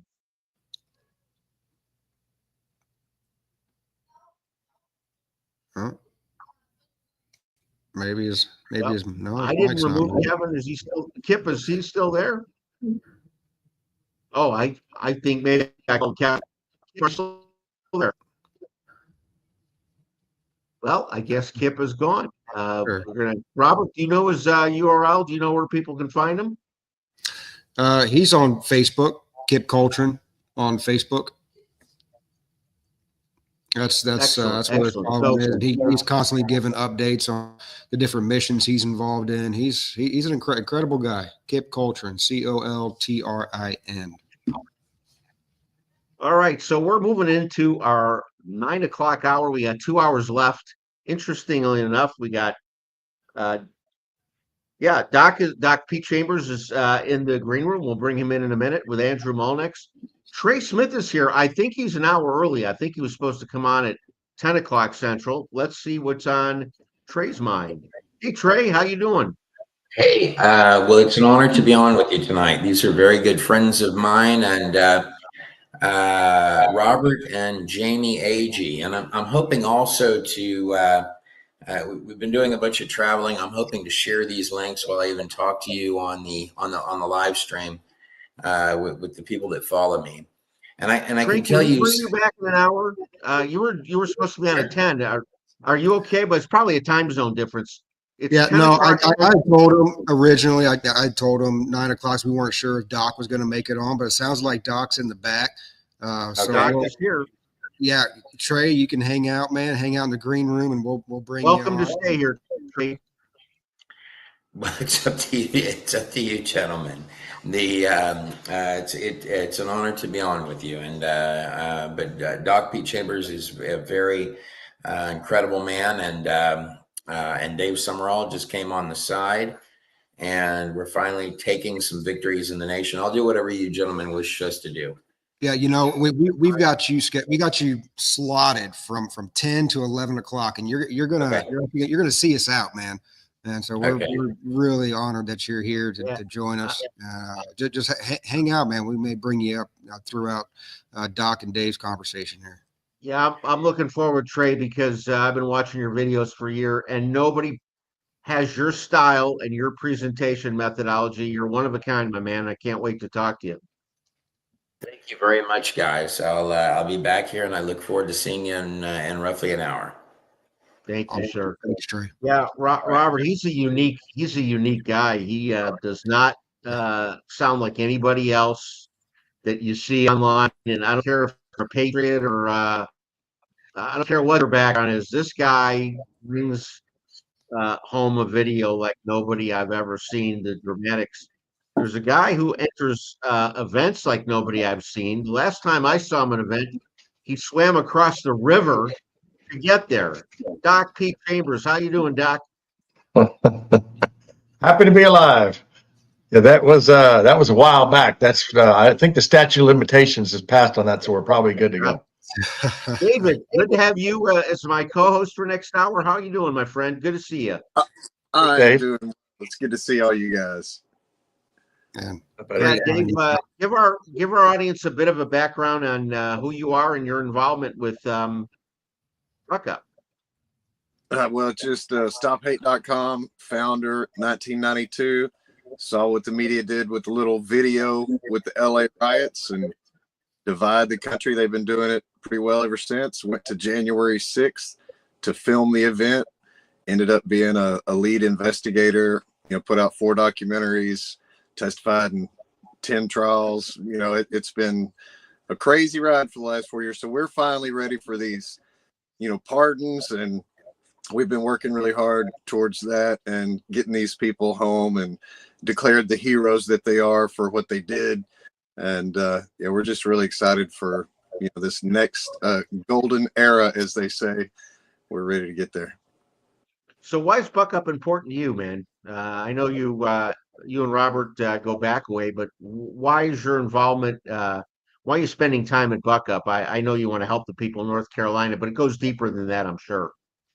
Listen, we've got family and friends all over the place, as does everyone, and the reality is, would you help if it was next door? I mean, the need is not any less for these people because they're so far away from you. And one thing that I've learned in my activism is that it doesn't matter how far it is, it's still the same. And look, everybody needs help. We get calls all the time. Seeing Robert and Jamie and Doc and everybody really step in, the coordination of all this, the logistics of it, the expense of it, the time, and that's time, talent, and treasure is what we're supposed to give to the kingdom. This is all just kingdom work. So anything that's kingdom related, I'm definitely interested in, but I think it's deeper than that too. I mean, this is a personal mission. I know this from my own experience, that things that hit people individually stronger, they're more apt to be 100% focused and involved. And our journey has been to try to get people spurred into action. What does it take to get you off the couch, to get you involved, to get you motivated to do something for someone else? Because when you're in service to others, that's really what we're called to do. So I think it's just a big full circle. I've watched Robert and Jamie, for years. They've helped us, with Stop Hate, with our documentaries, with J6, with billboards, and it's been a really interesting journey, the way that God has put these people together. That's the unintended consequence of the government trying to crush us all, is that we found each other. So, we're really excited about that. Doc Chambers, you spent a lot of time in the Carolinas. I believe you've been there, boots on the ground. What have you seen? What can you tell our audience? That we had Ann VANDERSTEEL on earlier. We saw her trailer. What would you like to add to that? Oh yeah, well, that she was part of the original. For us, we went twice. Right after the event happened, Helene hit. Guys were in there in a couple of weeks. My advance party guys, and then we came back again for the Christmas basically phase of this thing. And this was more of a ministry in the sense of towards the spiritual side, and not so much, this was just helping people, just helping them have a Christmas. But what I want to do is encompass everything that y'all are saying right now into, we all know each other, and we've all, you as well, Scotty, we've been talking before, and of course my other compadres here, Robert and Dave. And there's Andrew. Welcome, sir. We've all bumped into each other. Welcome to the party, buddy. Yeah. And this is you're on mute there, brother. But this is a triune response. And when I mean triune, spirit and soul and body, the flesh is a triune response to a triune attack upon our nation, upon humanity, upon this constitutional republic. All these things that represent just good versus evil. This is a triune attack. And so it requires a triune response, which is everything we've got, right?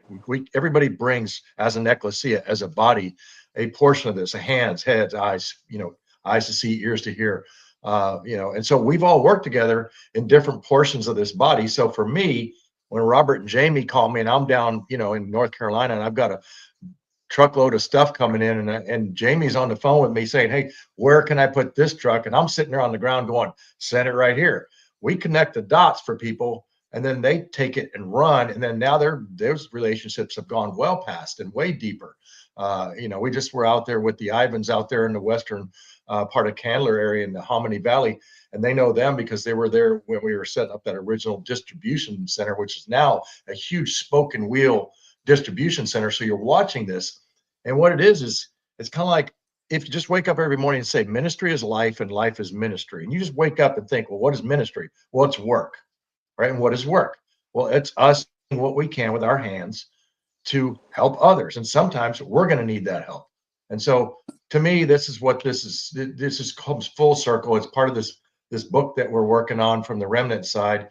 It's the Jedburghs of World War II went behind enemy lines and they prepped the battlefield for the incoming, Normandy attacks to get to Berlin to shut down that tyrannical event that was called World War II. Well, we are now setting the stage, in our small pieces for the next church, the third temple, us, the ecclesia.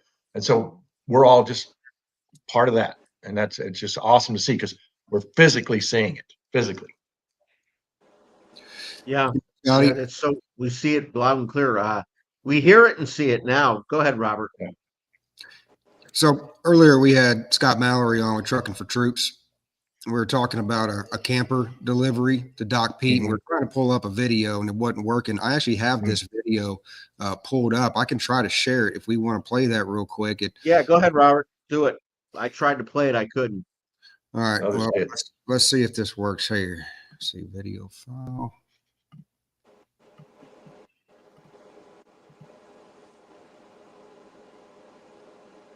All right. I think you might have to pull it. Yeah, there you go. Yep. Here we go.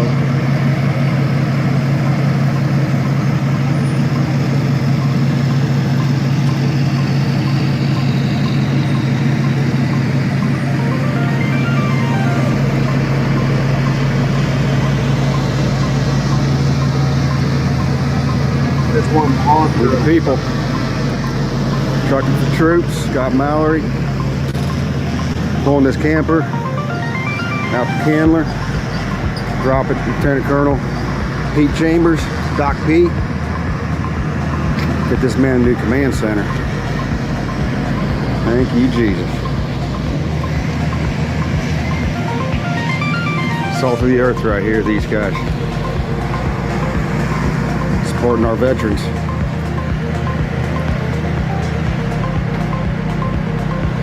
God bless our military vets.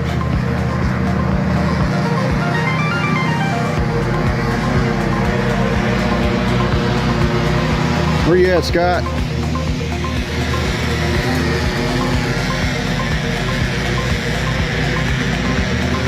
Isn't that something? That's crazy. Pressure washing. Pressure washing with a drone on a hotel. Heard of that, but I ain't seen one live.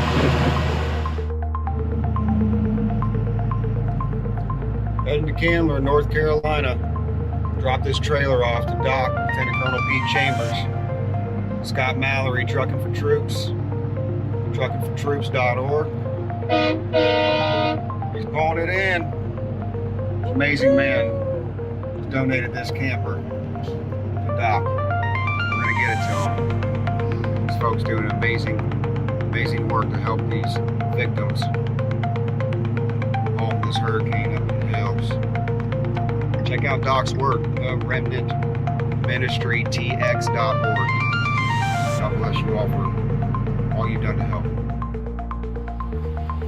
Here comes Scott Mallory, Trucking for Troops. Bringing in the command center. Lieutenant Colonel Pete Chambers. The Remnant Ministry Team TX.org. Scott Mallory, Trucking for Troops. Truckingfortroops.org.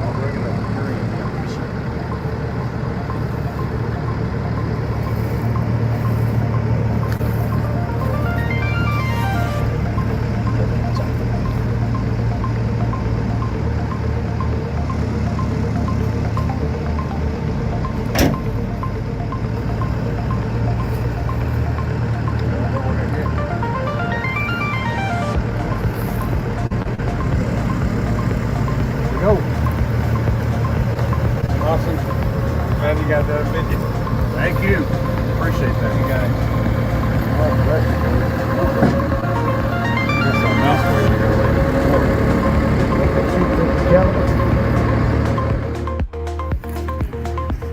So I got you. So I got you. So this flag I flew on my house. I live on General's Highway, and there's a veteran cemetery down the street from my house. So I always hung it on there. So whenever they do the funerals and stuff, and then the last place it hung, it was at a veterans memorial, and then they took it down and stuff right down the hill. I know you'll send me some pictures of some new places. Well, we'll put together a compound for it.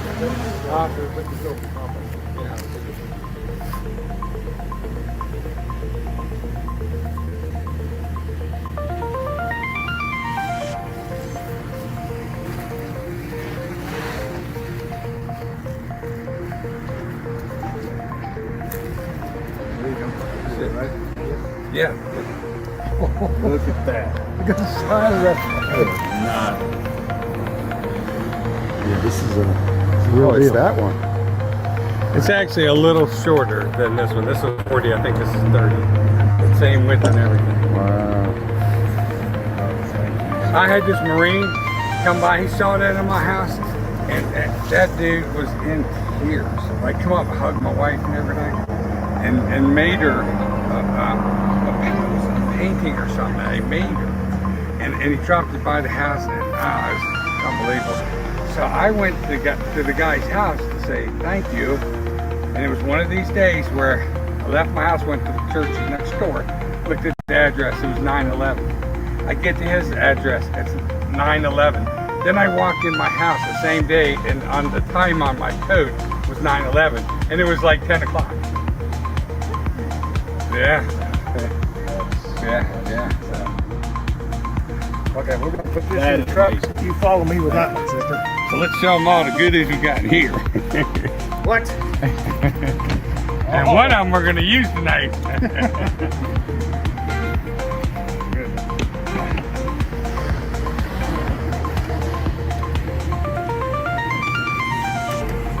Oh, you got this thing loaded. So at the last minute I was leaving, some folks started bringing in stuff. So this is like I mean, cooler, it's decent, you know. Got a couple down. And some firewood from Maryland. What? Yes, yes.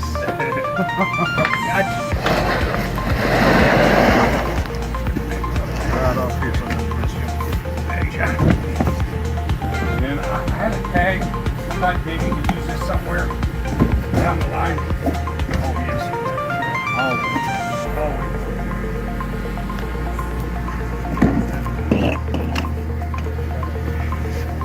Nuh-uh. Yeah, man, we got you hooked up, brother. No way. We're gonna have bonfire night. Oh, there it is. That's the strategy pit. We're gonna see the Texas stars tonight. I got the lighter fluid. I got you. We got, you know, torches. Thank you, thank you, thank you, thank you.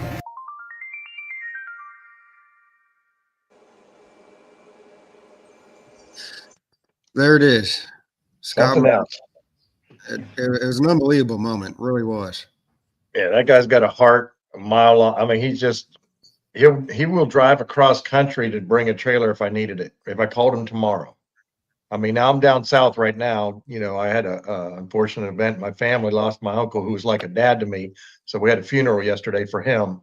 But so I came down right after North Carolina, and it worked out great. I was here to minister to our family and all that. But just hearing, you know, about him post that event, he brought us that one to be a command post for us, right? And we used it during that mission. We took it back. We've got it outfitted now with radios that we can use this that particular RV as a repeater. Like, I can get it up high on a mountain. I can put up a huge antenna boom and talk to all the mountains out there when I get back with it.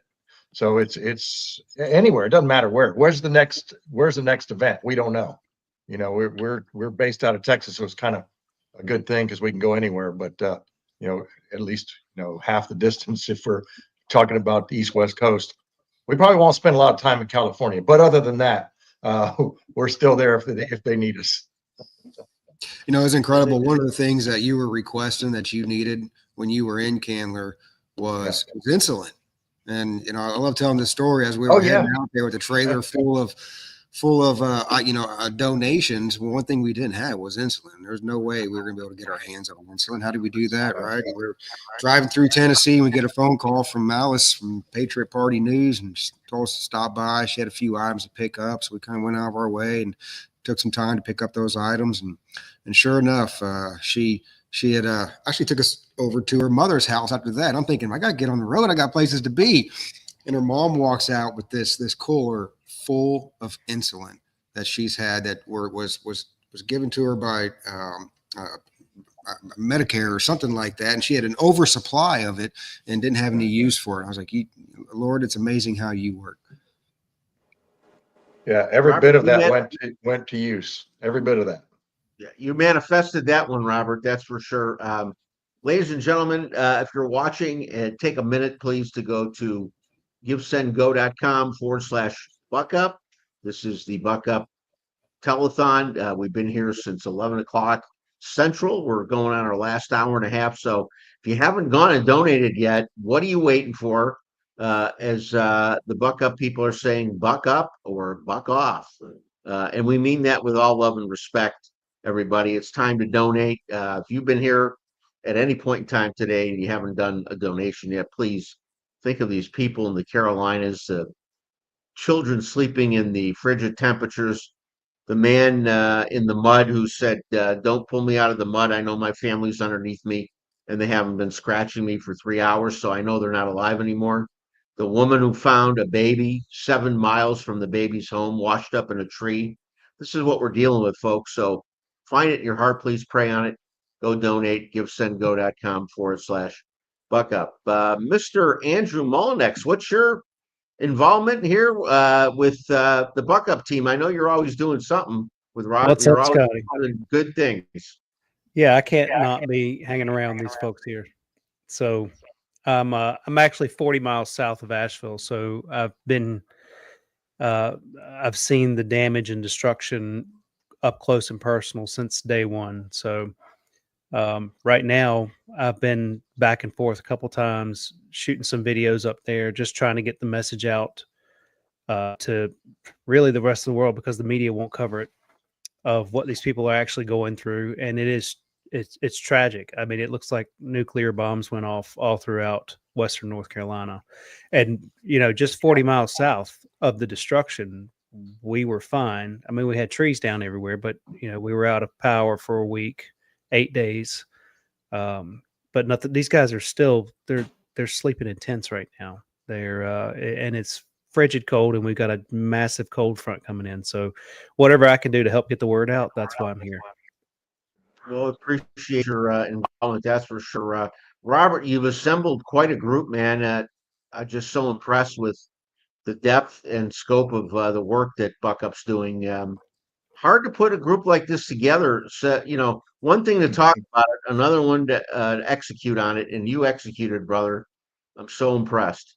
It was all Jamie. I just say, what do you need me to do, babe? All right. No, she's incredible. These people are incredible. Dave Summerall couldn't help. He's banging at our door. What can I do? He's an incredible guy.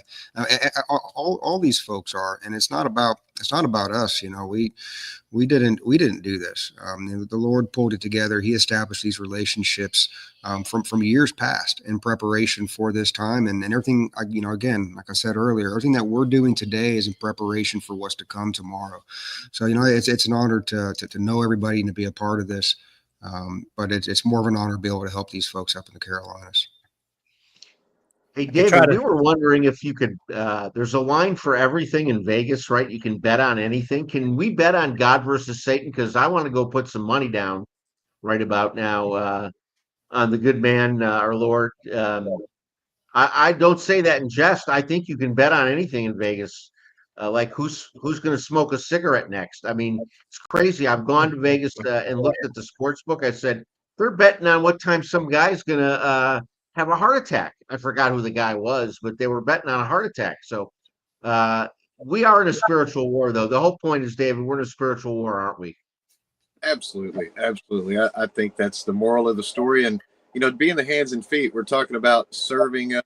And, that's really where the blessing is. Doc and I were talking about this a couple of weeks ago with a group, and the people that say yes, the people that get involved, the people that decide to take that action. That's where the blessing is. It's just like salvation. You can choose it and you can reap the benefit, or you can deny it and not reap the benefit and not get the blessing. And so we just encourage people to say yes. And, buck up is just perfect because everybody can give a buck. And if everybody did give a buck, it would make a big difference. And I know it doesn't seem like a lot, but many hands make light work. We're trying to teach people how to do that. Example ministry, and all executors. Andrew Mullinax, executor. Doc Chambers, executor. Robert and Jamie, I think we should get T-shirts made, executor, and just let people wonder what that means. I think that's where Jamie got the buck up from, is because isn't that a phrase you would say often, is give a buck? Yeah, it really is, because it gets people's attention, and she just moved it a little bit, and I love what she's done with it. It's really, really catchy. Yeah. Oh, that's good. That's good. I can share a couple short videos if you guys want. Yeah, sure. Do we got some time for that, Scotty? And by the way, Andrew, thank you for hosting us. Someone else going to join us here. Let me bring him in. I see he's in the green room. Another man joining the party here, Mr. AJ Andrews. Hey, how you doing, AJ? Glad to have you. Hey, how's it going, y'all? What's up, AJ? We're going, man. We're going. We're on 10 and a half hours. Got another hour and a half, so welcome. Join the party. You guys, you're all welcome to stick around. You all can go if you want to. If you got other things to do. We're here until, this group's here until 10 o'clock. So, and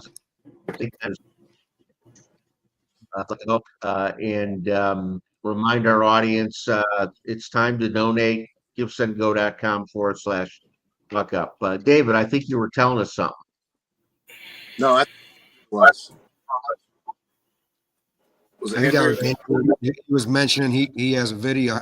What's the time on that video? I've got 4 of them. They're under 2 minutes each. Yeah, let's do it. Oh, let's go for it, Andrew. Let's do it. This guy makes videos like he cooks steaks, by the way. We were coming through North Carolina, just made a delivery. He hosted us at his place, cooked us some big old beautiful ribeyes. So it still has residue. No, it's porous, so I don't know. I can't age it. We just found that right here. Some of them got pulverized, some of them got washed up, but the ones that were pulverized are just kind of pushed through the grinder because there's so many rocks and the velocity of the current. I mean, you're not going to see any muscle tissue because it's been torn off. So that just tells me that there's so much in the dirt that's just being washed away, pushed aside, and prettied up. But it's still there, just like all these humans, all these animals.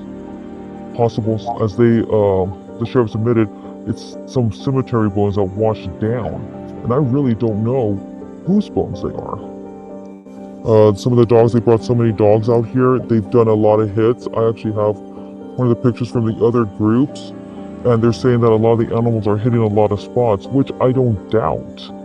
There's going to be a lot of pieces. If this, if a person was pushed through all of this, and it's 25, however high it was in this location, the bodies are going to be split apart. So you have a piece there, a piece there. So what they're trying to do is invalidate some of where the dogs were hitting. They hit too many spots.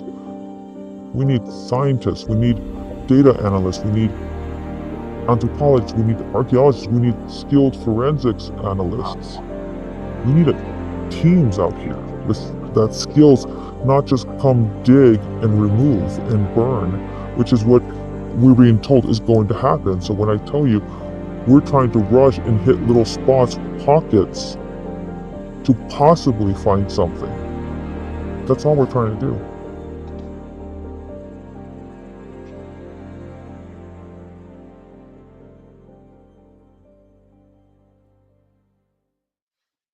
Let me remove that one. You can bring in the next one. Yes, sir.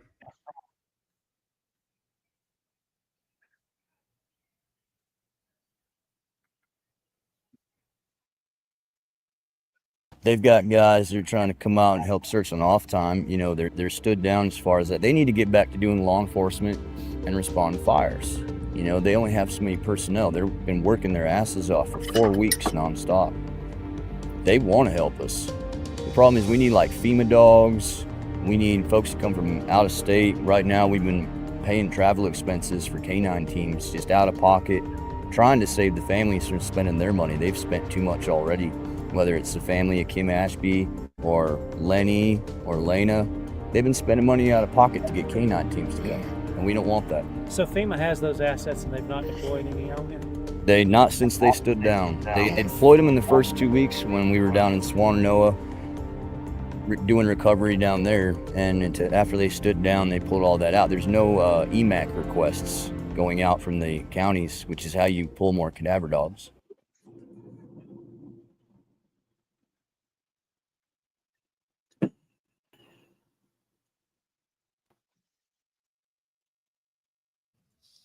This, so it still has. All right, that we already saw that one. Is this a new one here? Yep. We have a GoFundMe for the family that we're building this house for. A lot of materials have been donated, but we still have a long way to go.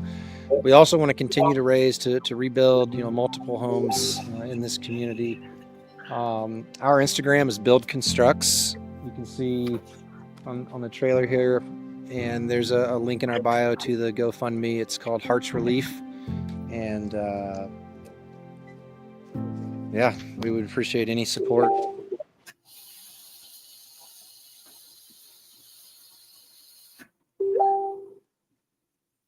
They've got guys that are trying to come out and help search. We have a GoFundMe for the family that we're building this house for. A lot of materials have been donated, but we still have a long way to go. We also want to continue to raise to rebuild, multiple homes in this community. Our Instagram is Build Constructs. You can see on the trailer here, and there's a link in our bio to the GoFundMe. It's called Hearts Relief, and yeah, we would appreciate any support. Got one more coming. All right, sir.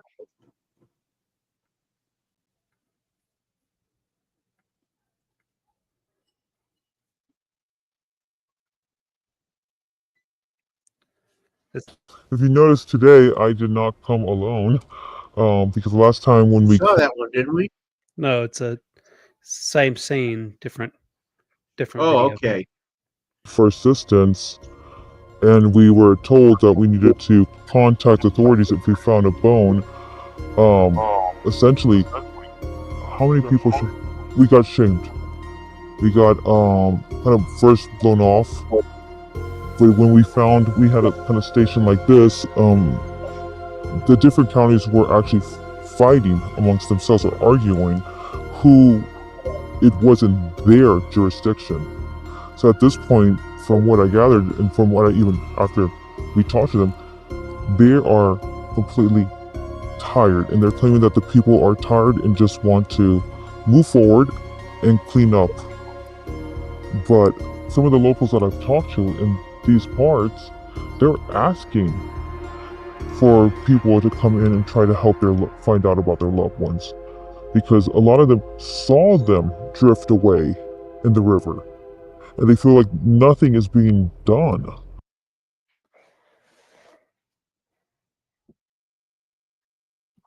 That was anonymous from the Galactic Federation. That was a forensics person that did not want to be revealed, so I assume that. Down low.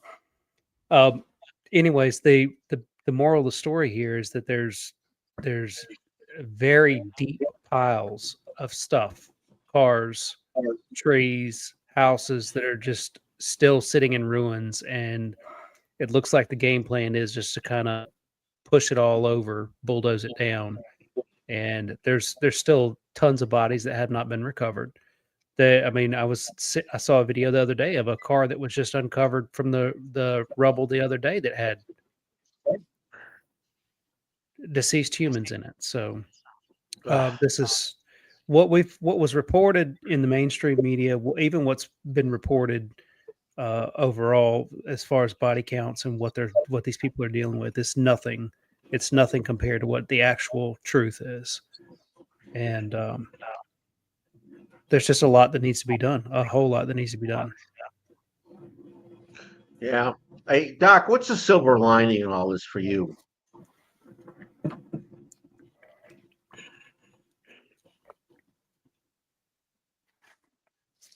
Doc, can you hear me? Yeah, I'm here now. Yeah, I couldn't hear it. It was glitched. No problem. I asked for you, what's the silver lining in all of this adversity and negativity surrounding weather weapons and whatnot? Or maybe you don't see a silver lining. I assume you do, though. Yeah, I do. Silver lining is that God's chosen people, when they have eyes to see and ears to hear, will step up. Everyone here has that. We see that. We see it, whether it's just a glimmer of the glory of God or if it's right in your face. And as Dave was saying, execute, executive type that do things. We say down in Texas, because we got confused with a think tank once, and we're like, we're not a think tank, we're a do tank. People that are in do tanks use the white papers that think tank people write to either wipe something with or to start fires on the border when it's cold out. So that's what we do. We do stuff. We don't sit around and talk about it. It's funny because Dave, when the last time you and I talked, you were on the speaker coming on that meeting that we had down in Texas, down in Dripping Springs. And that the people that were there, they were trying to get to know me. They're like, okay, is this guy like legit? Because you don't know who people are, right?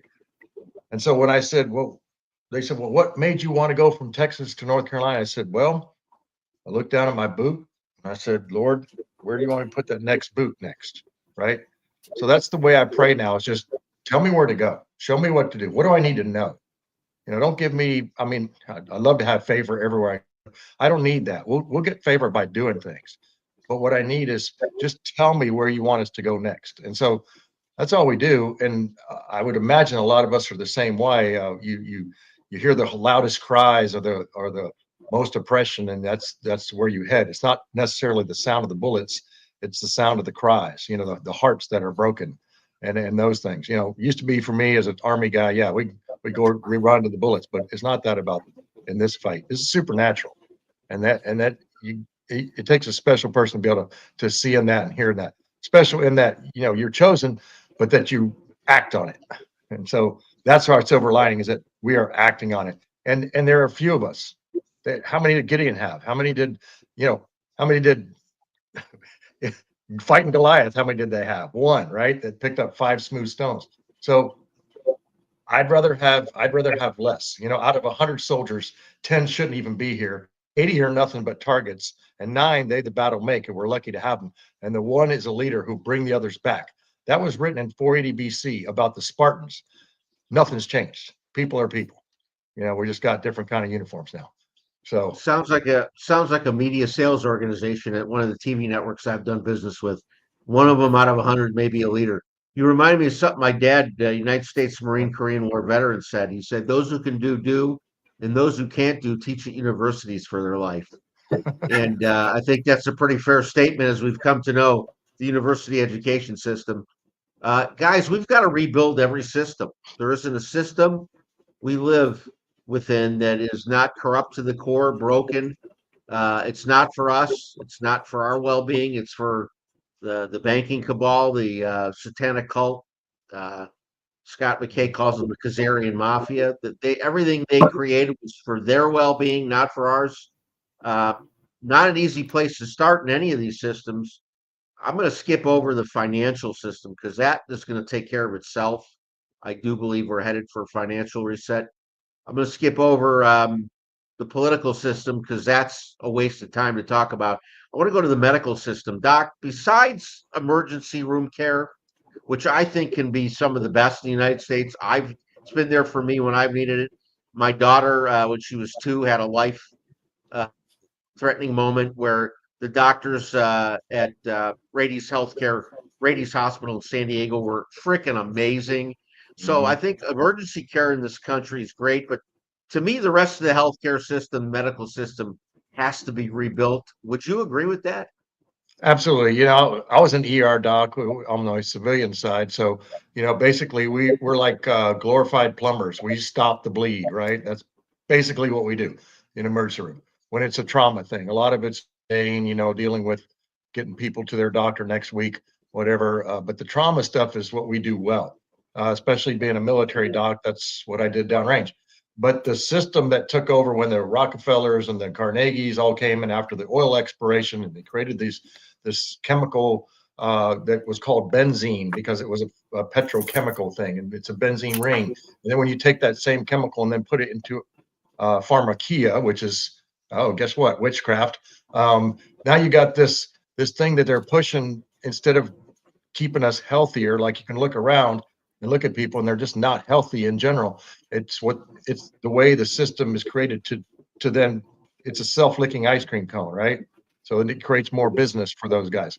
It's a shame, but it is what it is. So yes, that's a morally bankrupt institution, medicine, the Department of Defense, all the other ones you mentioned, morally bankrupt. And it's going to be up to, I wouldn't say a parallel system, but it's the system that should be in place, which is kind of like when you say, well, this is the way. The way was what they called the original church. We need to get back to all of those original ways. Naturopathic medicine has been around for a long time. My dad was a family doc. He used a lot of that. He delivered babies. He did tonsillectomies. He did all that stuff. But those things you got to put your hands on sometimes. But as far as just keeping people healthy, you just keep them healthy, right? You eat, you work, you eat good food. One of the things, I want to mention while we're here, this was great to see. When I left last time, we had a meeting with Ann VANDERSTEEL and some locals there at the Avery Airport, and soil reclamation is coming into play key in this fight that we're in North Carolina because of the amount of chemicals that were poured into the water, which is going downstream. We got 3 main waterways going into Lake Douglas, which is then going to spill into the Tennessee River, which is then going to spill into the Mississippi. As these chemicals, it doesn't matter what they are, they're either alkaline or they're acidic. They are hot. And what does that mean? It's a non-ionizing radiation. So when I was listening to Kip earlier while I was waiting in the green room, he's talking about that. We can call it radioactive, but it's non-ionizing. It's not like radiation from a spent rod or something like that. This is hot stuff that's in dirt, right? It's in the mud. And these divers that were in the water, these dogs that were getting sick, dogs can't be near a body of water without drinking from it, right? So they're getting sick. So some of them are dying. So that's another thing. Well, there are ways to fix that. And these are just old ways of farming, old ways of running soil that, Dr. Will Spencer's in on, Billy Bond up there in North Carolina, some great people that are working on this stuff. Brian Artis out of Dallas. These guys are looking at this stuff and they're really paying attention how you can reclaim it using some biological processes that are natural. So yes, I have a silver lining on that too, because I see that it's going to have to come into play. Doc, I've got a group of guys. My partner's much more versed at this. It's called the DPE machine. It cleans up the soil, cleans up the air around it. My partner has one in his home. I know a woman in North Carolina that has one. The bears come out of the woods routinely attracted to her home because she's got one of these devices. I'll get you some info on it. I wouldn't do a good job explaining it, but it's soil remediation. He talks about the ions and that this emits ions of like a 100 rainforest, Amazon rainforest. I don't know if that makes any sense, but I do know these machines are now available and they're being put. I believe they're $8,000 machines, and there's big ones that are $250,000 and up that they've got 300 investors to put them all over the world that will completely take care of our soil and our water and all the chemtrails and everything. Yeah. Have you heard of anything like this? Not my specialty, but I understand a lot of that technology just from being around it now. But yeah, these guys are working hot and heavy. I'll link them up because that's really what I do. Yeah, Is link let's them do up. that. Let's link these guys up because these machines Yeah. are for real. They've got all the white papers. They've tested them. The little ones that are available are on the market. My partner bought one. His son was a recluse, a video game addict, was up in his room literally 24 hours a day. He put this machine in his house. As I said, the animals come out for this machine. They're attracted to it. His kids started coming out of the room, socializing with the family.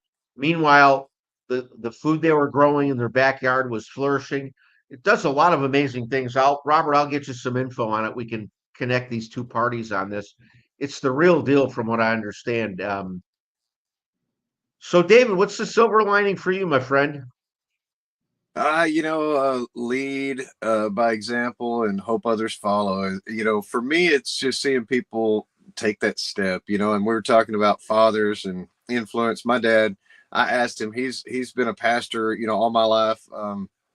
It's been amazing. One of those people that you look at them and you just say, that's, the most godly person. They have the walk down, they live it, every moment. I mean, they're real. They're the same person, no matter who you ask about them, And I asked him, I said, what's the secret? And he said he wakes up every morning and says, I'm ready, I'm listening. And he listens. And wherever God says move, he moves. And whatever that looks like. And I think Doc captured that in saying, see these boots? God told me to go that way. So that's where he goes. And I have learned through my experience that it's not a matter of knowing where you're going or what you're going to do or what you're going to take with you or anything. It's just he provides where he guides. That's the moral of the story. And, I think getting back to the basics, getting back to God, getting back together, as a country, it's so important. And sometimes you have to lose everything to, it's that hit rock bottom thing. I've seen it in the J6 community. There's nothing that'll make you get back to God than needing him so much, and I think that's as well as any kind of catastrophe that happens. But, we see this move back to faith in so many different ways, and it's time to take back the mountaintops, and the media, and we're working hard on that. We're working on so many different aspects. All this team, has their own specialties. And I think that's what's really important. The fingers, the toes, the hands, the feet, it's all different. And you can't get the foot to try to be a hand. You got to let people do what they do best. And, God works in that and through that. It's just exciting for me. I think that is we went through 4 years of really bad. And I think that wakes a lot of people up for the reality of what could be so much better. You hit on something interesting. Jail time. I've known guys going to jail. They're complete detached spiritually. They have no attachment to God. They don't follow Christ. They come out of jail a year later. They're completely different. Solitary confinement will do that to you, won't it? Hey, when you have nothing left and you've lost your family and your house and your friends and you're standing in the community or your career that you spent 20 years or whatever. I mean, when you have nothing left, sometimes that's where you find God. He's always trying to find us. It's just a matter of when we stop. And I'm not saying that I suggest anyone trying everything, but I would suggest trying to outgive God. It's a real good contest. And I trust that you will find the blessings like I do.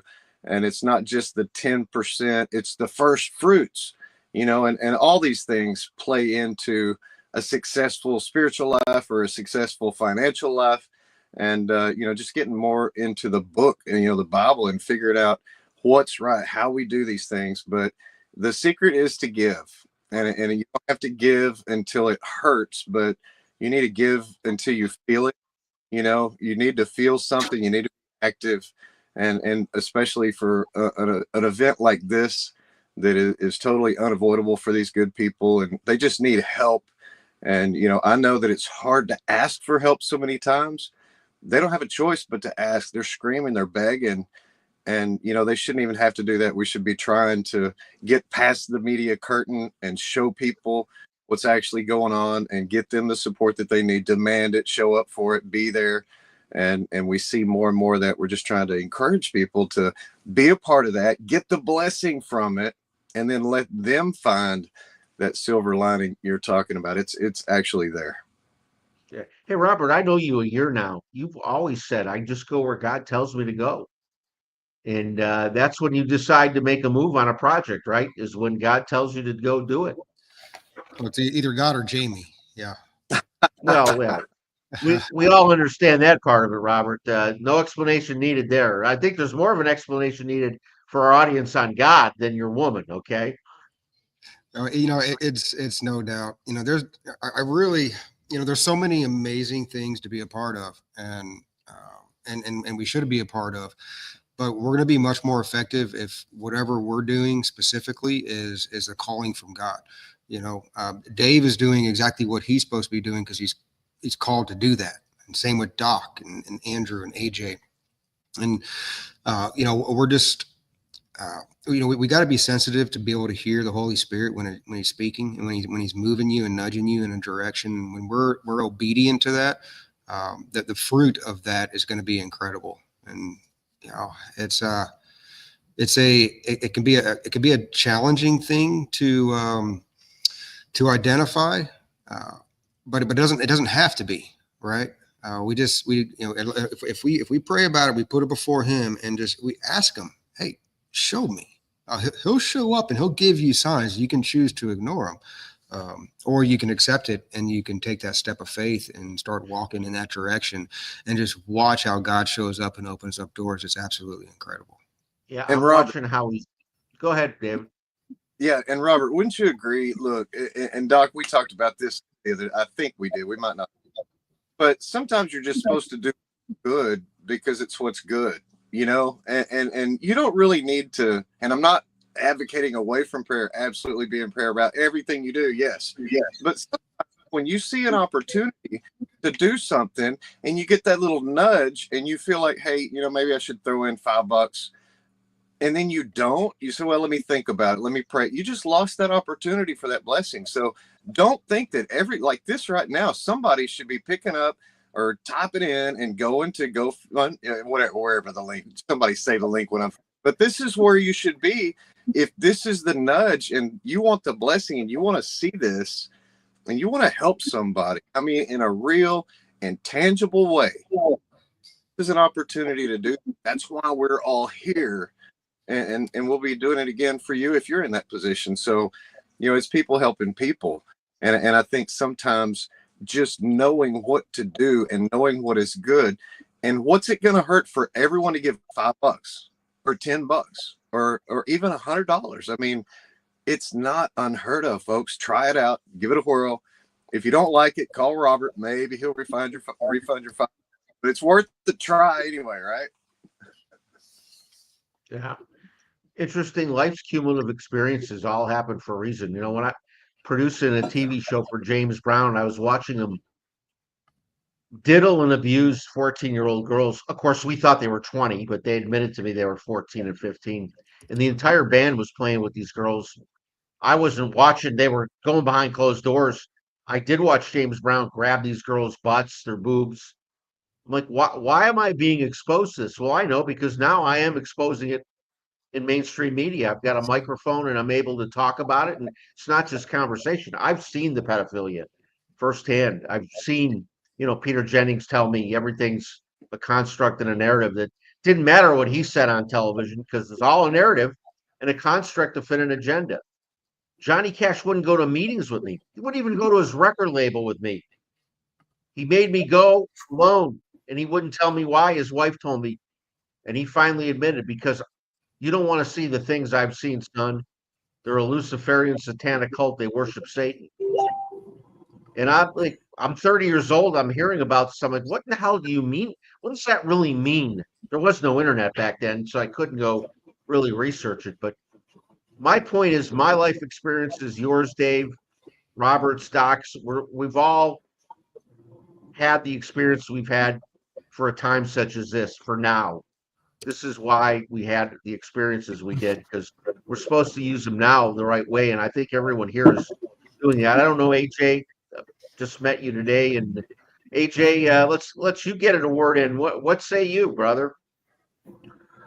What say me about what? The child trafficking, the sex trafficking, the borders, wherever you want to go with it. What we talk about. wherever you want to go with it. Well, I will say I'm also, along with helping here, I've been involved in disaster relief and search and rescue for over 20 years. I'm a retired federal security specialist, covert surveillance, been in the Patriot community for over 30 years. I'm also the leader and I am the co-founder of Protect the Children Nationwide Rally, which brings all these molesters and rapists and all that to justice. So there's a lot that my hands are involved in. So everything you guys are talking about, from J6 to the molestations to the politics to teaching survival and prepping to helping people get out of wherever, finding a limb that's not attached to a body. I've dealt with it all. So I understand exactly everything you guys are talking about, and that's why we're doing what we're doing here now, all of us together. God has brought us together because we've all seen something. Yeah, no coincidence. We're all here together for Buck Up Relief Mission. Go to givesendgo.com/Buck Up. Give freely. I think, let's see if our next guests are in the green room. We're coming up on our last hour. Robert, who's our speaker of the last hour? I'm looking now.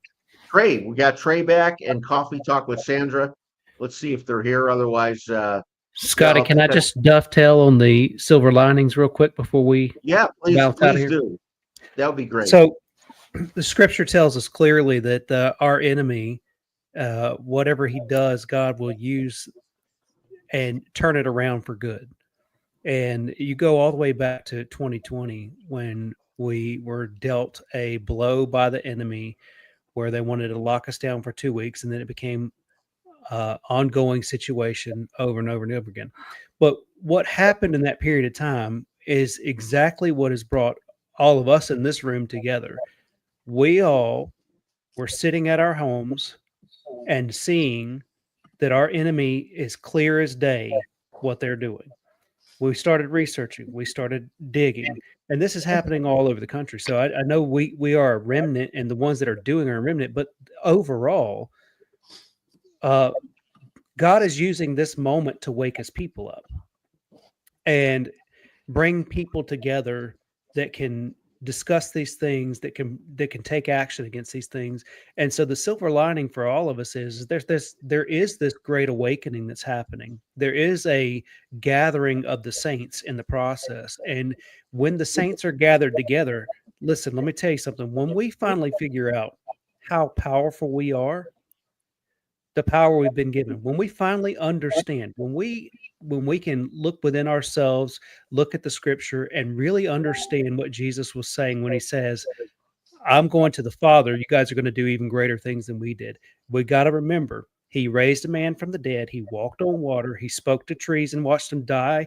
He was able to perform miracles, and we haven't even scratched the surface yet, but we are in the process of opening our eyes, opening our ears, and opening our spirits to come together and start doing the things that need to be done. So I don't look at any of the stuff that we're experiencing right now, and we will continue to experience. I think if anything, it shows us in this guerrilla warfare that our enemy has us in, it shows us who the enemy is.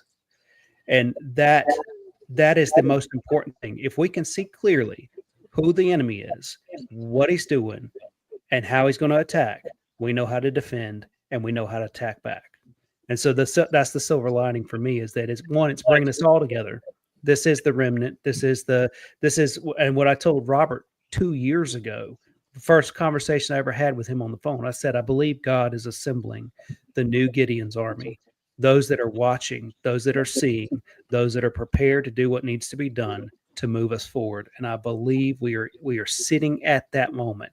We haven't even fully touched on what's going to come out of all of this yet. We're just in the process of waking everybody up right now. But there will come a time where we will have to use what we've been given. And I think that time is close. Thanks. Well said, Andrew. By the way, we're using AI to transcribe these videos, so all of your links will be below. So I want you to all give a shout out. Andrew, you first. Where can people find your work?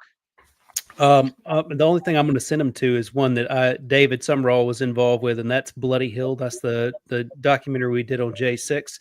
So they can go to bloodyhill.com, and we're going to have a new one coming out here in about a month or so.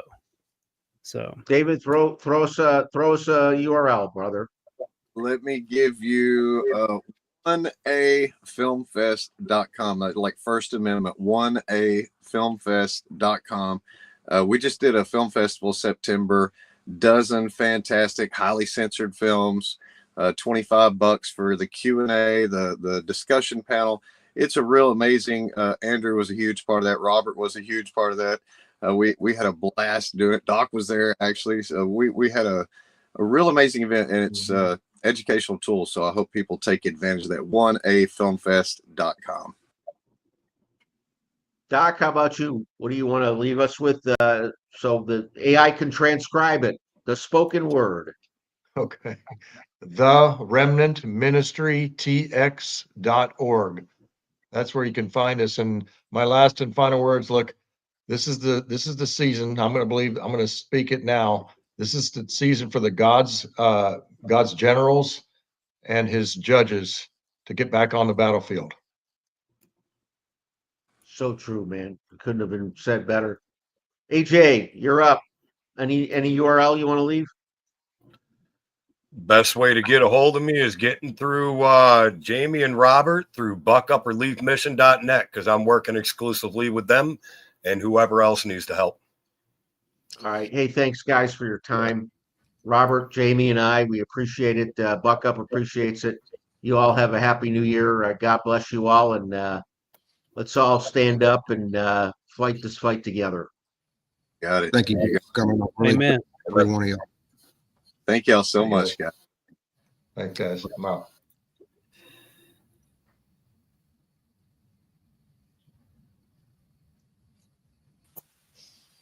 Here he is, back again, Trey Smith. The legend. A really amazing set of people that you have had on. And this has been, so while you guys have been doing this show and before, this has been a pretty heavy day prophetically and physically. So you've had you probably have talked about this on the show quite a bit, but you've had several terrorist attacks, one that happened in New Orleans in the late hours of last night or in the early morning hours of today.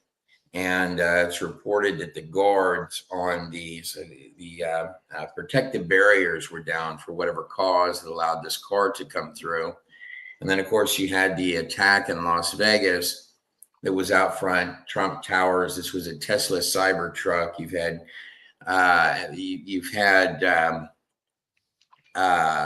well, in many of your prophecies and from the lion's mouth itself, from the World Economic Forum, I think they've echoed that there's cyber attacks coming. This is really a way to start the new year. But I want to thank you for having me on and inviting me. I saw you had Andrew Mullinex on. You had Doc Pete Chambers. I heard that you might have had Dr. Artis on earlier, and of course Robert and Jamie Agee. And when I got a phone call from Robert to come on with you guys tonight, I'll always take those invitations. And the work that you're doing here, I'm going to commit to some support for in some form. I'll talk to my wife when I get off, but we've intended to do that for quite a while. I can tell you that this set of people, and Robert and Jamie, who I know very well, and also this other man, Andrew Mullinex, that you just had on, I've met a lot of people in these different patriot movements, wonderful people. I don't know a lot of them as well as I know these people. But one of the reasons I gravitate to these people so highly is because their every thought is really about other people, even to probably a fault sometimes. But the Lord sees that. And so in Robert and Jamie's case, we did a trip together. Andrew Mullinex was there, and actually other men probably in your video and your feed today. At the end of last year, that was a prophetic trip, and some of it I think was put together by Robert and Jamie. They had a man fly in from South Africa, and this man gave some prophetic words. And the first one had to do with the probably revolved around the intelligence agencies as we went to the location of JFK's assassination. And this has been a topic for quite a number of years with all the different groups, particularly the Q groups. But this is a murder of a United States president that was very likely done, at least in cahoots with our intelligence agencies. Am I doing okay here in that? Yeah, it's fascinating. You're doing great. Bring in Jamie. Okay. I'm going to use the rest real quick and I'll be right back. Yes, go for it. keep Go going, for it. Jamie. I just wanted to make sure because I just sort of started in when I saw my picture come up. So we went to the site of the JFK assassination. This would be Dealey Plaza out there in Dallas, Texas. And this prophet that gave a word, Pastor Andre is what his name was. He gave a word for. He said that he saw an American president going before the Lord with a bowl of blood and saying, "When are you going to avenge me?" And he also saw the 200 men that were at the Alamo.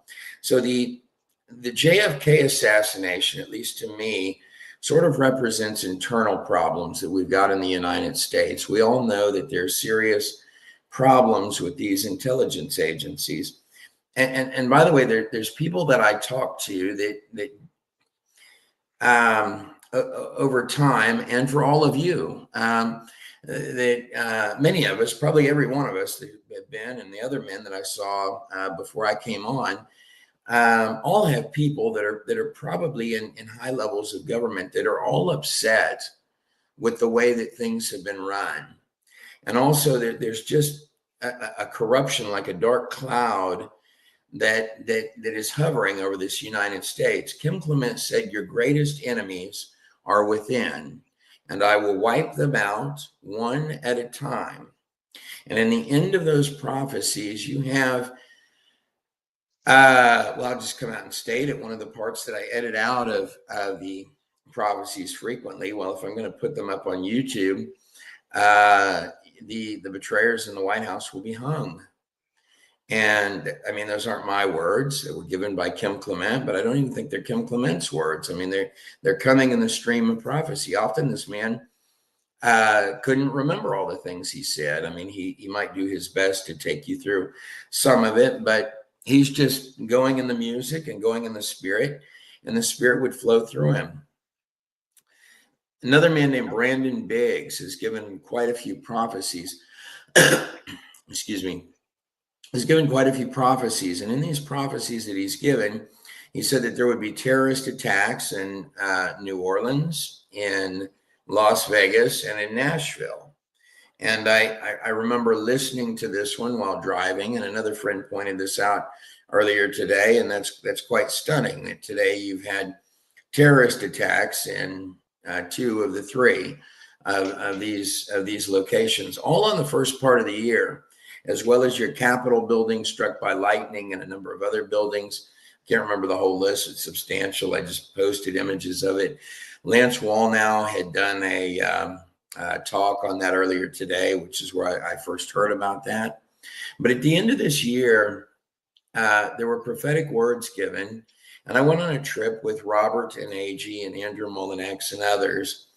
And at the end of this trip, I ended up actually going and spending some time with a man that was involved in with the red heifers and with Israel.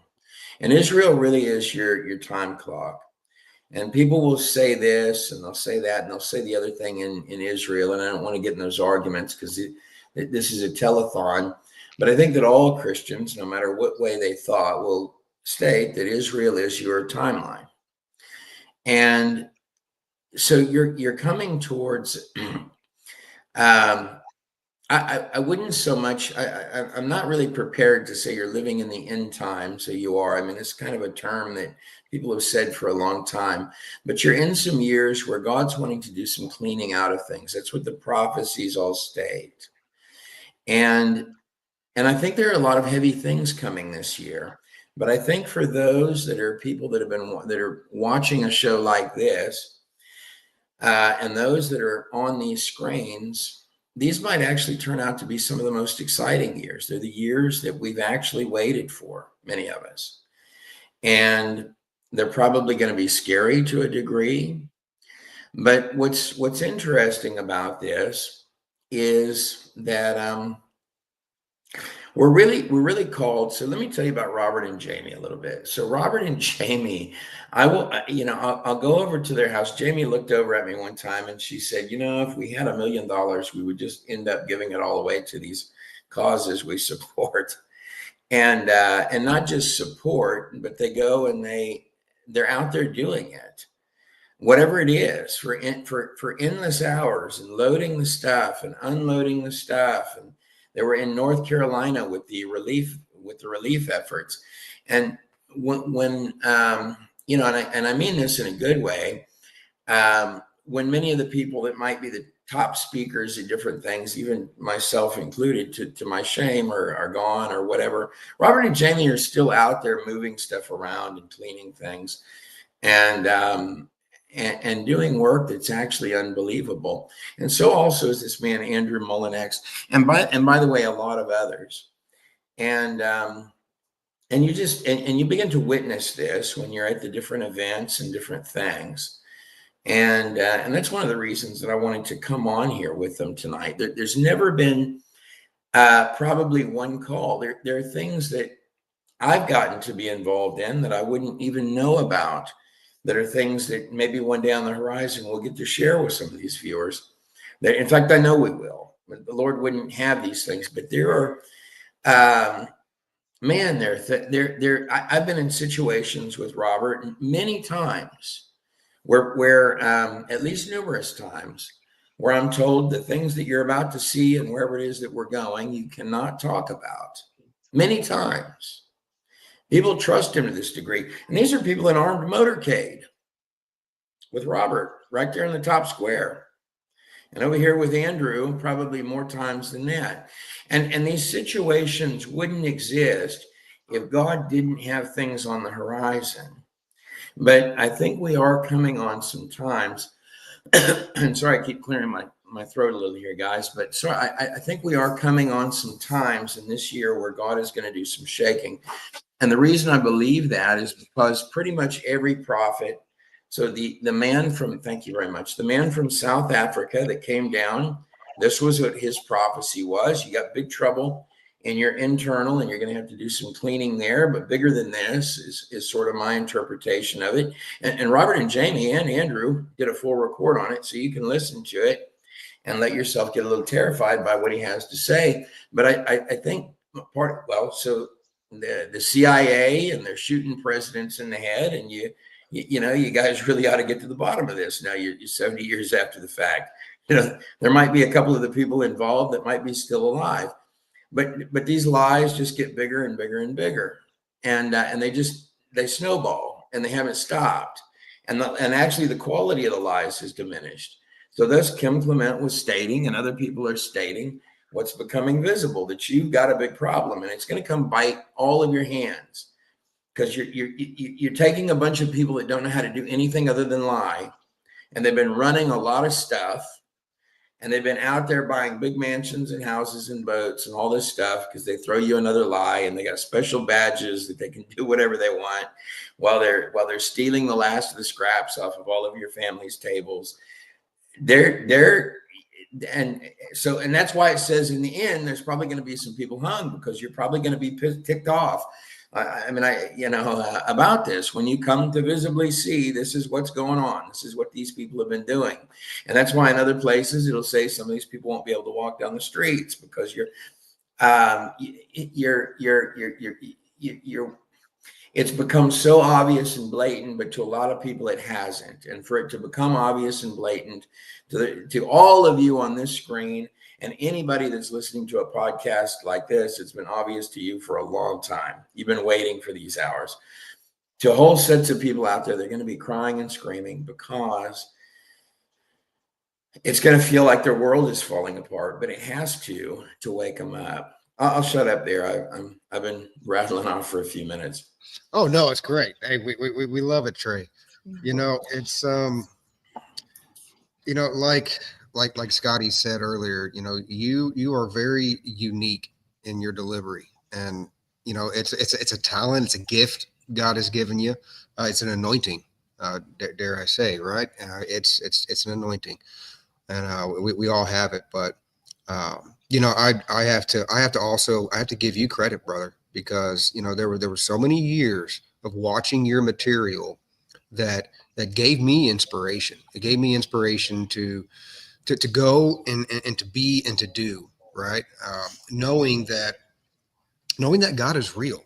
I mean, and that might sound crazy to you, Trey, but you know there's seasons that we all go through, and we question things, and we're trying to find, and we're searching, and we're grasping, and we come across a Trey Smith video, and we're like, oh yeah, God's real. God, and not only is He real, but it's really exciting, you know, to understand these things, you know, all the different you know, areas that you go into, whether it's you know, pre-flood or the Exodus or the Nephilim, and then you get into Kim Clement prophecies, and that right there is what really gave me hope. It gave me hope for the future.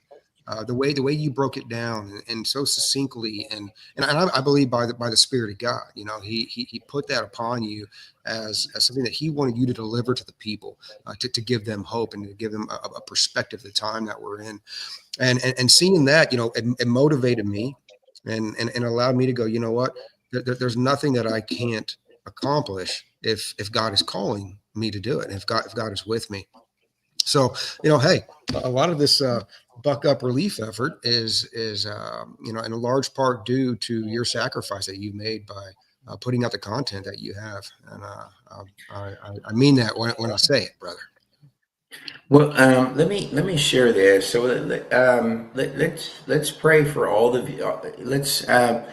so the people that you're looking at on this screen right here when you're watching are people that are very trustworthy people. I promise you that in all the ways.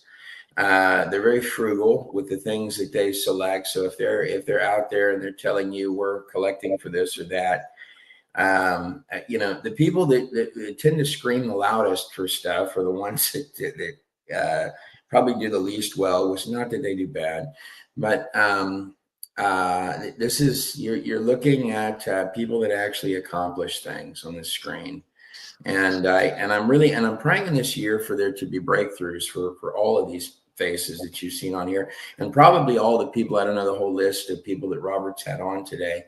But there be favor on them, because any one of these squares that you have seen probably all day long, these are people that that any way that they get an up, they keep going, and they do more with it than people that you'll give that will get enormous budgets and do very little. And if you had just the people on Robert's show today running your government would be running far better than it has in 50 years. And with none of them knowing how to do it from the start, that I would almost assure that. You state that, I state that a little jokingly, but I was saying it, I was like, you know what, it probably actually would. Because they're very, I mean, you know, they figure out how to do it no matter what the problem is. They figure out how to do it efficiently. And the thought for the cost is so I say these things. These are not known, but they're. I believe they were doing a relief effort, and when I was out there in North Carolina, that's what they were fighting to do, and they were actually out there doing it. And Andrew Mullinex, he went out there. There were claims about possible radiation. He went and checked that. He had mixed feelings. I can't remember the outcome on that, but there was whether or not.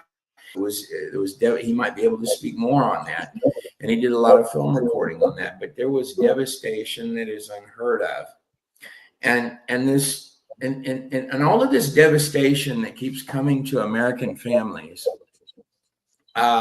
whether some of it is an actual thing or not. So if let's, you know, because hurricanes and things do happen, but there have been so many lies from the people in power that they are no longer trustworthy. And it's also, you know, when anything bad happens, they are at a point where you can literally blame them for all of it, even if it is a natural thing, because you've got to set up your largest problem is not volcanoes. It's the set of people that are running stuff, that they're more dangerous than any disaster coming. Andrew, did you have a thought on that? I think we have been marked for this time. Yeah. Yes. And when I say marked, because this is a word that I was given today, and it's just been going over and over and over in my head all day long, because everybody keeps telling me the closer that we dig into these things, the more that we do to go against the enemy here, the more danger we put ourselves into. And God has made it very clear to me, I have marked you and I have marked the people around you, and the enemy cannot touch you. And so it emboldens me. It emboldens you. And Trey, you need to understand, you are a minister, man. I don't know if anybody's ever told you that, but you are a minister. And that means you're marked too.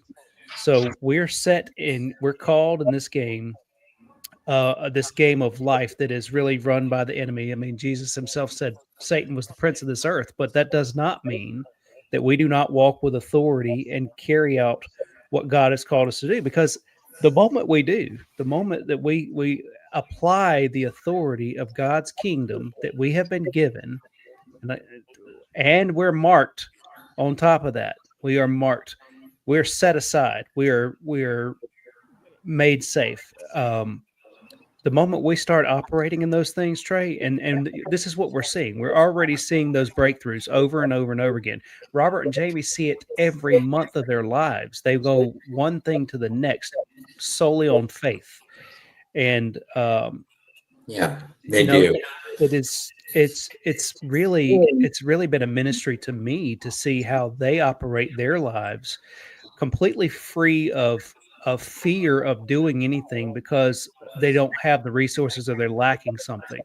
Yes. They will step out and God will provide for them every single time, which tells me, just like the word that was given to me, they are marked. I am marked. Trey, you are marked. Scotty's marked. We can go fully against the enemy without any recourse from the enemy whatsoever, because he can't touch us. I just believe that, and I think this is the time for us to just push hard. Well,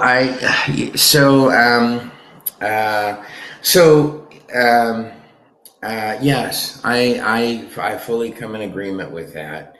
And Andrew and Robert, I thank you for all of the work that you do. So at the end of at the end of last year, these were pretty heavy prophecies about America and some of the things. And so many of the things that Kim said, if we were to look at these as a not as a timeline, but as a basket of stuff coming, you've got the shaking parts ahead, I think. I was reading articles. So he had in there, one of the large ones was a volcano. Here's what I think they're going to do. They're going to dump everything they can on Trump. I think you've got a bunch of people that have done a bunch of stuff wrong. I think that it's more than that. I think that they're on video. I think that these people are on videotape. Probably. I think that's probably what was being kept on Hillary's servers, but if not on her servers, then somewhere. I think they blackmail each other probably with kiddie porn, and or worse, and that they catalog and that they keep this, and somehow that escaped. It's likely what got Seth Rich. And by the way, these are guesses. I could be off here, there, yonder, or maybe it's all wrong. But I think that they. You know, this isn't that they don't like his hair. This isn't that they don't like his personality. And it's not just that they think they're going to be fired and they're going to lose their jobs.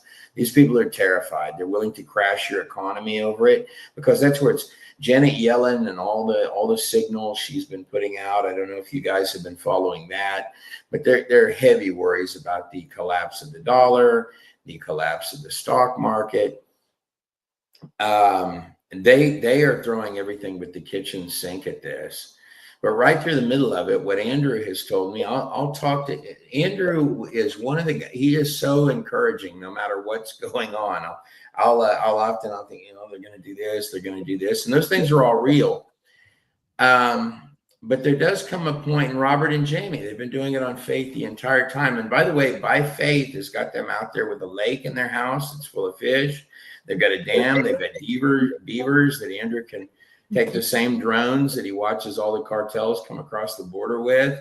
And, you know, and go watch the beavers at night at points. And I'll tell you that the Lord is going to, so part of the Exodus story, and this is for, and I'm going to have a thing up on that in days. I know for many people that watch, it seems like it takes me forever to do these things. You know, all of these people are working. If you could really see, let me take that to another direction. If you could see what Andrew Mullinex, there's no part of his day that he's not using for something. For Robert and Jamie Agee, there's no part of their day that there's not something they're doing. And most of it, nobody will know about, most of it. But it's all stuff that did something. Even if it points, you look at it and you say, why did I spend all this time on whatever, which I do a lot. We probably all do this a lot. But the Lord is going to redeem our time. And for those of you that are listening, there's been a lot of years where every one of you have been stolen from, all of you. We've all been stolen from in this country in so many ways that if we found out about it, that when we find out about it, we're going to be mad by people that were using it for things that were probably so atrocious that it would twist your gut in many, many cases. I believe that's probably the scenarios you're coming up on. But the Lord has seen all of that. And what he did in Egypt, because they were doing the same stuff there, they were just brighter people. And when I say brighter people, another part of this is a quality standard. And I've argued this for a long time. Let me try to articulate it quick because you're at the end of your show. That what I mean by that is if these were your end time set of people, and I don't mean this just because I don't like them or whatever, I really looked at them. So when Trump says these people are stupid, I thought he was just kind of finding a way around saying there's a devious plan to take over your country and stuff. No, he really meant these people are stupid. It was, and it also wasn't just an insult. It's an actual, if these were the people that were your antichrist system to take over, this current bunch that you're seeing on TV, then God would owe Satan an apology. The end of your Bible would be a fizzle. And I don't mean that facetiously. I think these people are addicted to all sorts of drugs. They've been ripping you off. I don't think their lies are impressive. And I don't think Nimrod would go out there and try to get you to take a vaccine. I don't. And I don't think Nimrod would go under the water and try to get a volcano to go off. And I don't think Nimrod would park a Tesla and blow it up out front of your place. He would come in there and he would say, dude, you're going to, I mean, you would be ashamed if you wouldn't even hear about Nimrod if he did these things. Because it's not like any of the dark characters that you have from the past. The Pharaoh of the Exodus, oh my gosh, he wouldn't even laugh at it. I mean, do you know what he would do if he saw this set of people? He would round them up himself, the Pharaoh of the Exodus. This is the set of that, but I was reading Jonah. Today. Because I don't know why I did. It's only 4 chapters long. I would recommend everyone read Jonah. And in the book of Jonah so badly, he believes that the people there, in Nineveh are so, I don't know what he thinks about them, but he does not want to go and tell them to repent. He doesn't want to do it. And Jonah clearly has a heavy-duty relationship with the Lord, because the story starts by stating that the word of the Lord came to Jonah. And Jonah does the complete opposite thing that the Lord has asked him to do. In fact, he goes to Tarshish, I believe it's called Tarshish. This is where Paul was trying to go to, and he never made it. This is like saying you're going to the end of the world and getting on a ship. That's what he's doing. And then he gets on the boat with all these religious guys, and they believe that the gods are coming to get them, and they're praying to their gods. Well, so they cast lots, and the lot falls on Jonah, that he's the problem. And Jonah goes to him and says, just throw me overboard. This is how bad he didn't want to go to Nineveh. This is a guy that had a relationship with God that strong that where the story starts and the word of the Lord again came to Jonah. And Jonah, so you've begun the story where Jonah is having this argument with God. No, I'm just not doing it. I'm going the opposite way. I'm not doing it so badly, just throw me in the sea. And finally they do. And it says the Lord prepared a fish, okay? Now this fish is going to grab him and it's going to take him all the way back to Nineveh.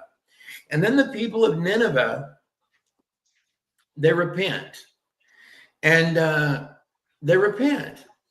And even the king writes up this long edict about his repentance. And Jonah is upset about this because it sounds like for two reasons.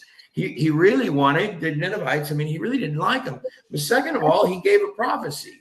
God's going to destroy you. Look at yourselves. I mean, he's just got to. And, but they didn't. They put on sackcloth and ashes. But Jonah was upset that his prophecy that the Lord had changed his mind. And so it didn't look great on Jonah.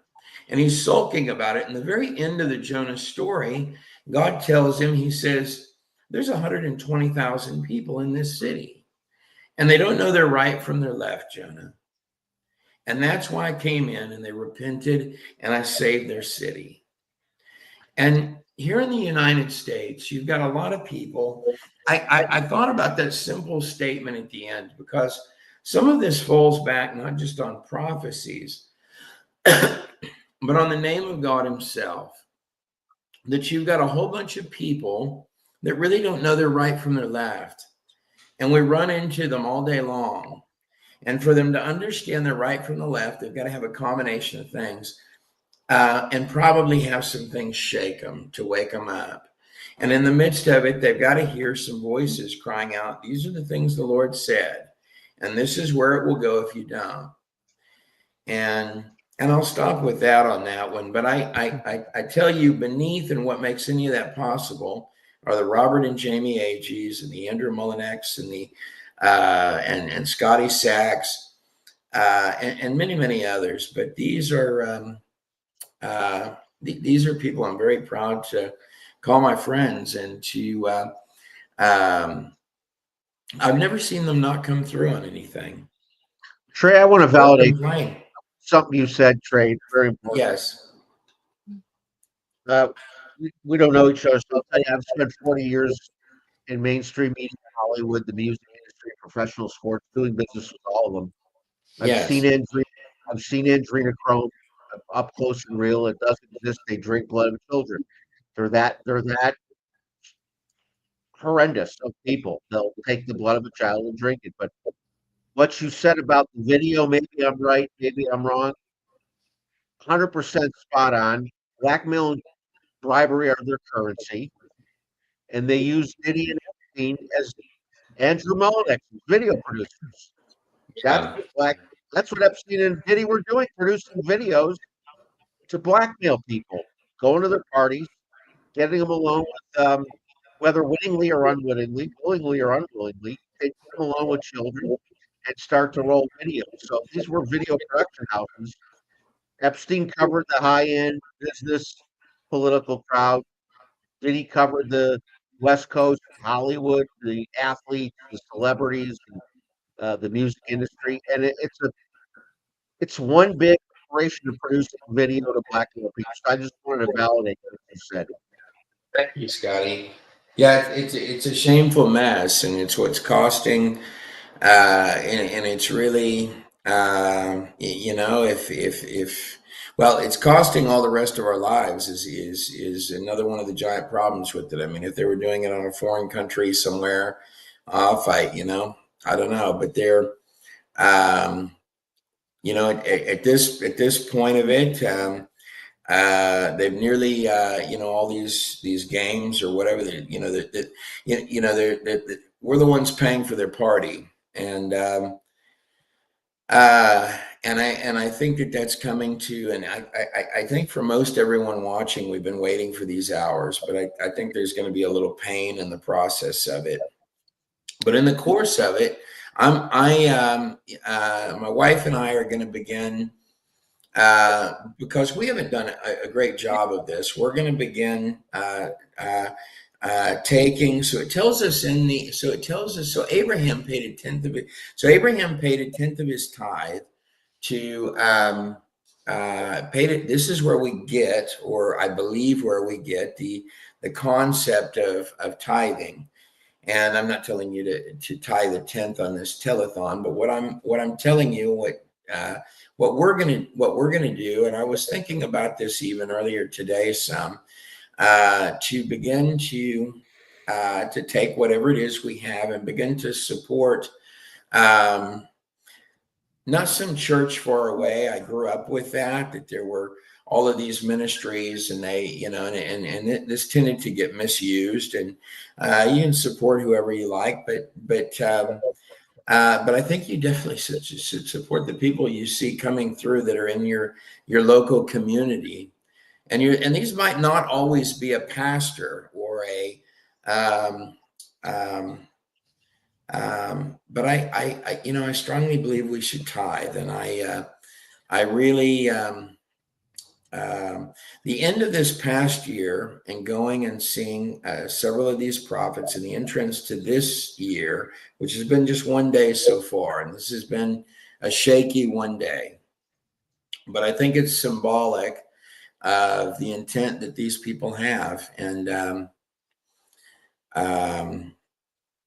but it's going to be a good year nonetheless. 5 is the number of grace. 5 is the number of grace. That's exactly what was on my mind, Trey. Yeah. And I was actually going to ask you to touch on that, but you just did. 5 is the number of grace, and it means so much to us that you came on here tonight. I want you to hang out, both you and Andrew. Jamie's got some things that she wants to share, but again, thank you for all the kind words, all the encouragement, and I also want to honor and thank your wife, Julie, behind the scenes. She's always behind the scenes, but there she is. Julie. We love Julie in her English South African accent. Well, I love you too. And her biltong, her South African beef jerky. South Afrikaans. She's absolutely amazing, and God gave you something very special there, and I know you're spending some time with your mother right now, and looking forward to meeting her someday. And I really appreciate that about you, Trey. Is you're always thinking about your family, and you're always you know what's important, and you're making sure to honor your mother and the rest of your family right now, and that's what these people in North Carolina are struggling with right now, and it pains our heart to see what they're going through, to imagine what they're going through. And so that's a big part of why we're doing what we're doing, is to help these families, these children that have lost their parents, and so on and so forth, or folks that have just lost their house. I feel so blessed to even have a bed to sleep in tonight. Yeah. It's incredible, but they're a time of blessing beyond measure, beyond our comprehension is about to take place, but it hasn't happened yet. That yet is coming, and it's coming soon. But until then, we're going to try to stand in that gap, and we're going to try to facilitate the needs of these people, and believe that God's going to honor that sacrifice and obedience to that. So thank you again for coming on and sharing and supporting what we're doing. And Jamie, you have a whole list of notes here. This is notes that I took from Trey's video just the other day. Can I read a scripture real quick, and then I'll bounce out of here? Okay. Yeah, and Andrew, before you go, I want to say something to you and Trey, but go ahead and read first. So we're all this, we're talking about the times that we're in and what we see going on. And I was just led right to this word, and it's out of Psalm 55, verse 22. Cast your burden on the Lord, and he shall sustain you. He shall never permit the righteous to be moved. But you, O God, shall bring them down to the pit of destruction. Bloodthirsty and deceitful men shall not live out half their days, but I will trust in you. Yes. We're at that time. Very interesting. We are. We are. I want to say something to Trey and Andrew before you go, because I really admire both of your work. Trey, your video production technique, your use of time, going forward and backward, how you build characters up. I don't know if you've had voice training. I have. I've had some of the best voice coaches. Your use of your voice in your videos is. Have you had training? Have you had formal training? Oh, just got on there and started doing it. No, your use of voice is amazing. Andrew, I've seen your work. All I'm going to say to you guys is Sovereign Radio is going to be doing a lot of Sovereign Media Networks. We do a lot of production in the future. We're going to have to hire independent producers. Don, I'd hire both of you in a minute to produce video and to produce productions because each of your techniques is very different but very effective. Nobody could duplicate your work. Right? They couldn't even try to copy it. And Andrew, you're a class act, buddy. Thank you for all you do. Thank you, Scotty. Guys, I have one. Okay, so one more little short thing here. Okay, so David and the Amalekites. David. So King David. So you have the priestly ephod, and what happened was that David went out and they did all these battles, and they took success after success after success. Now the Amalekites. And some translation of this could literally be vampire-like demon. This was just the name that they had, but they were leeches, is what they really were. And what they had been doing is they'd been going out and they would, they were looting people. They were looting people. So, and while David and the men were away, they were off fighting. The Amalekites came in and they stole all of their goods, all of their belongings. And they stole the women and children, including both of David's wives, his men's wives, and they took them. The Amalekites did. So when they got back to the camp, you remember the story? And the camp was on fire, and I believe the camp was called Ziklag. I could have the name wrong there, but this is found in Samuel, in the book of Samuel, I think 1 Samuel. But so the camp was on fire, and the men wanted to stone David. They were just so mad. Their wives are gone. Their children are gone. They're angry. And in their mind, and this is David, and ultimately this is David's fault, because he's the leader, but they're just angry, and they're going to stone David to death because they're just so mad. And this is how bad the scenario was. They'd taken all these victories. And how can this happen? How can this happen? So David went, and normally you would go to the priest. You would go to the priest of Israel and you would ask. But in this situation, David says, bring me the ephod. Bring me the ephod. He wanted to go before God. Before I'm going to get stoned, bring me the ephod. What do I do? And that's the situation that I think we're all in, that we're asking for guidance from the Lord. What do I do? There's no one else we can go ask.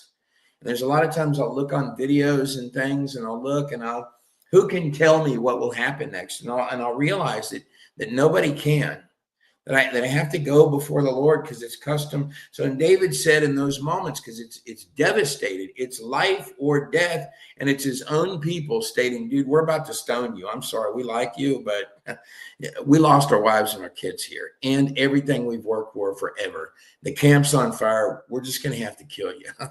And David says, bring me the ephod. And the Lord said, go and get them. Go and get them. So they went and they came across an Egyptian that was a slave of one of the Amalekites. And he says, if you don't sell me back, because my master left me, I was sick, and they fed him, they gave him some food. And if you don't kill me, I'll tell you where they're at. And they were brought to the edge of the camp. And the swords of David and his men went so swiftly through that camp of Amalekites that they didn't even see it coming. And this battle raged, and David lost none of his men. And it says they retrieved not only all of their wives, but the Amalekites had also been stealing from the enemies of Israel, including the Philistines. And they took all of the loot. that was there, and they got back their wives and their children, all of them in good condition, and the loot that belonged to other enemies, all from the hands of these bloodsuckers. And that's what we've been dealing with, bloodsuckers that were waiting for you to, they're not like Nimrod or the Pharaoh of the Exodus. They're like the Amalekites. They're bloodsuckers that come in when you're not looking. They burn it down, and they're looking to take your women and your children for whatever they're wanting to do with them. And they've collected everybody's loot doing this. And they're down there, and what were they doing in the camp when the swords of David are coming in like a razor blood? They were down there drunk. They were down there drunk, and they were partying. And here come a bunch of swords that are coming through with pursuit. This is David and his men coming through. And they took all that spoil. And then some of the men said, well, but some of the men stayed back at the camp. And then an ordinance was made by David that we will split the loot equally amongst all the men, even those that watch the camp, which is a good idea from there forward. That's a big lesson learned there, are equal to the men that are out there and fighting on the battlefield. Both are important. But I feel like we're at that part of the story. And we're about to get there, and there's going to be a redemption of the time. And there's going to be a redemption of, that's how the Exodus ends. And that's how this ends. And some of the stuff that we've all seen, that some of us have seen together that are different things. See, the Lord has surprises in store. And I just think I'll stop there because keep going. But the Amalekites have been suctioning long enough. And they're going to lose what they've got. Amen. It's an honor to be on with you tonight. I'm really thankful. You know, the other night, you know, Scotty and I, we've been working on this whole telethon and trying to schedule it and everything. And, you know, I really wanted to have you on, but I didn't. You know, you were there with us in North Carolina, but I didn't really know how to tie you into the mix of our partners that have been boots on the ground, doing, you know, all of it. All of it. They're all the different things. All of it.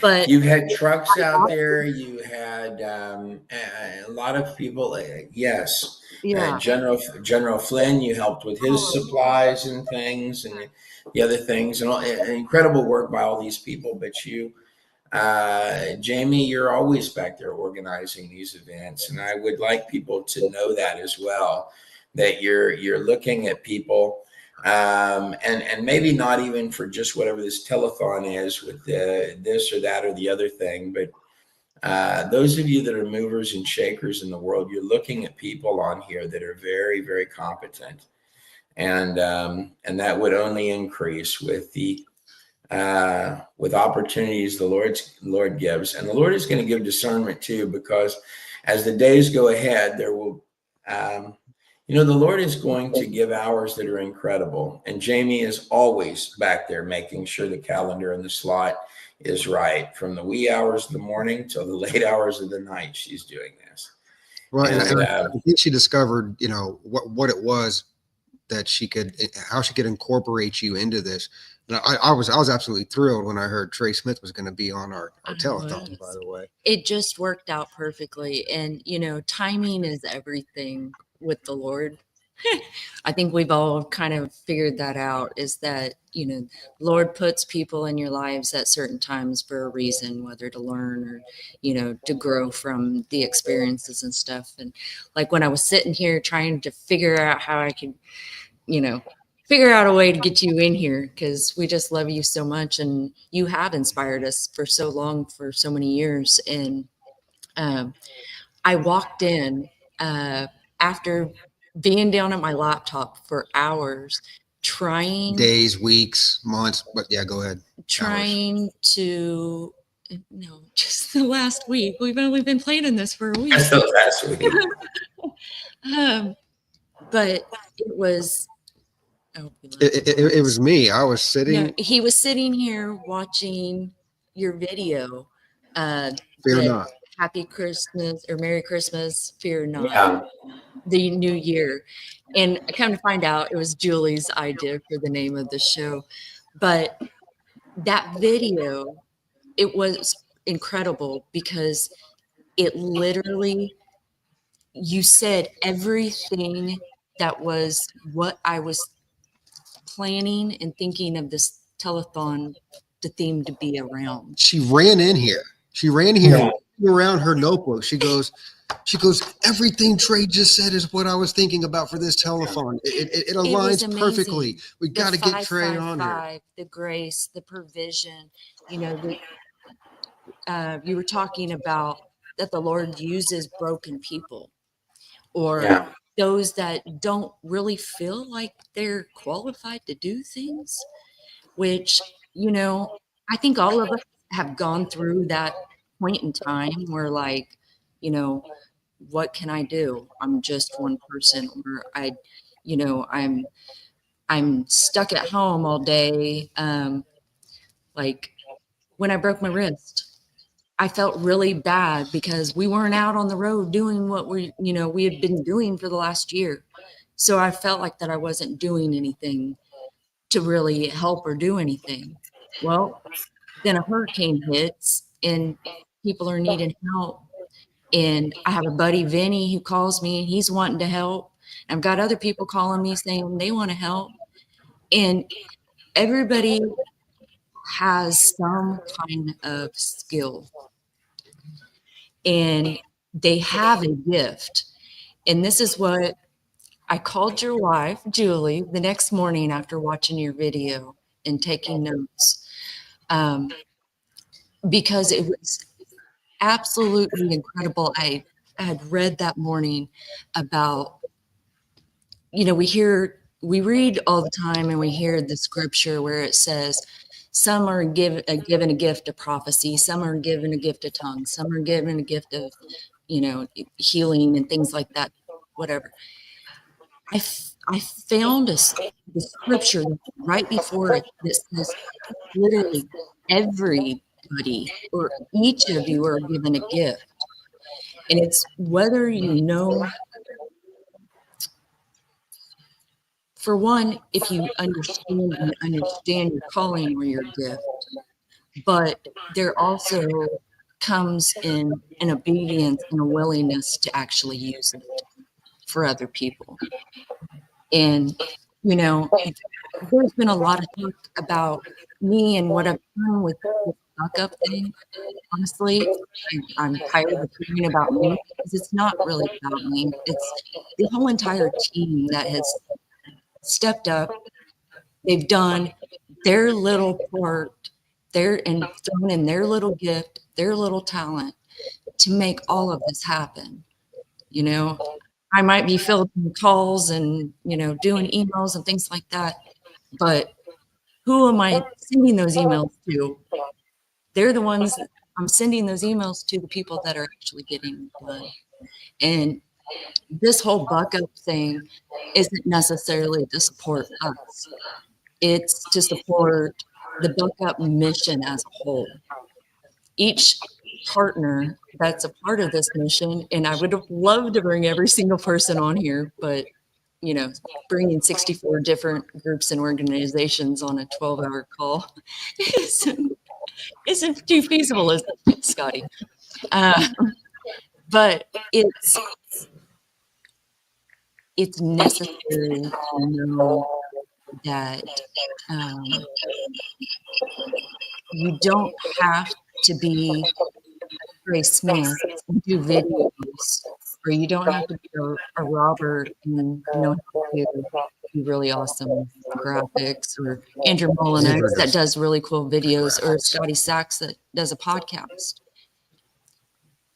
All I knew how to do was use Excel, and I know how to organize things, and I know people, and I am willing to call people and use my time. That's just the little thing that I threw in. Now, everybody else adding to that makes this work. And I just really appreciate all of our different partners with the Buck Up mission, all of the different people that have donated already. We have done a lot within the last 3 months. Has it been 3 months or 4 months? I'm losing track of time. 3 months. That, it's an incredible feat of what we've actually accomplished. And yeah, there's 64 partners, but how many people are in this country? Like, imagine if there were 1 million people all teamed up together working on this. Every one of those people would have a home by now. They'd be taken care of already. So, I don't want to cry the rest of the time. Thank you. Soon. It's coming, babe. It's coming. Well, I guess we're at the last 5 minutes, and I can't think of two better guys to close this out with us. Apologize for the feedback. I don't know if y'all are hearing that. I'm not sure what's going on with the audio here, but really appreciate y'all are two of my closest friends here, and God's got big plans in store for everybody who is aligned with Him and are kingdom minded and are willing, right, to be used. I'm really optimistic. I'm really excited about the days ahead. I mean, even through the struggles that are coming and the uncertainty that's coming, we know God wins, and we know that there's a victory at hand, and that's really exciting to know, to have that confidence. And thank you, Trey, for delivering that to the people. And thank you, Andrew, for continuing to remind me of that, and it being a word of encouragement. You all have any final words you want to share? I think I've said everything that I can say in a night. Unless you guys want to shut this thing down with a prayer. Yes, we Yes, can. go ahead and say a prayer. Am I back, guys? You're back, Scotty. You still getting an echo for me? There's an echo coming from something. I don't know where it's coming from. Okay, well, listen, I've got a closing statement to make, but I'd love to please have a prayer first, Andrew. So if you get us out with a prayer, that'd be great, and then I'll go to my closing statement. Sure will. Father God, we just come to you with thankful hearts, Lord, that we're in a season that you are revealing things to us, Lord. You're opening our eyes, and not just opening our eyes, you're showing us who we are in you. Lord, we know that in this time there are people that are our neighbors, that are our countrymen that need our help, and that you have assembled your A team to bring that together, Lord. I believe that your kingdom resources are all over this country, ready to be sent to the right places at the right time for the right things. And we just invite those, Lord. In fact, we receive those resources for the people of North Carolina, Tennessee, Georgia, those that are suffering from the destruction of this fallen world. And we just thank you, Lord, that you empower us. You empower us to move forward in these in what looks like wicked times, but you're empowering us to move forward for your purpose, to continue opening eyes, to continuing making relationships with those around us and across the country, Lord. That we just believe that a new time is coming, a new season is coming, and that you're going to usher that in, and you're going to use people like us to be your hands and feet. We just thank you, Lord, that we lack nothing. You said we have everything we need, and we just need those resources to be put in the right hands. And so we receive those now, and we receive the blessings that come from being givers in this time.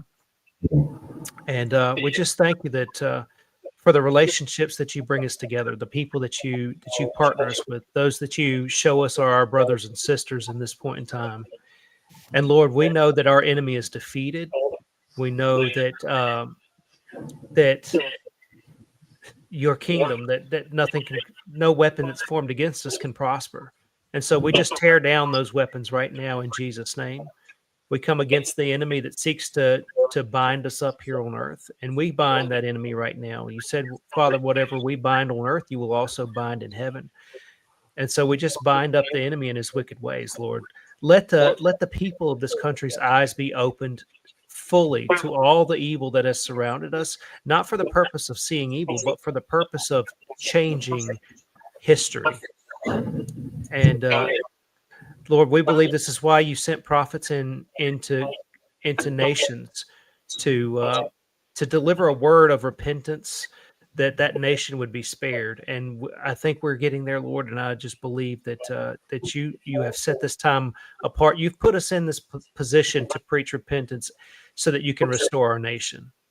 And so we just thank you, Father, that you guide our hearts, that you're guiding our minds, and we just we ask, Lord, that you, through your Spirit, just convict the hearts of people around this nation to give to the right hands to deliver what we know. Blessings don't fall from the sky; they fall from the hands of your people. So, Lord, we just thank you for those blessings, and it's in Jesus' name we pray. Amen. Amen. Ray, anything you'd like to say?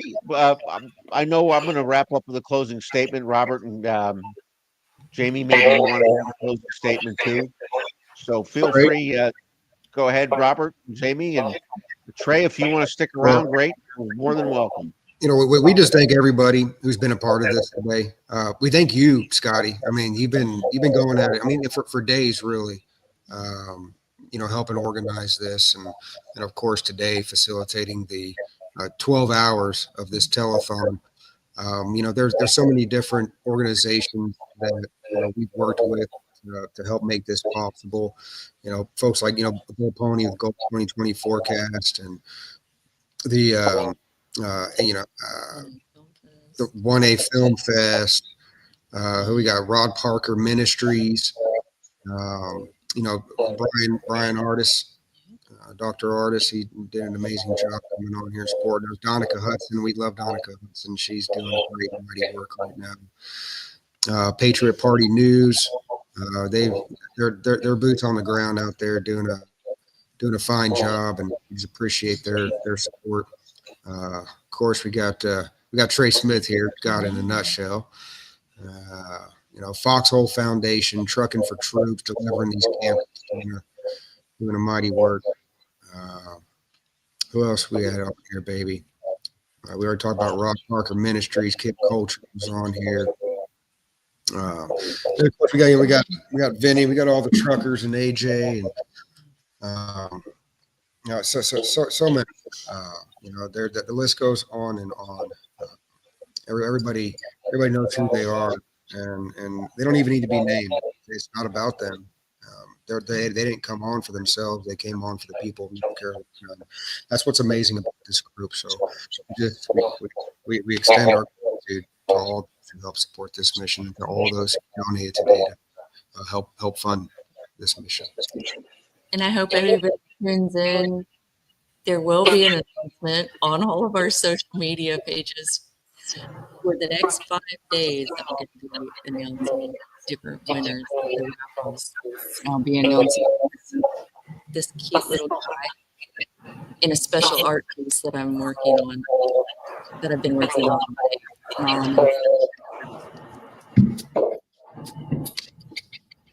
All right. Well, guys, Jamie, I must say, you had a vision for this that I, from a production standpoint, couldn't see how it would work. It worked great, probably because I was thinking from an audio standpoint, but when you have video to buffer things, to bring people in and out, and people can see people coming in and out, it worked perfectly. I can't thank you enough for bringing all these great guests today, because I brought the host, you brought the guests. It just came together so well. I think we only had a week to plan this. We only worked on this about a week, right? Oh, 1 week. 1 week. So I've been a part of $100 million productions and productions like this where there is no budget. And sometimes these things come together and you have a gem. And this was a gem at work that came together. We had no audio or video problems until now. We have a slight audio problem right now, but I am amazed God was with us, because this is my first time actually hosting an event using StreamYard. I always have someone to run the board for me, and I did it myself, and it could have been a disaster, but I had some good coaching, I guess. But I really want to thank you, Robert and Jamie. Thank all of our hosts and co-hosts. Look, I want to thank everyone who joined us today and tonight on this special telethon. We were here with you to offer a helping hand to those who need it most. And Hurricane Helen and the weather weapons may have passed, but the devastation left behind is far from over. The families, the communities, the lives that were shattered in an instant, they need us now more than ever. And it's hard to put into words the heartbreak that we feel as we do these things and watch the reports and listen to our fellow patriots report on these events. You know, but guys, there's something more powerful than the images of destruction. And that's the power of compassion, of people coming together in moments like this. Tonight, today, I hope we made a difference. I hope we show the victims of Hurricane Helen and the weather weapons they're not alone. We do stand with them as they rebuild their homes and their lives and their communities. I mean, the many volunteers and people that come together and buck up, it's just quite amazing. And for those of us that have not been directly affected, it can be truly hard to understand the magnitude of what the individuals in the Carolinas and those devastated areas are going through. Families have lost everything, homes, memories, sometimes even their loved ones. But with every dollar that was given today and tonight, every call, every guest that we had, I hope we can ease the burden. With the support of the folks here, I hope we have provided money for food, shelter, medical supplies, and I think most importantly, I hope we've given some hope. So thank you everybody for your help today and a chance to be part of something extraordinary. Every single contribution made during this telethon matters, no matter the size. It's a beacon of light in the darkness. Whether you donated $5 or 500, it matters none. And today and tonight, we assure you it's all going directly to those in need. And the need is urgent. The storm may be over, but the recovery's just begun. And we promise you guys with your generosity, please continue to give. We will make a difference. We can rebuild these lives one donation at a time. So thank you everybody for your participation in this. Jamie and Robert, it was just great to work with you. You guys are consummate professionals. And to all of our guests and hosts, we couldn't have done it without you. To everyone who made a donation, you're why we did this, and thank you so much. So that's it. That wraps up from Puerto Vallarta, Mexico, and somewhere in Texas. Where are you guys in Texas? North Bond. Yeah, north of Dallas, northeast of Dallas, right on the Red River. From Texas to Mexico, we thank you all for your indulgence and bid you a fond farewell. 12 hours under our belt, guys. Thanks so much, you guys, and happy New Year. Happy New Year, everybody. We're signing off on this telethon. Please, everyone, go perform a random act of kindness this week. Give somebody you love a big hug, and stay in prayer for the United States and for the people of the Carolinas. Love you all. Good night, and thank you so much, everybody. Thank you all. God bless. Shalom. Love you all. All right, now I got to get out of this.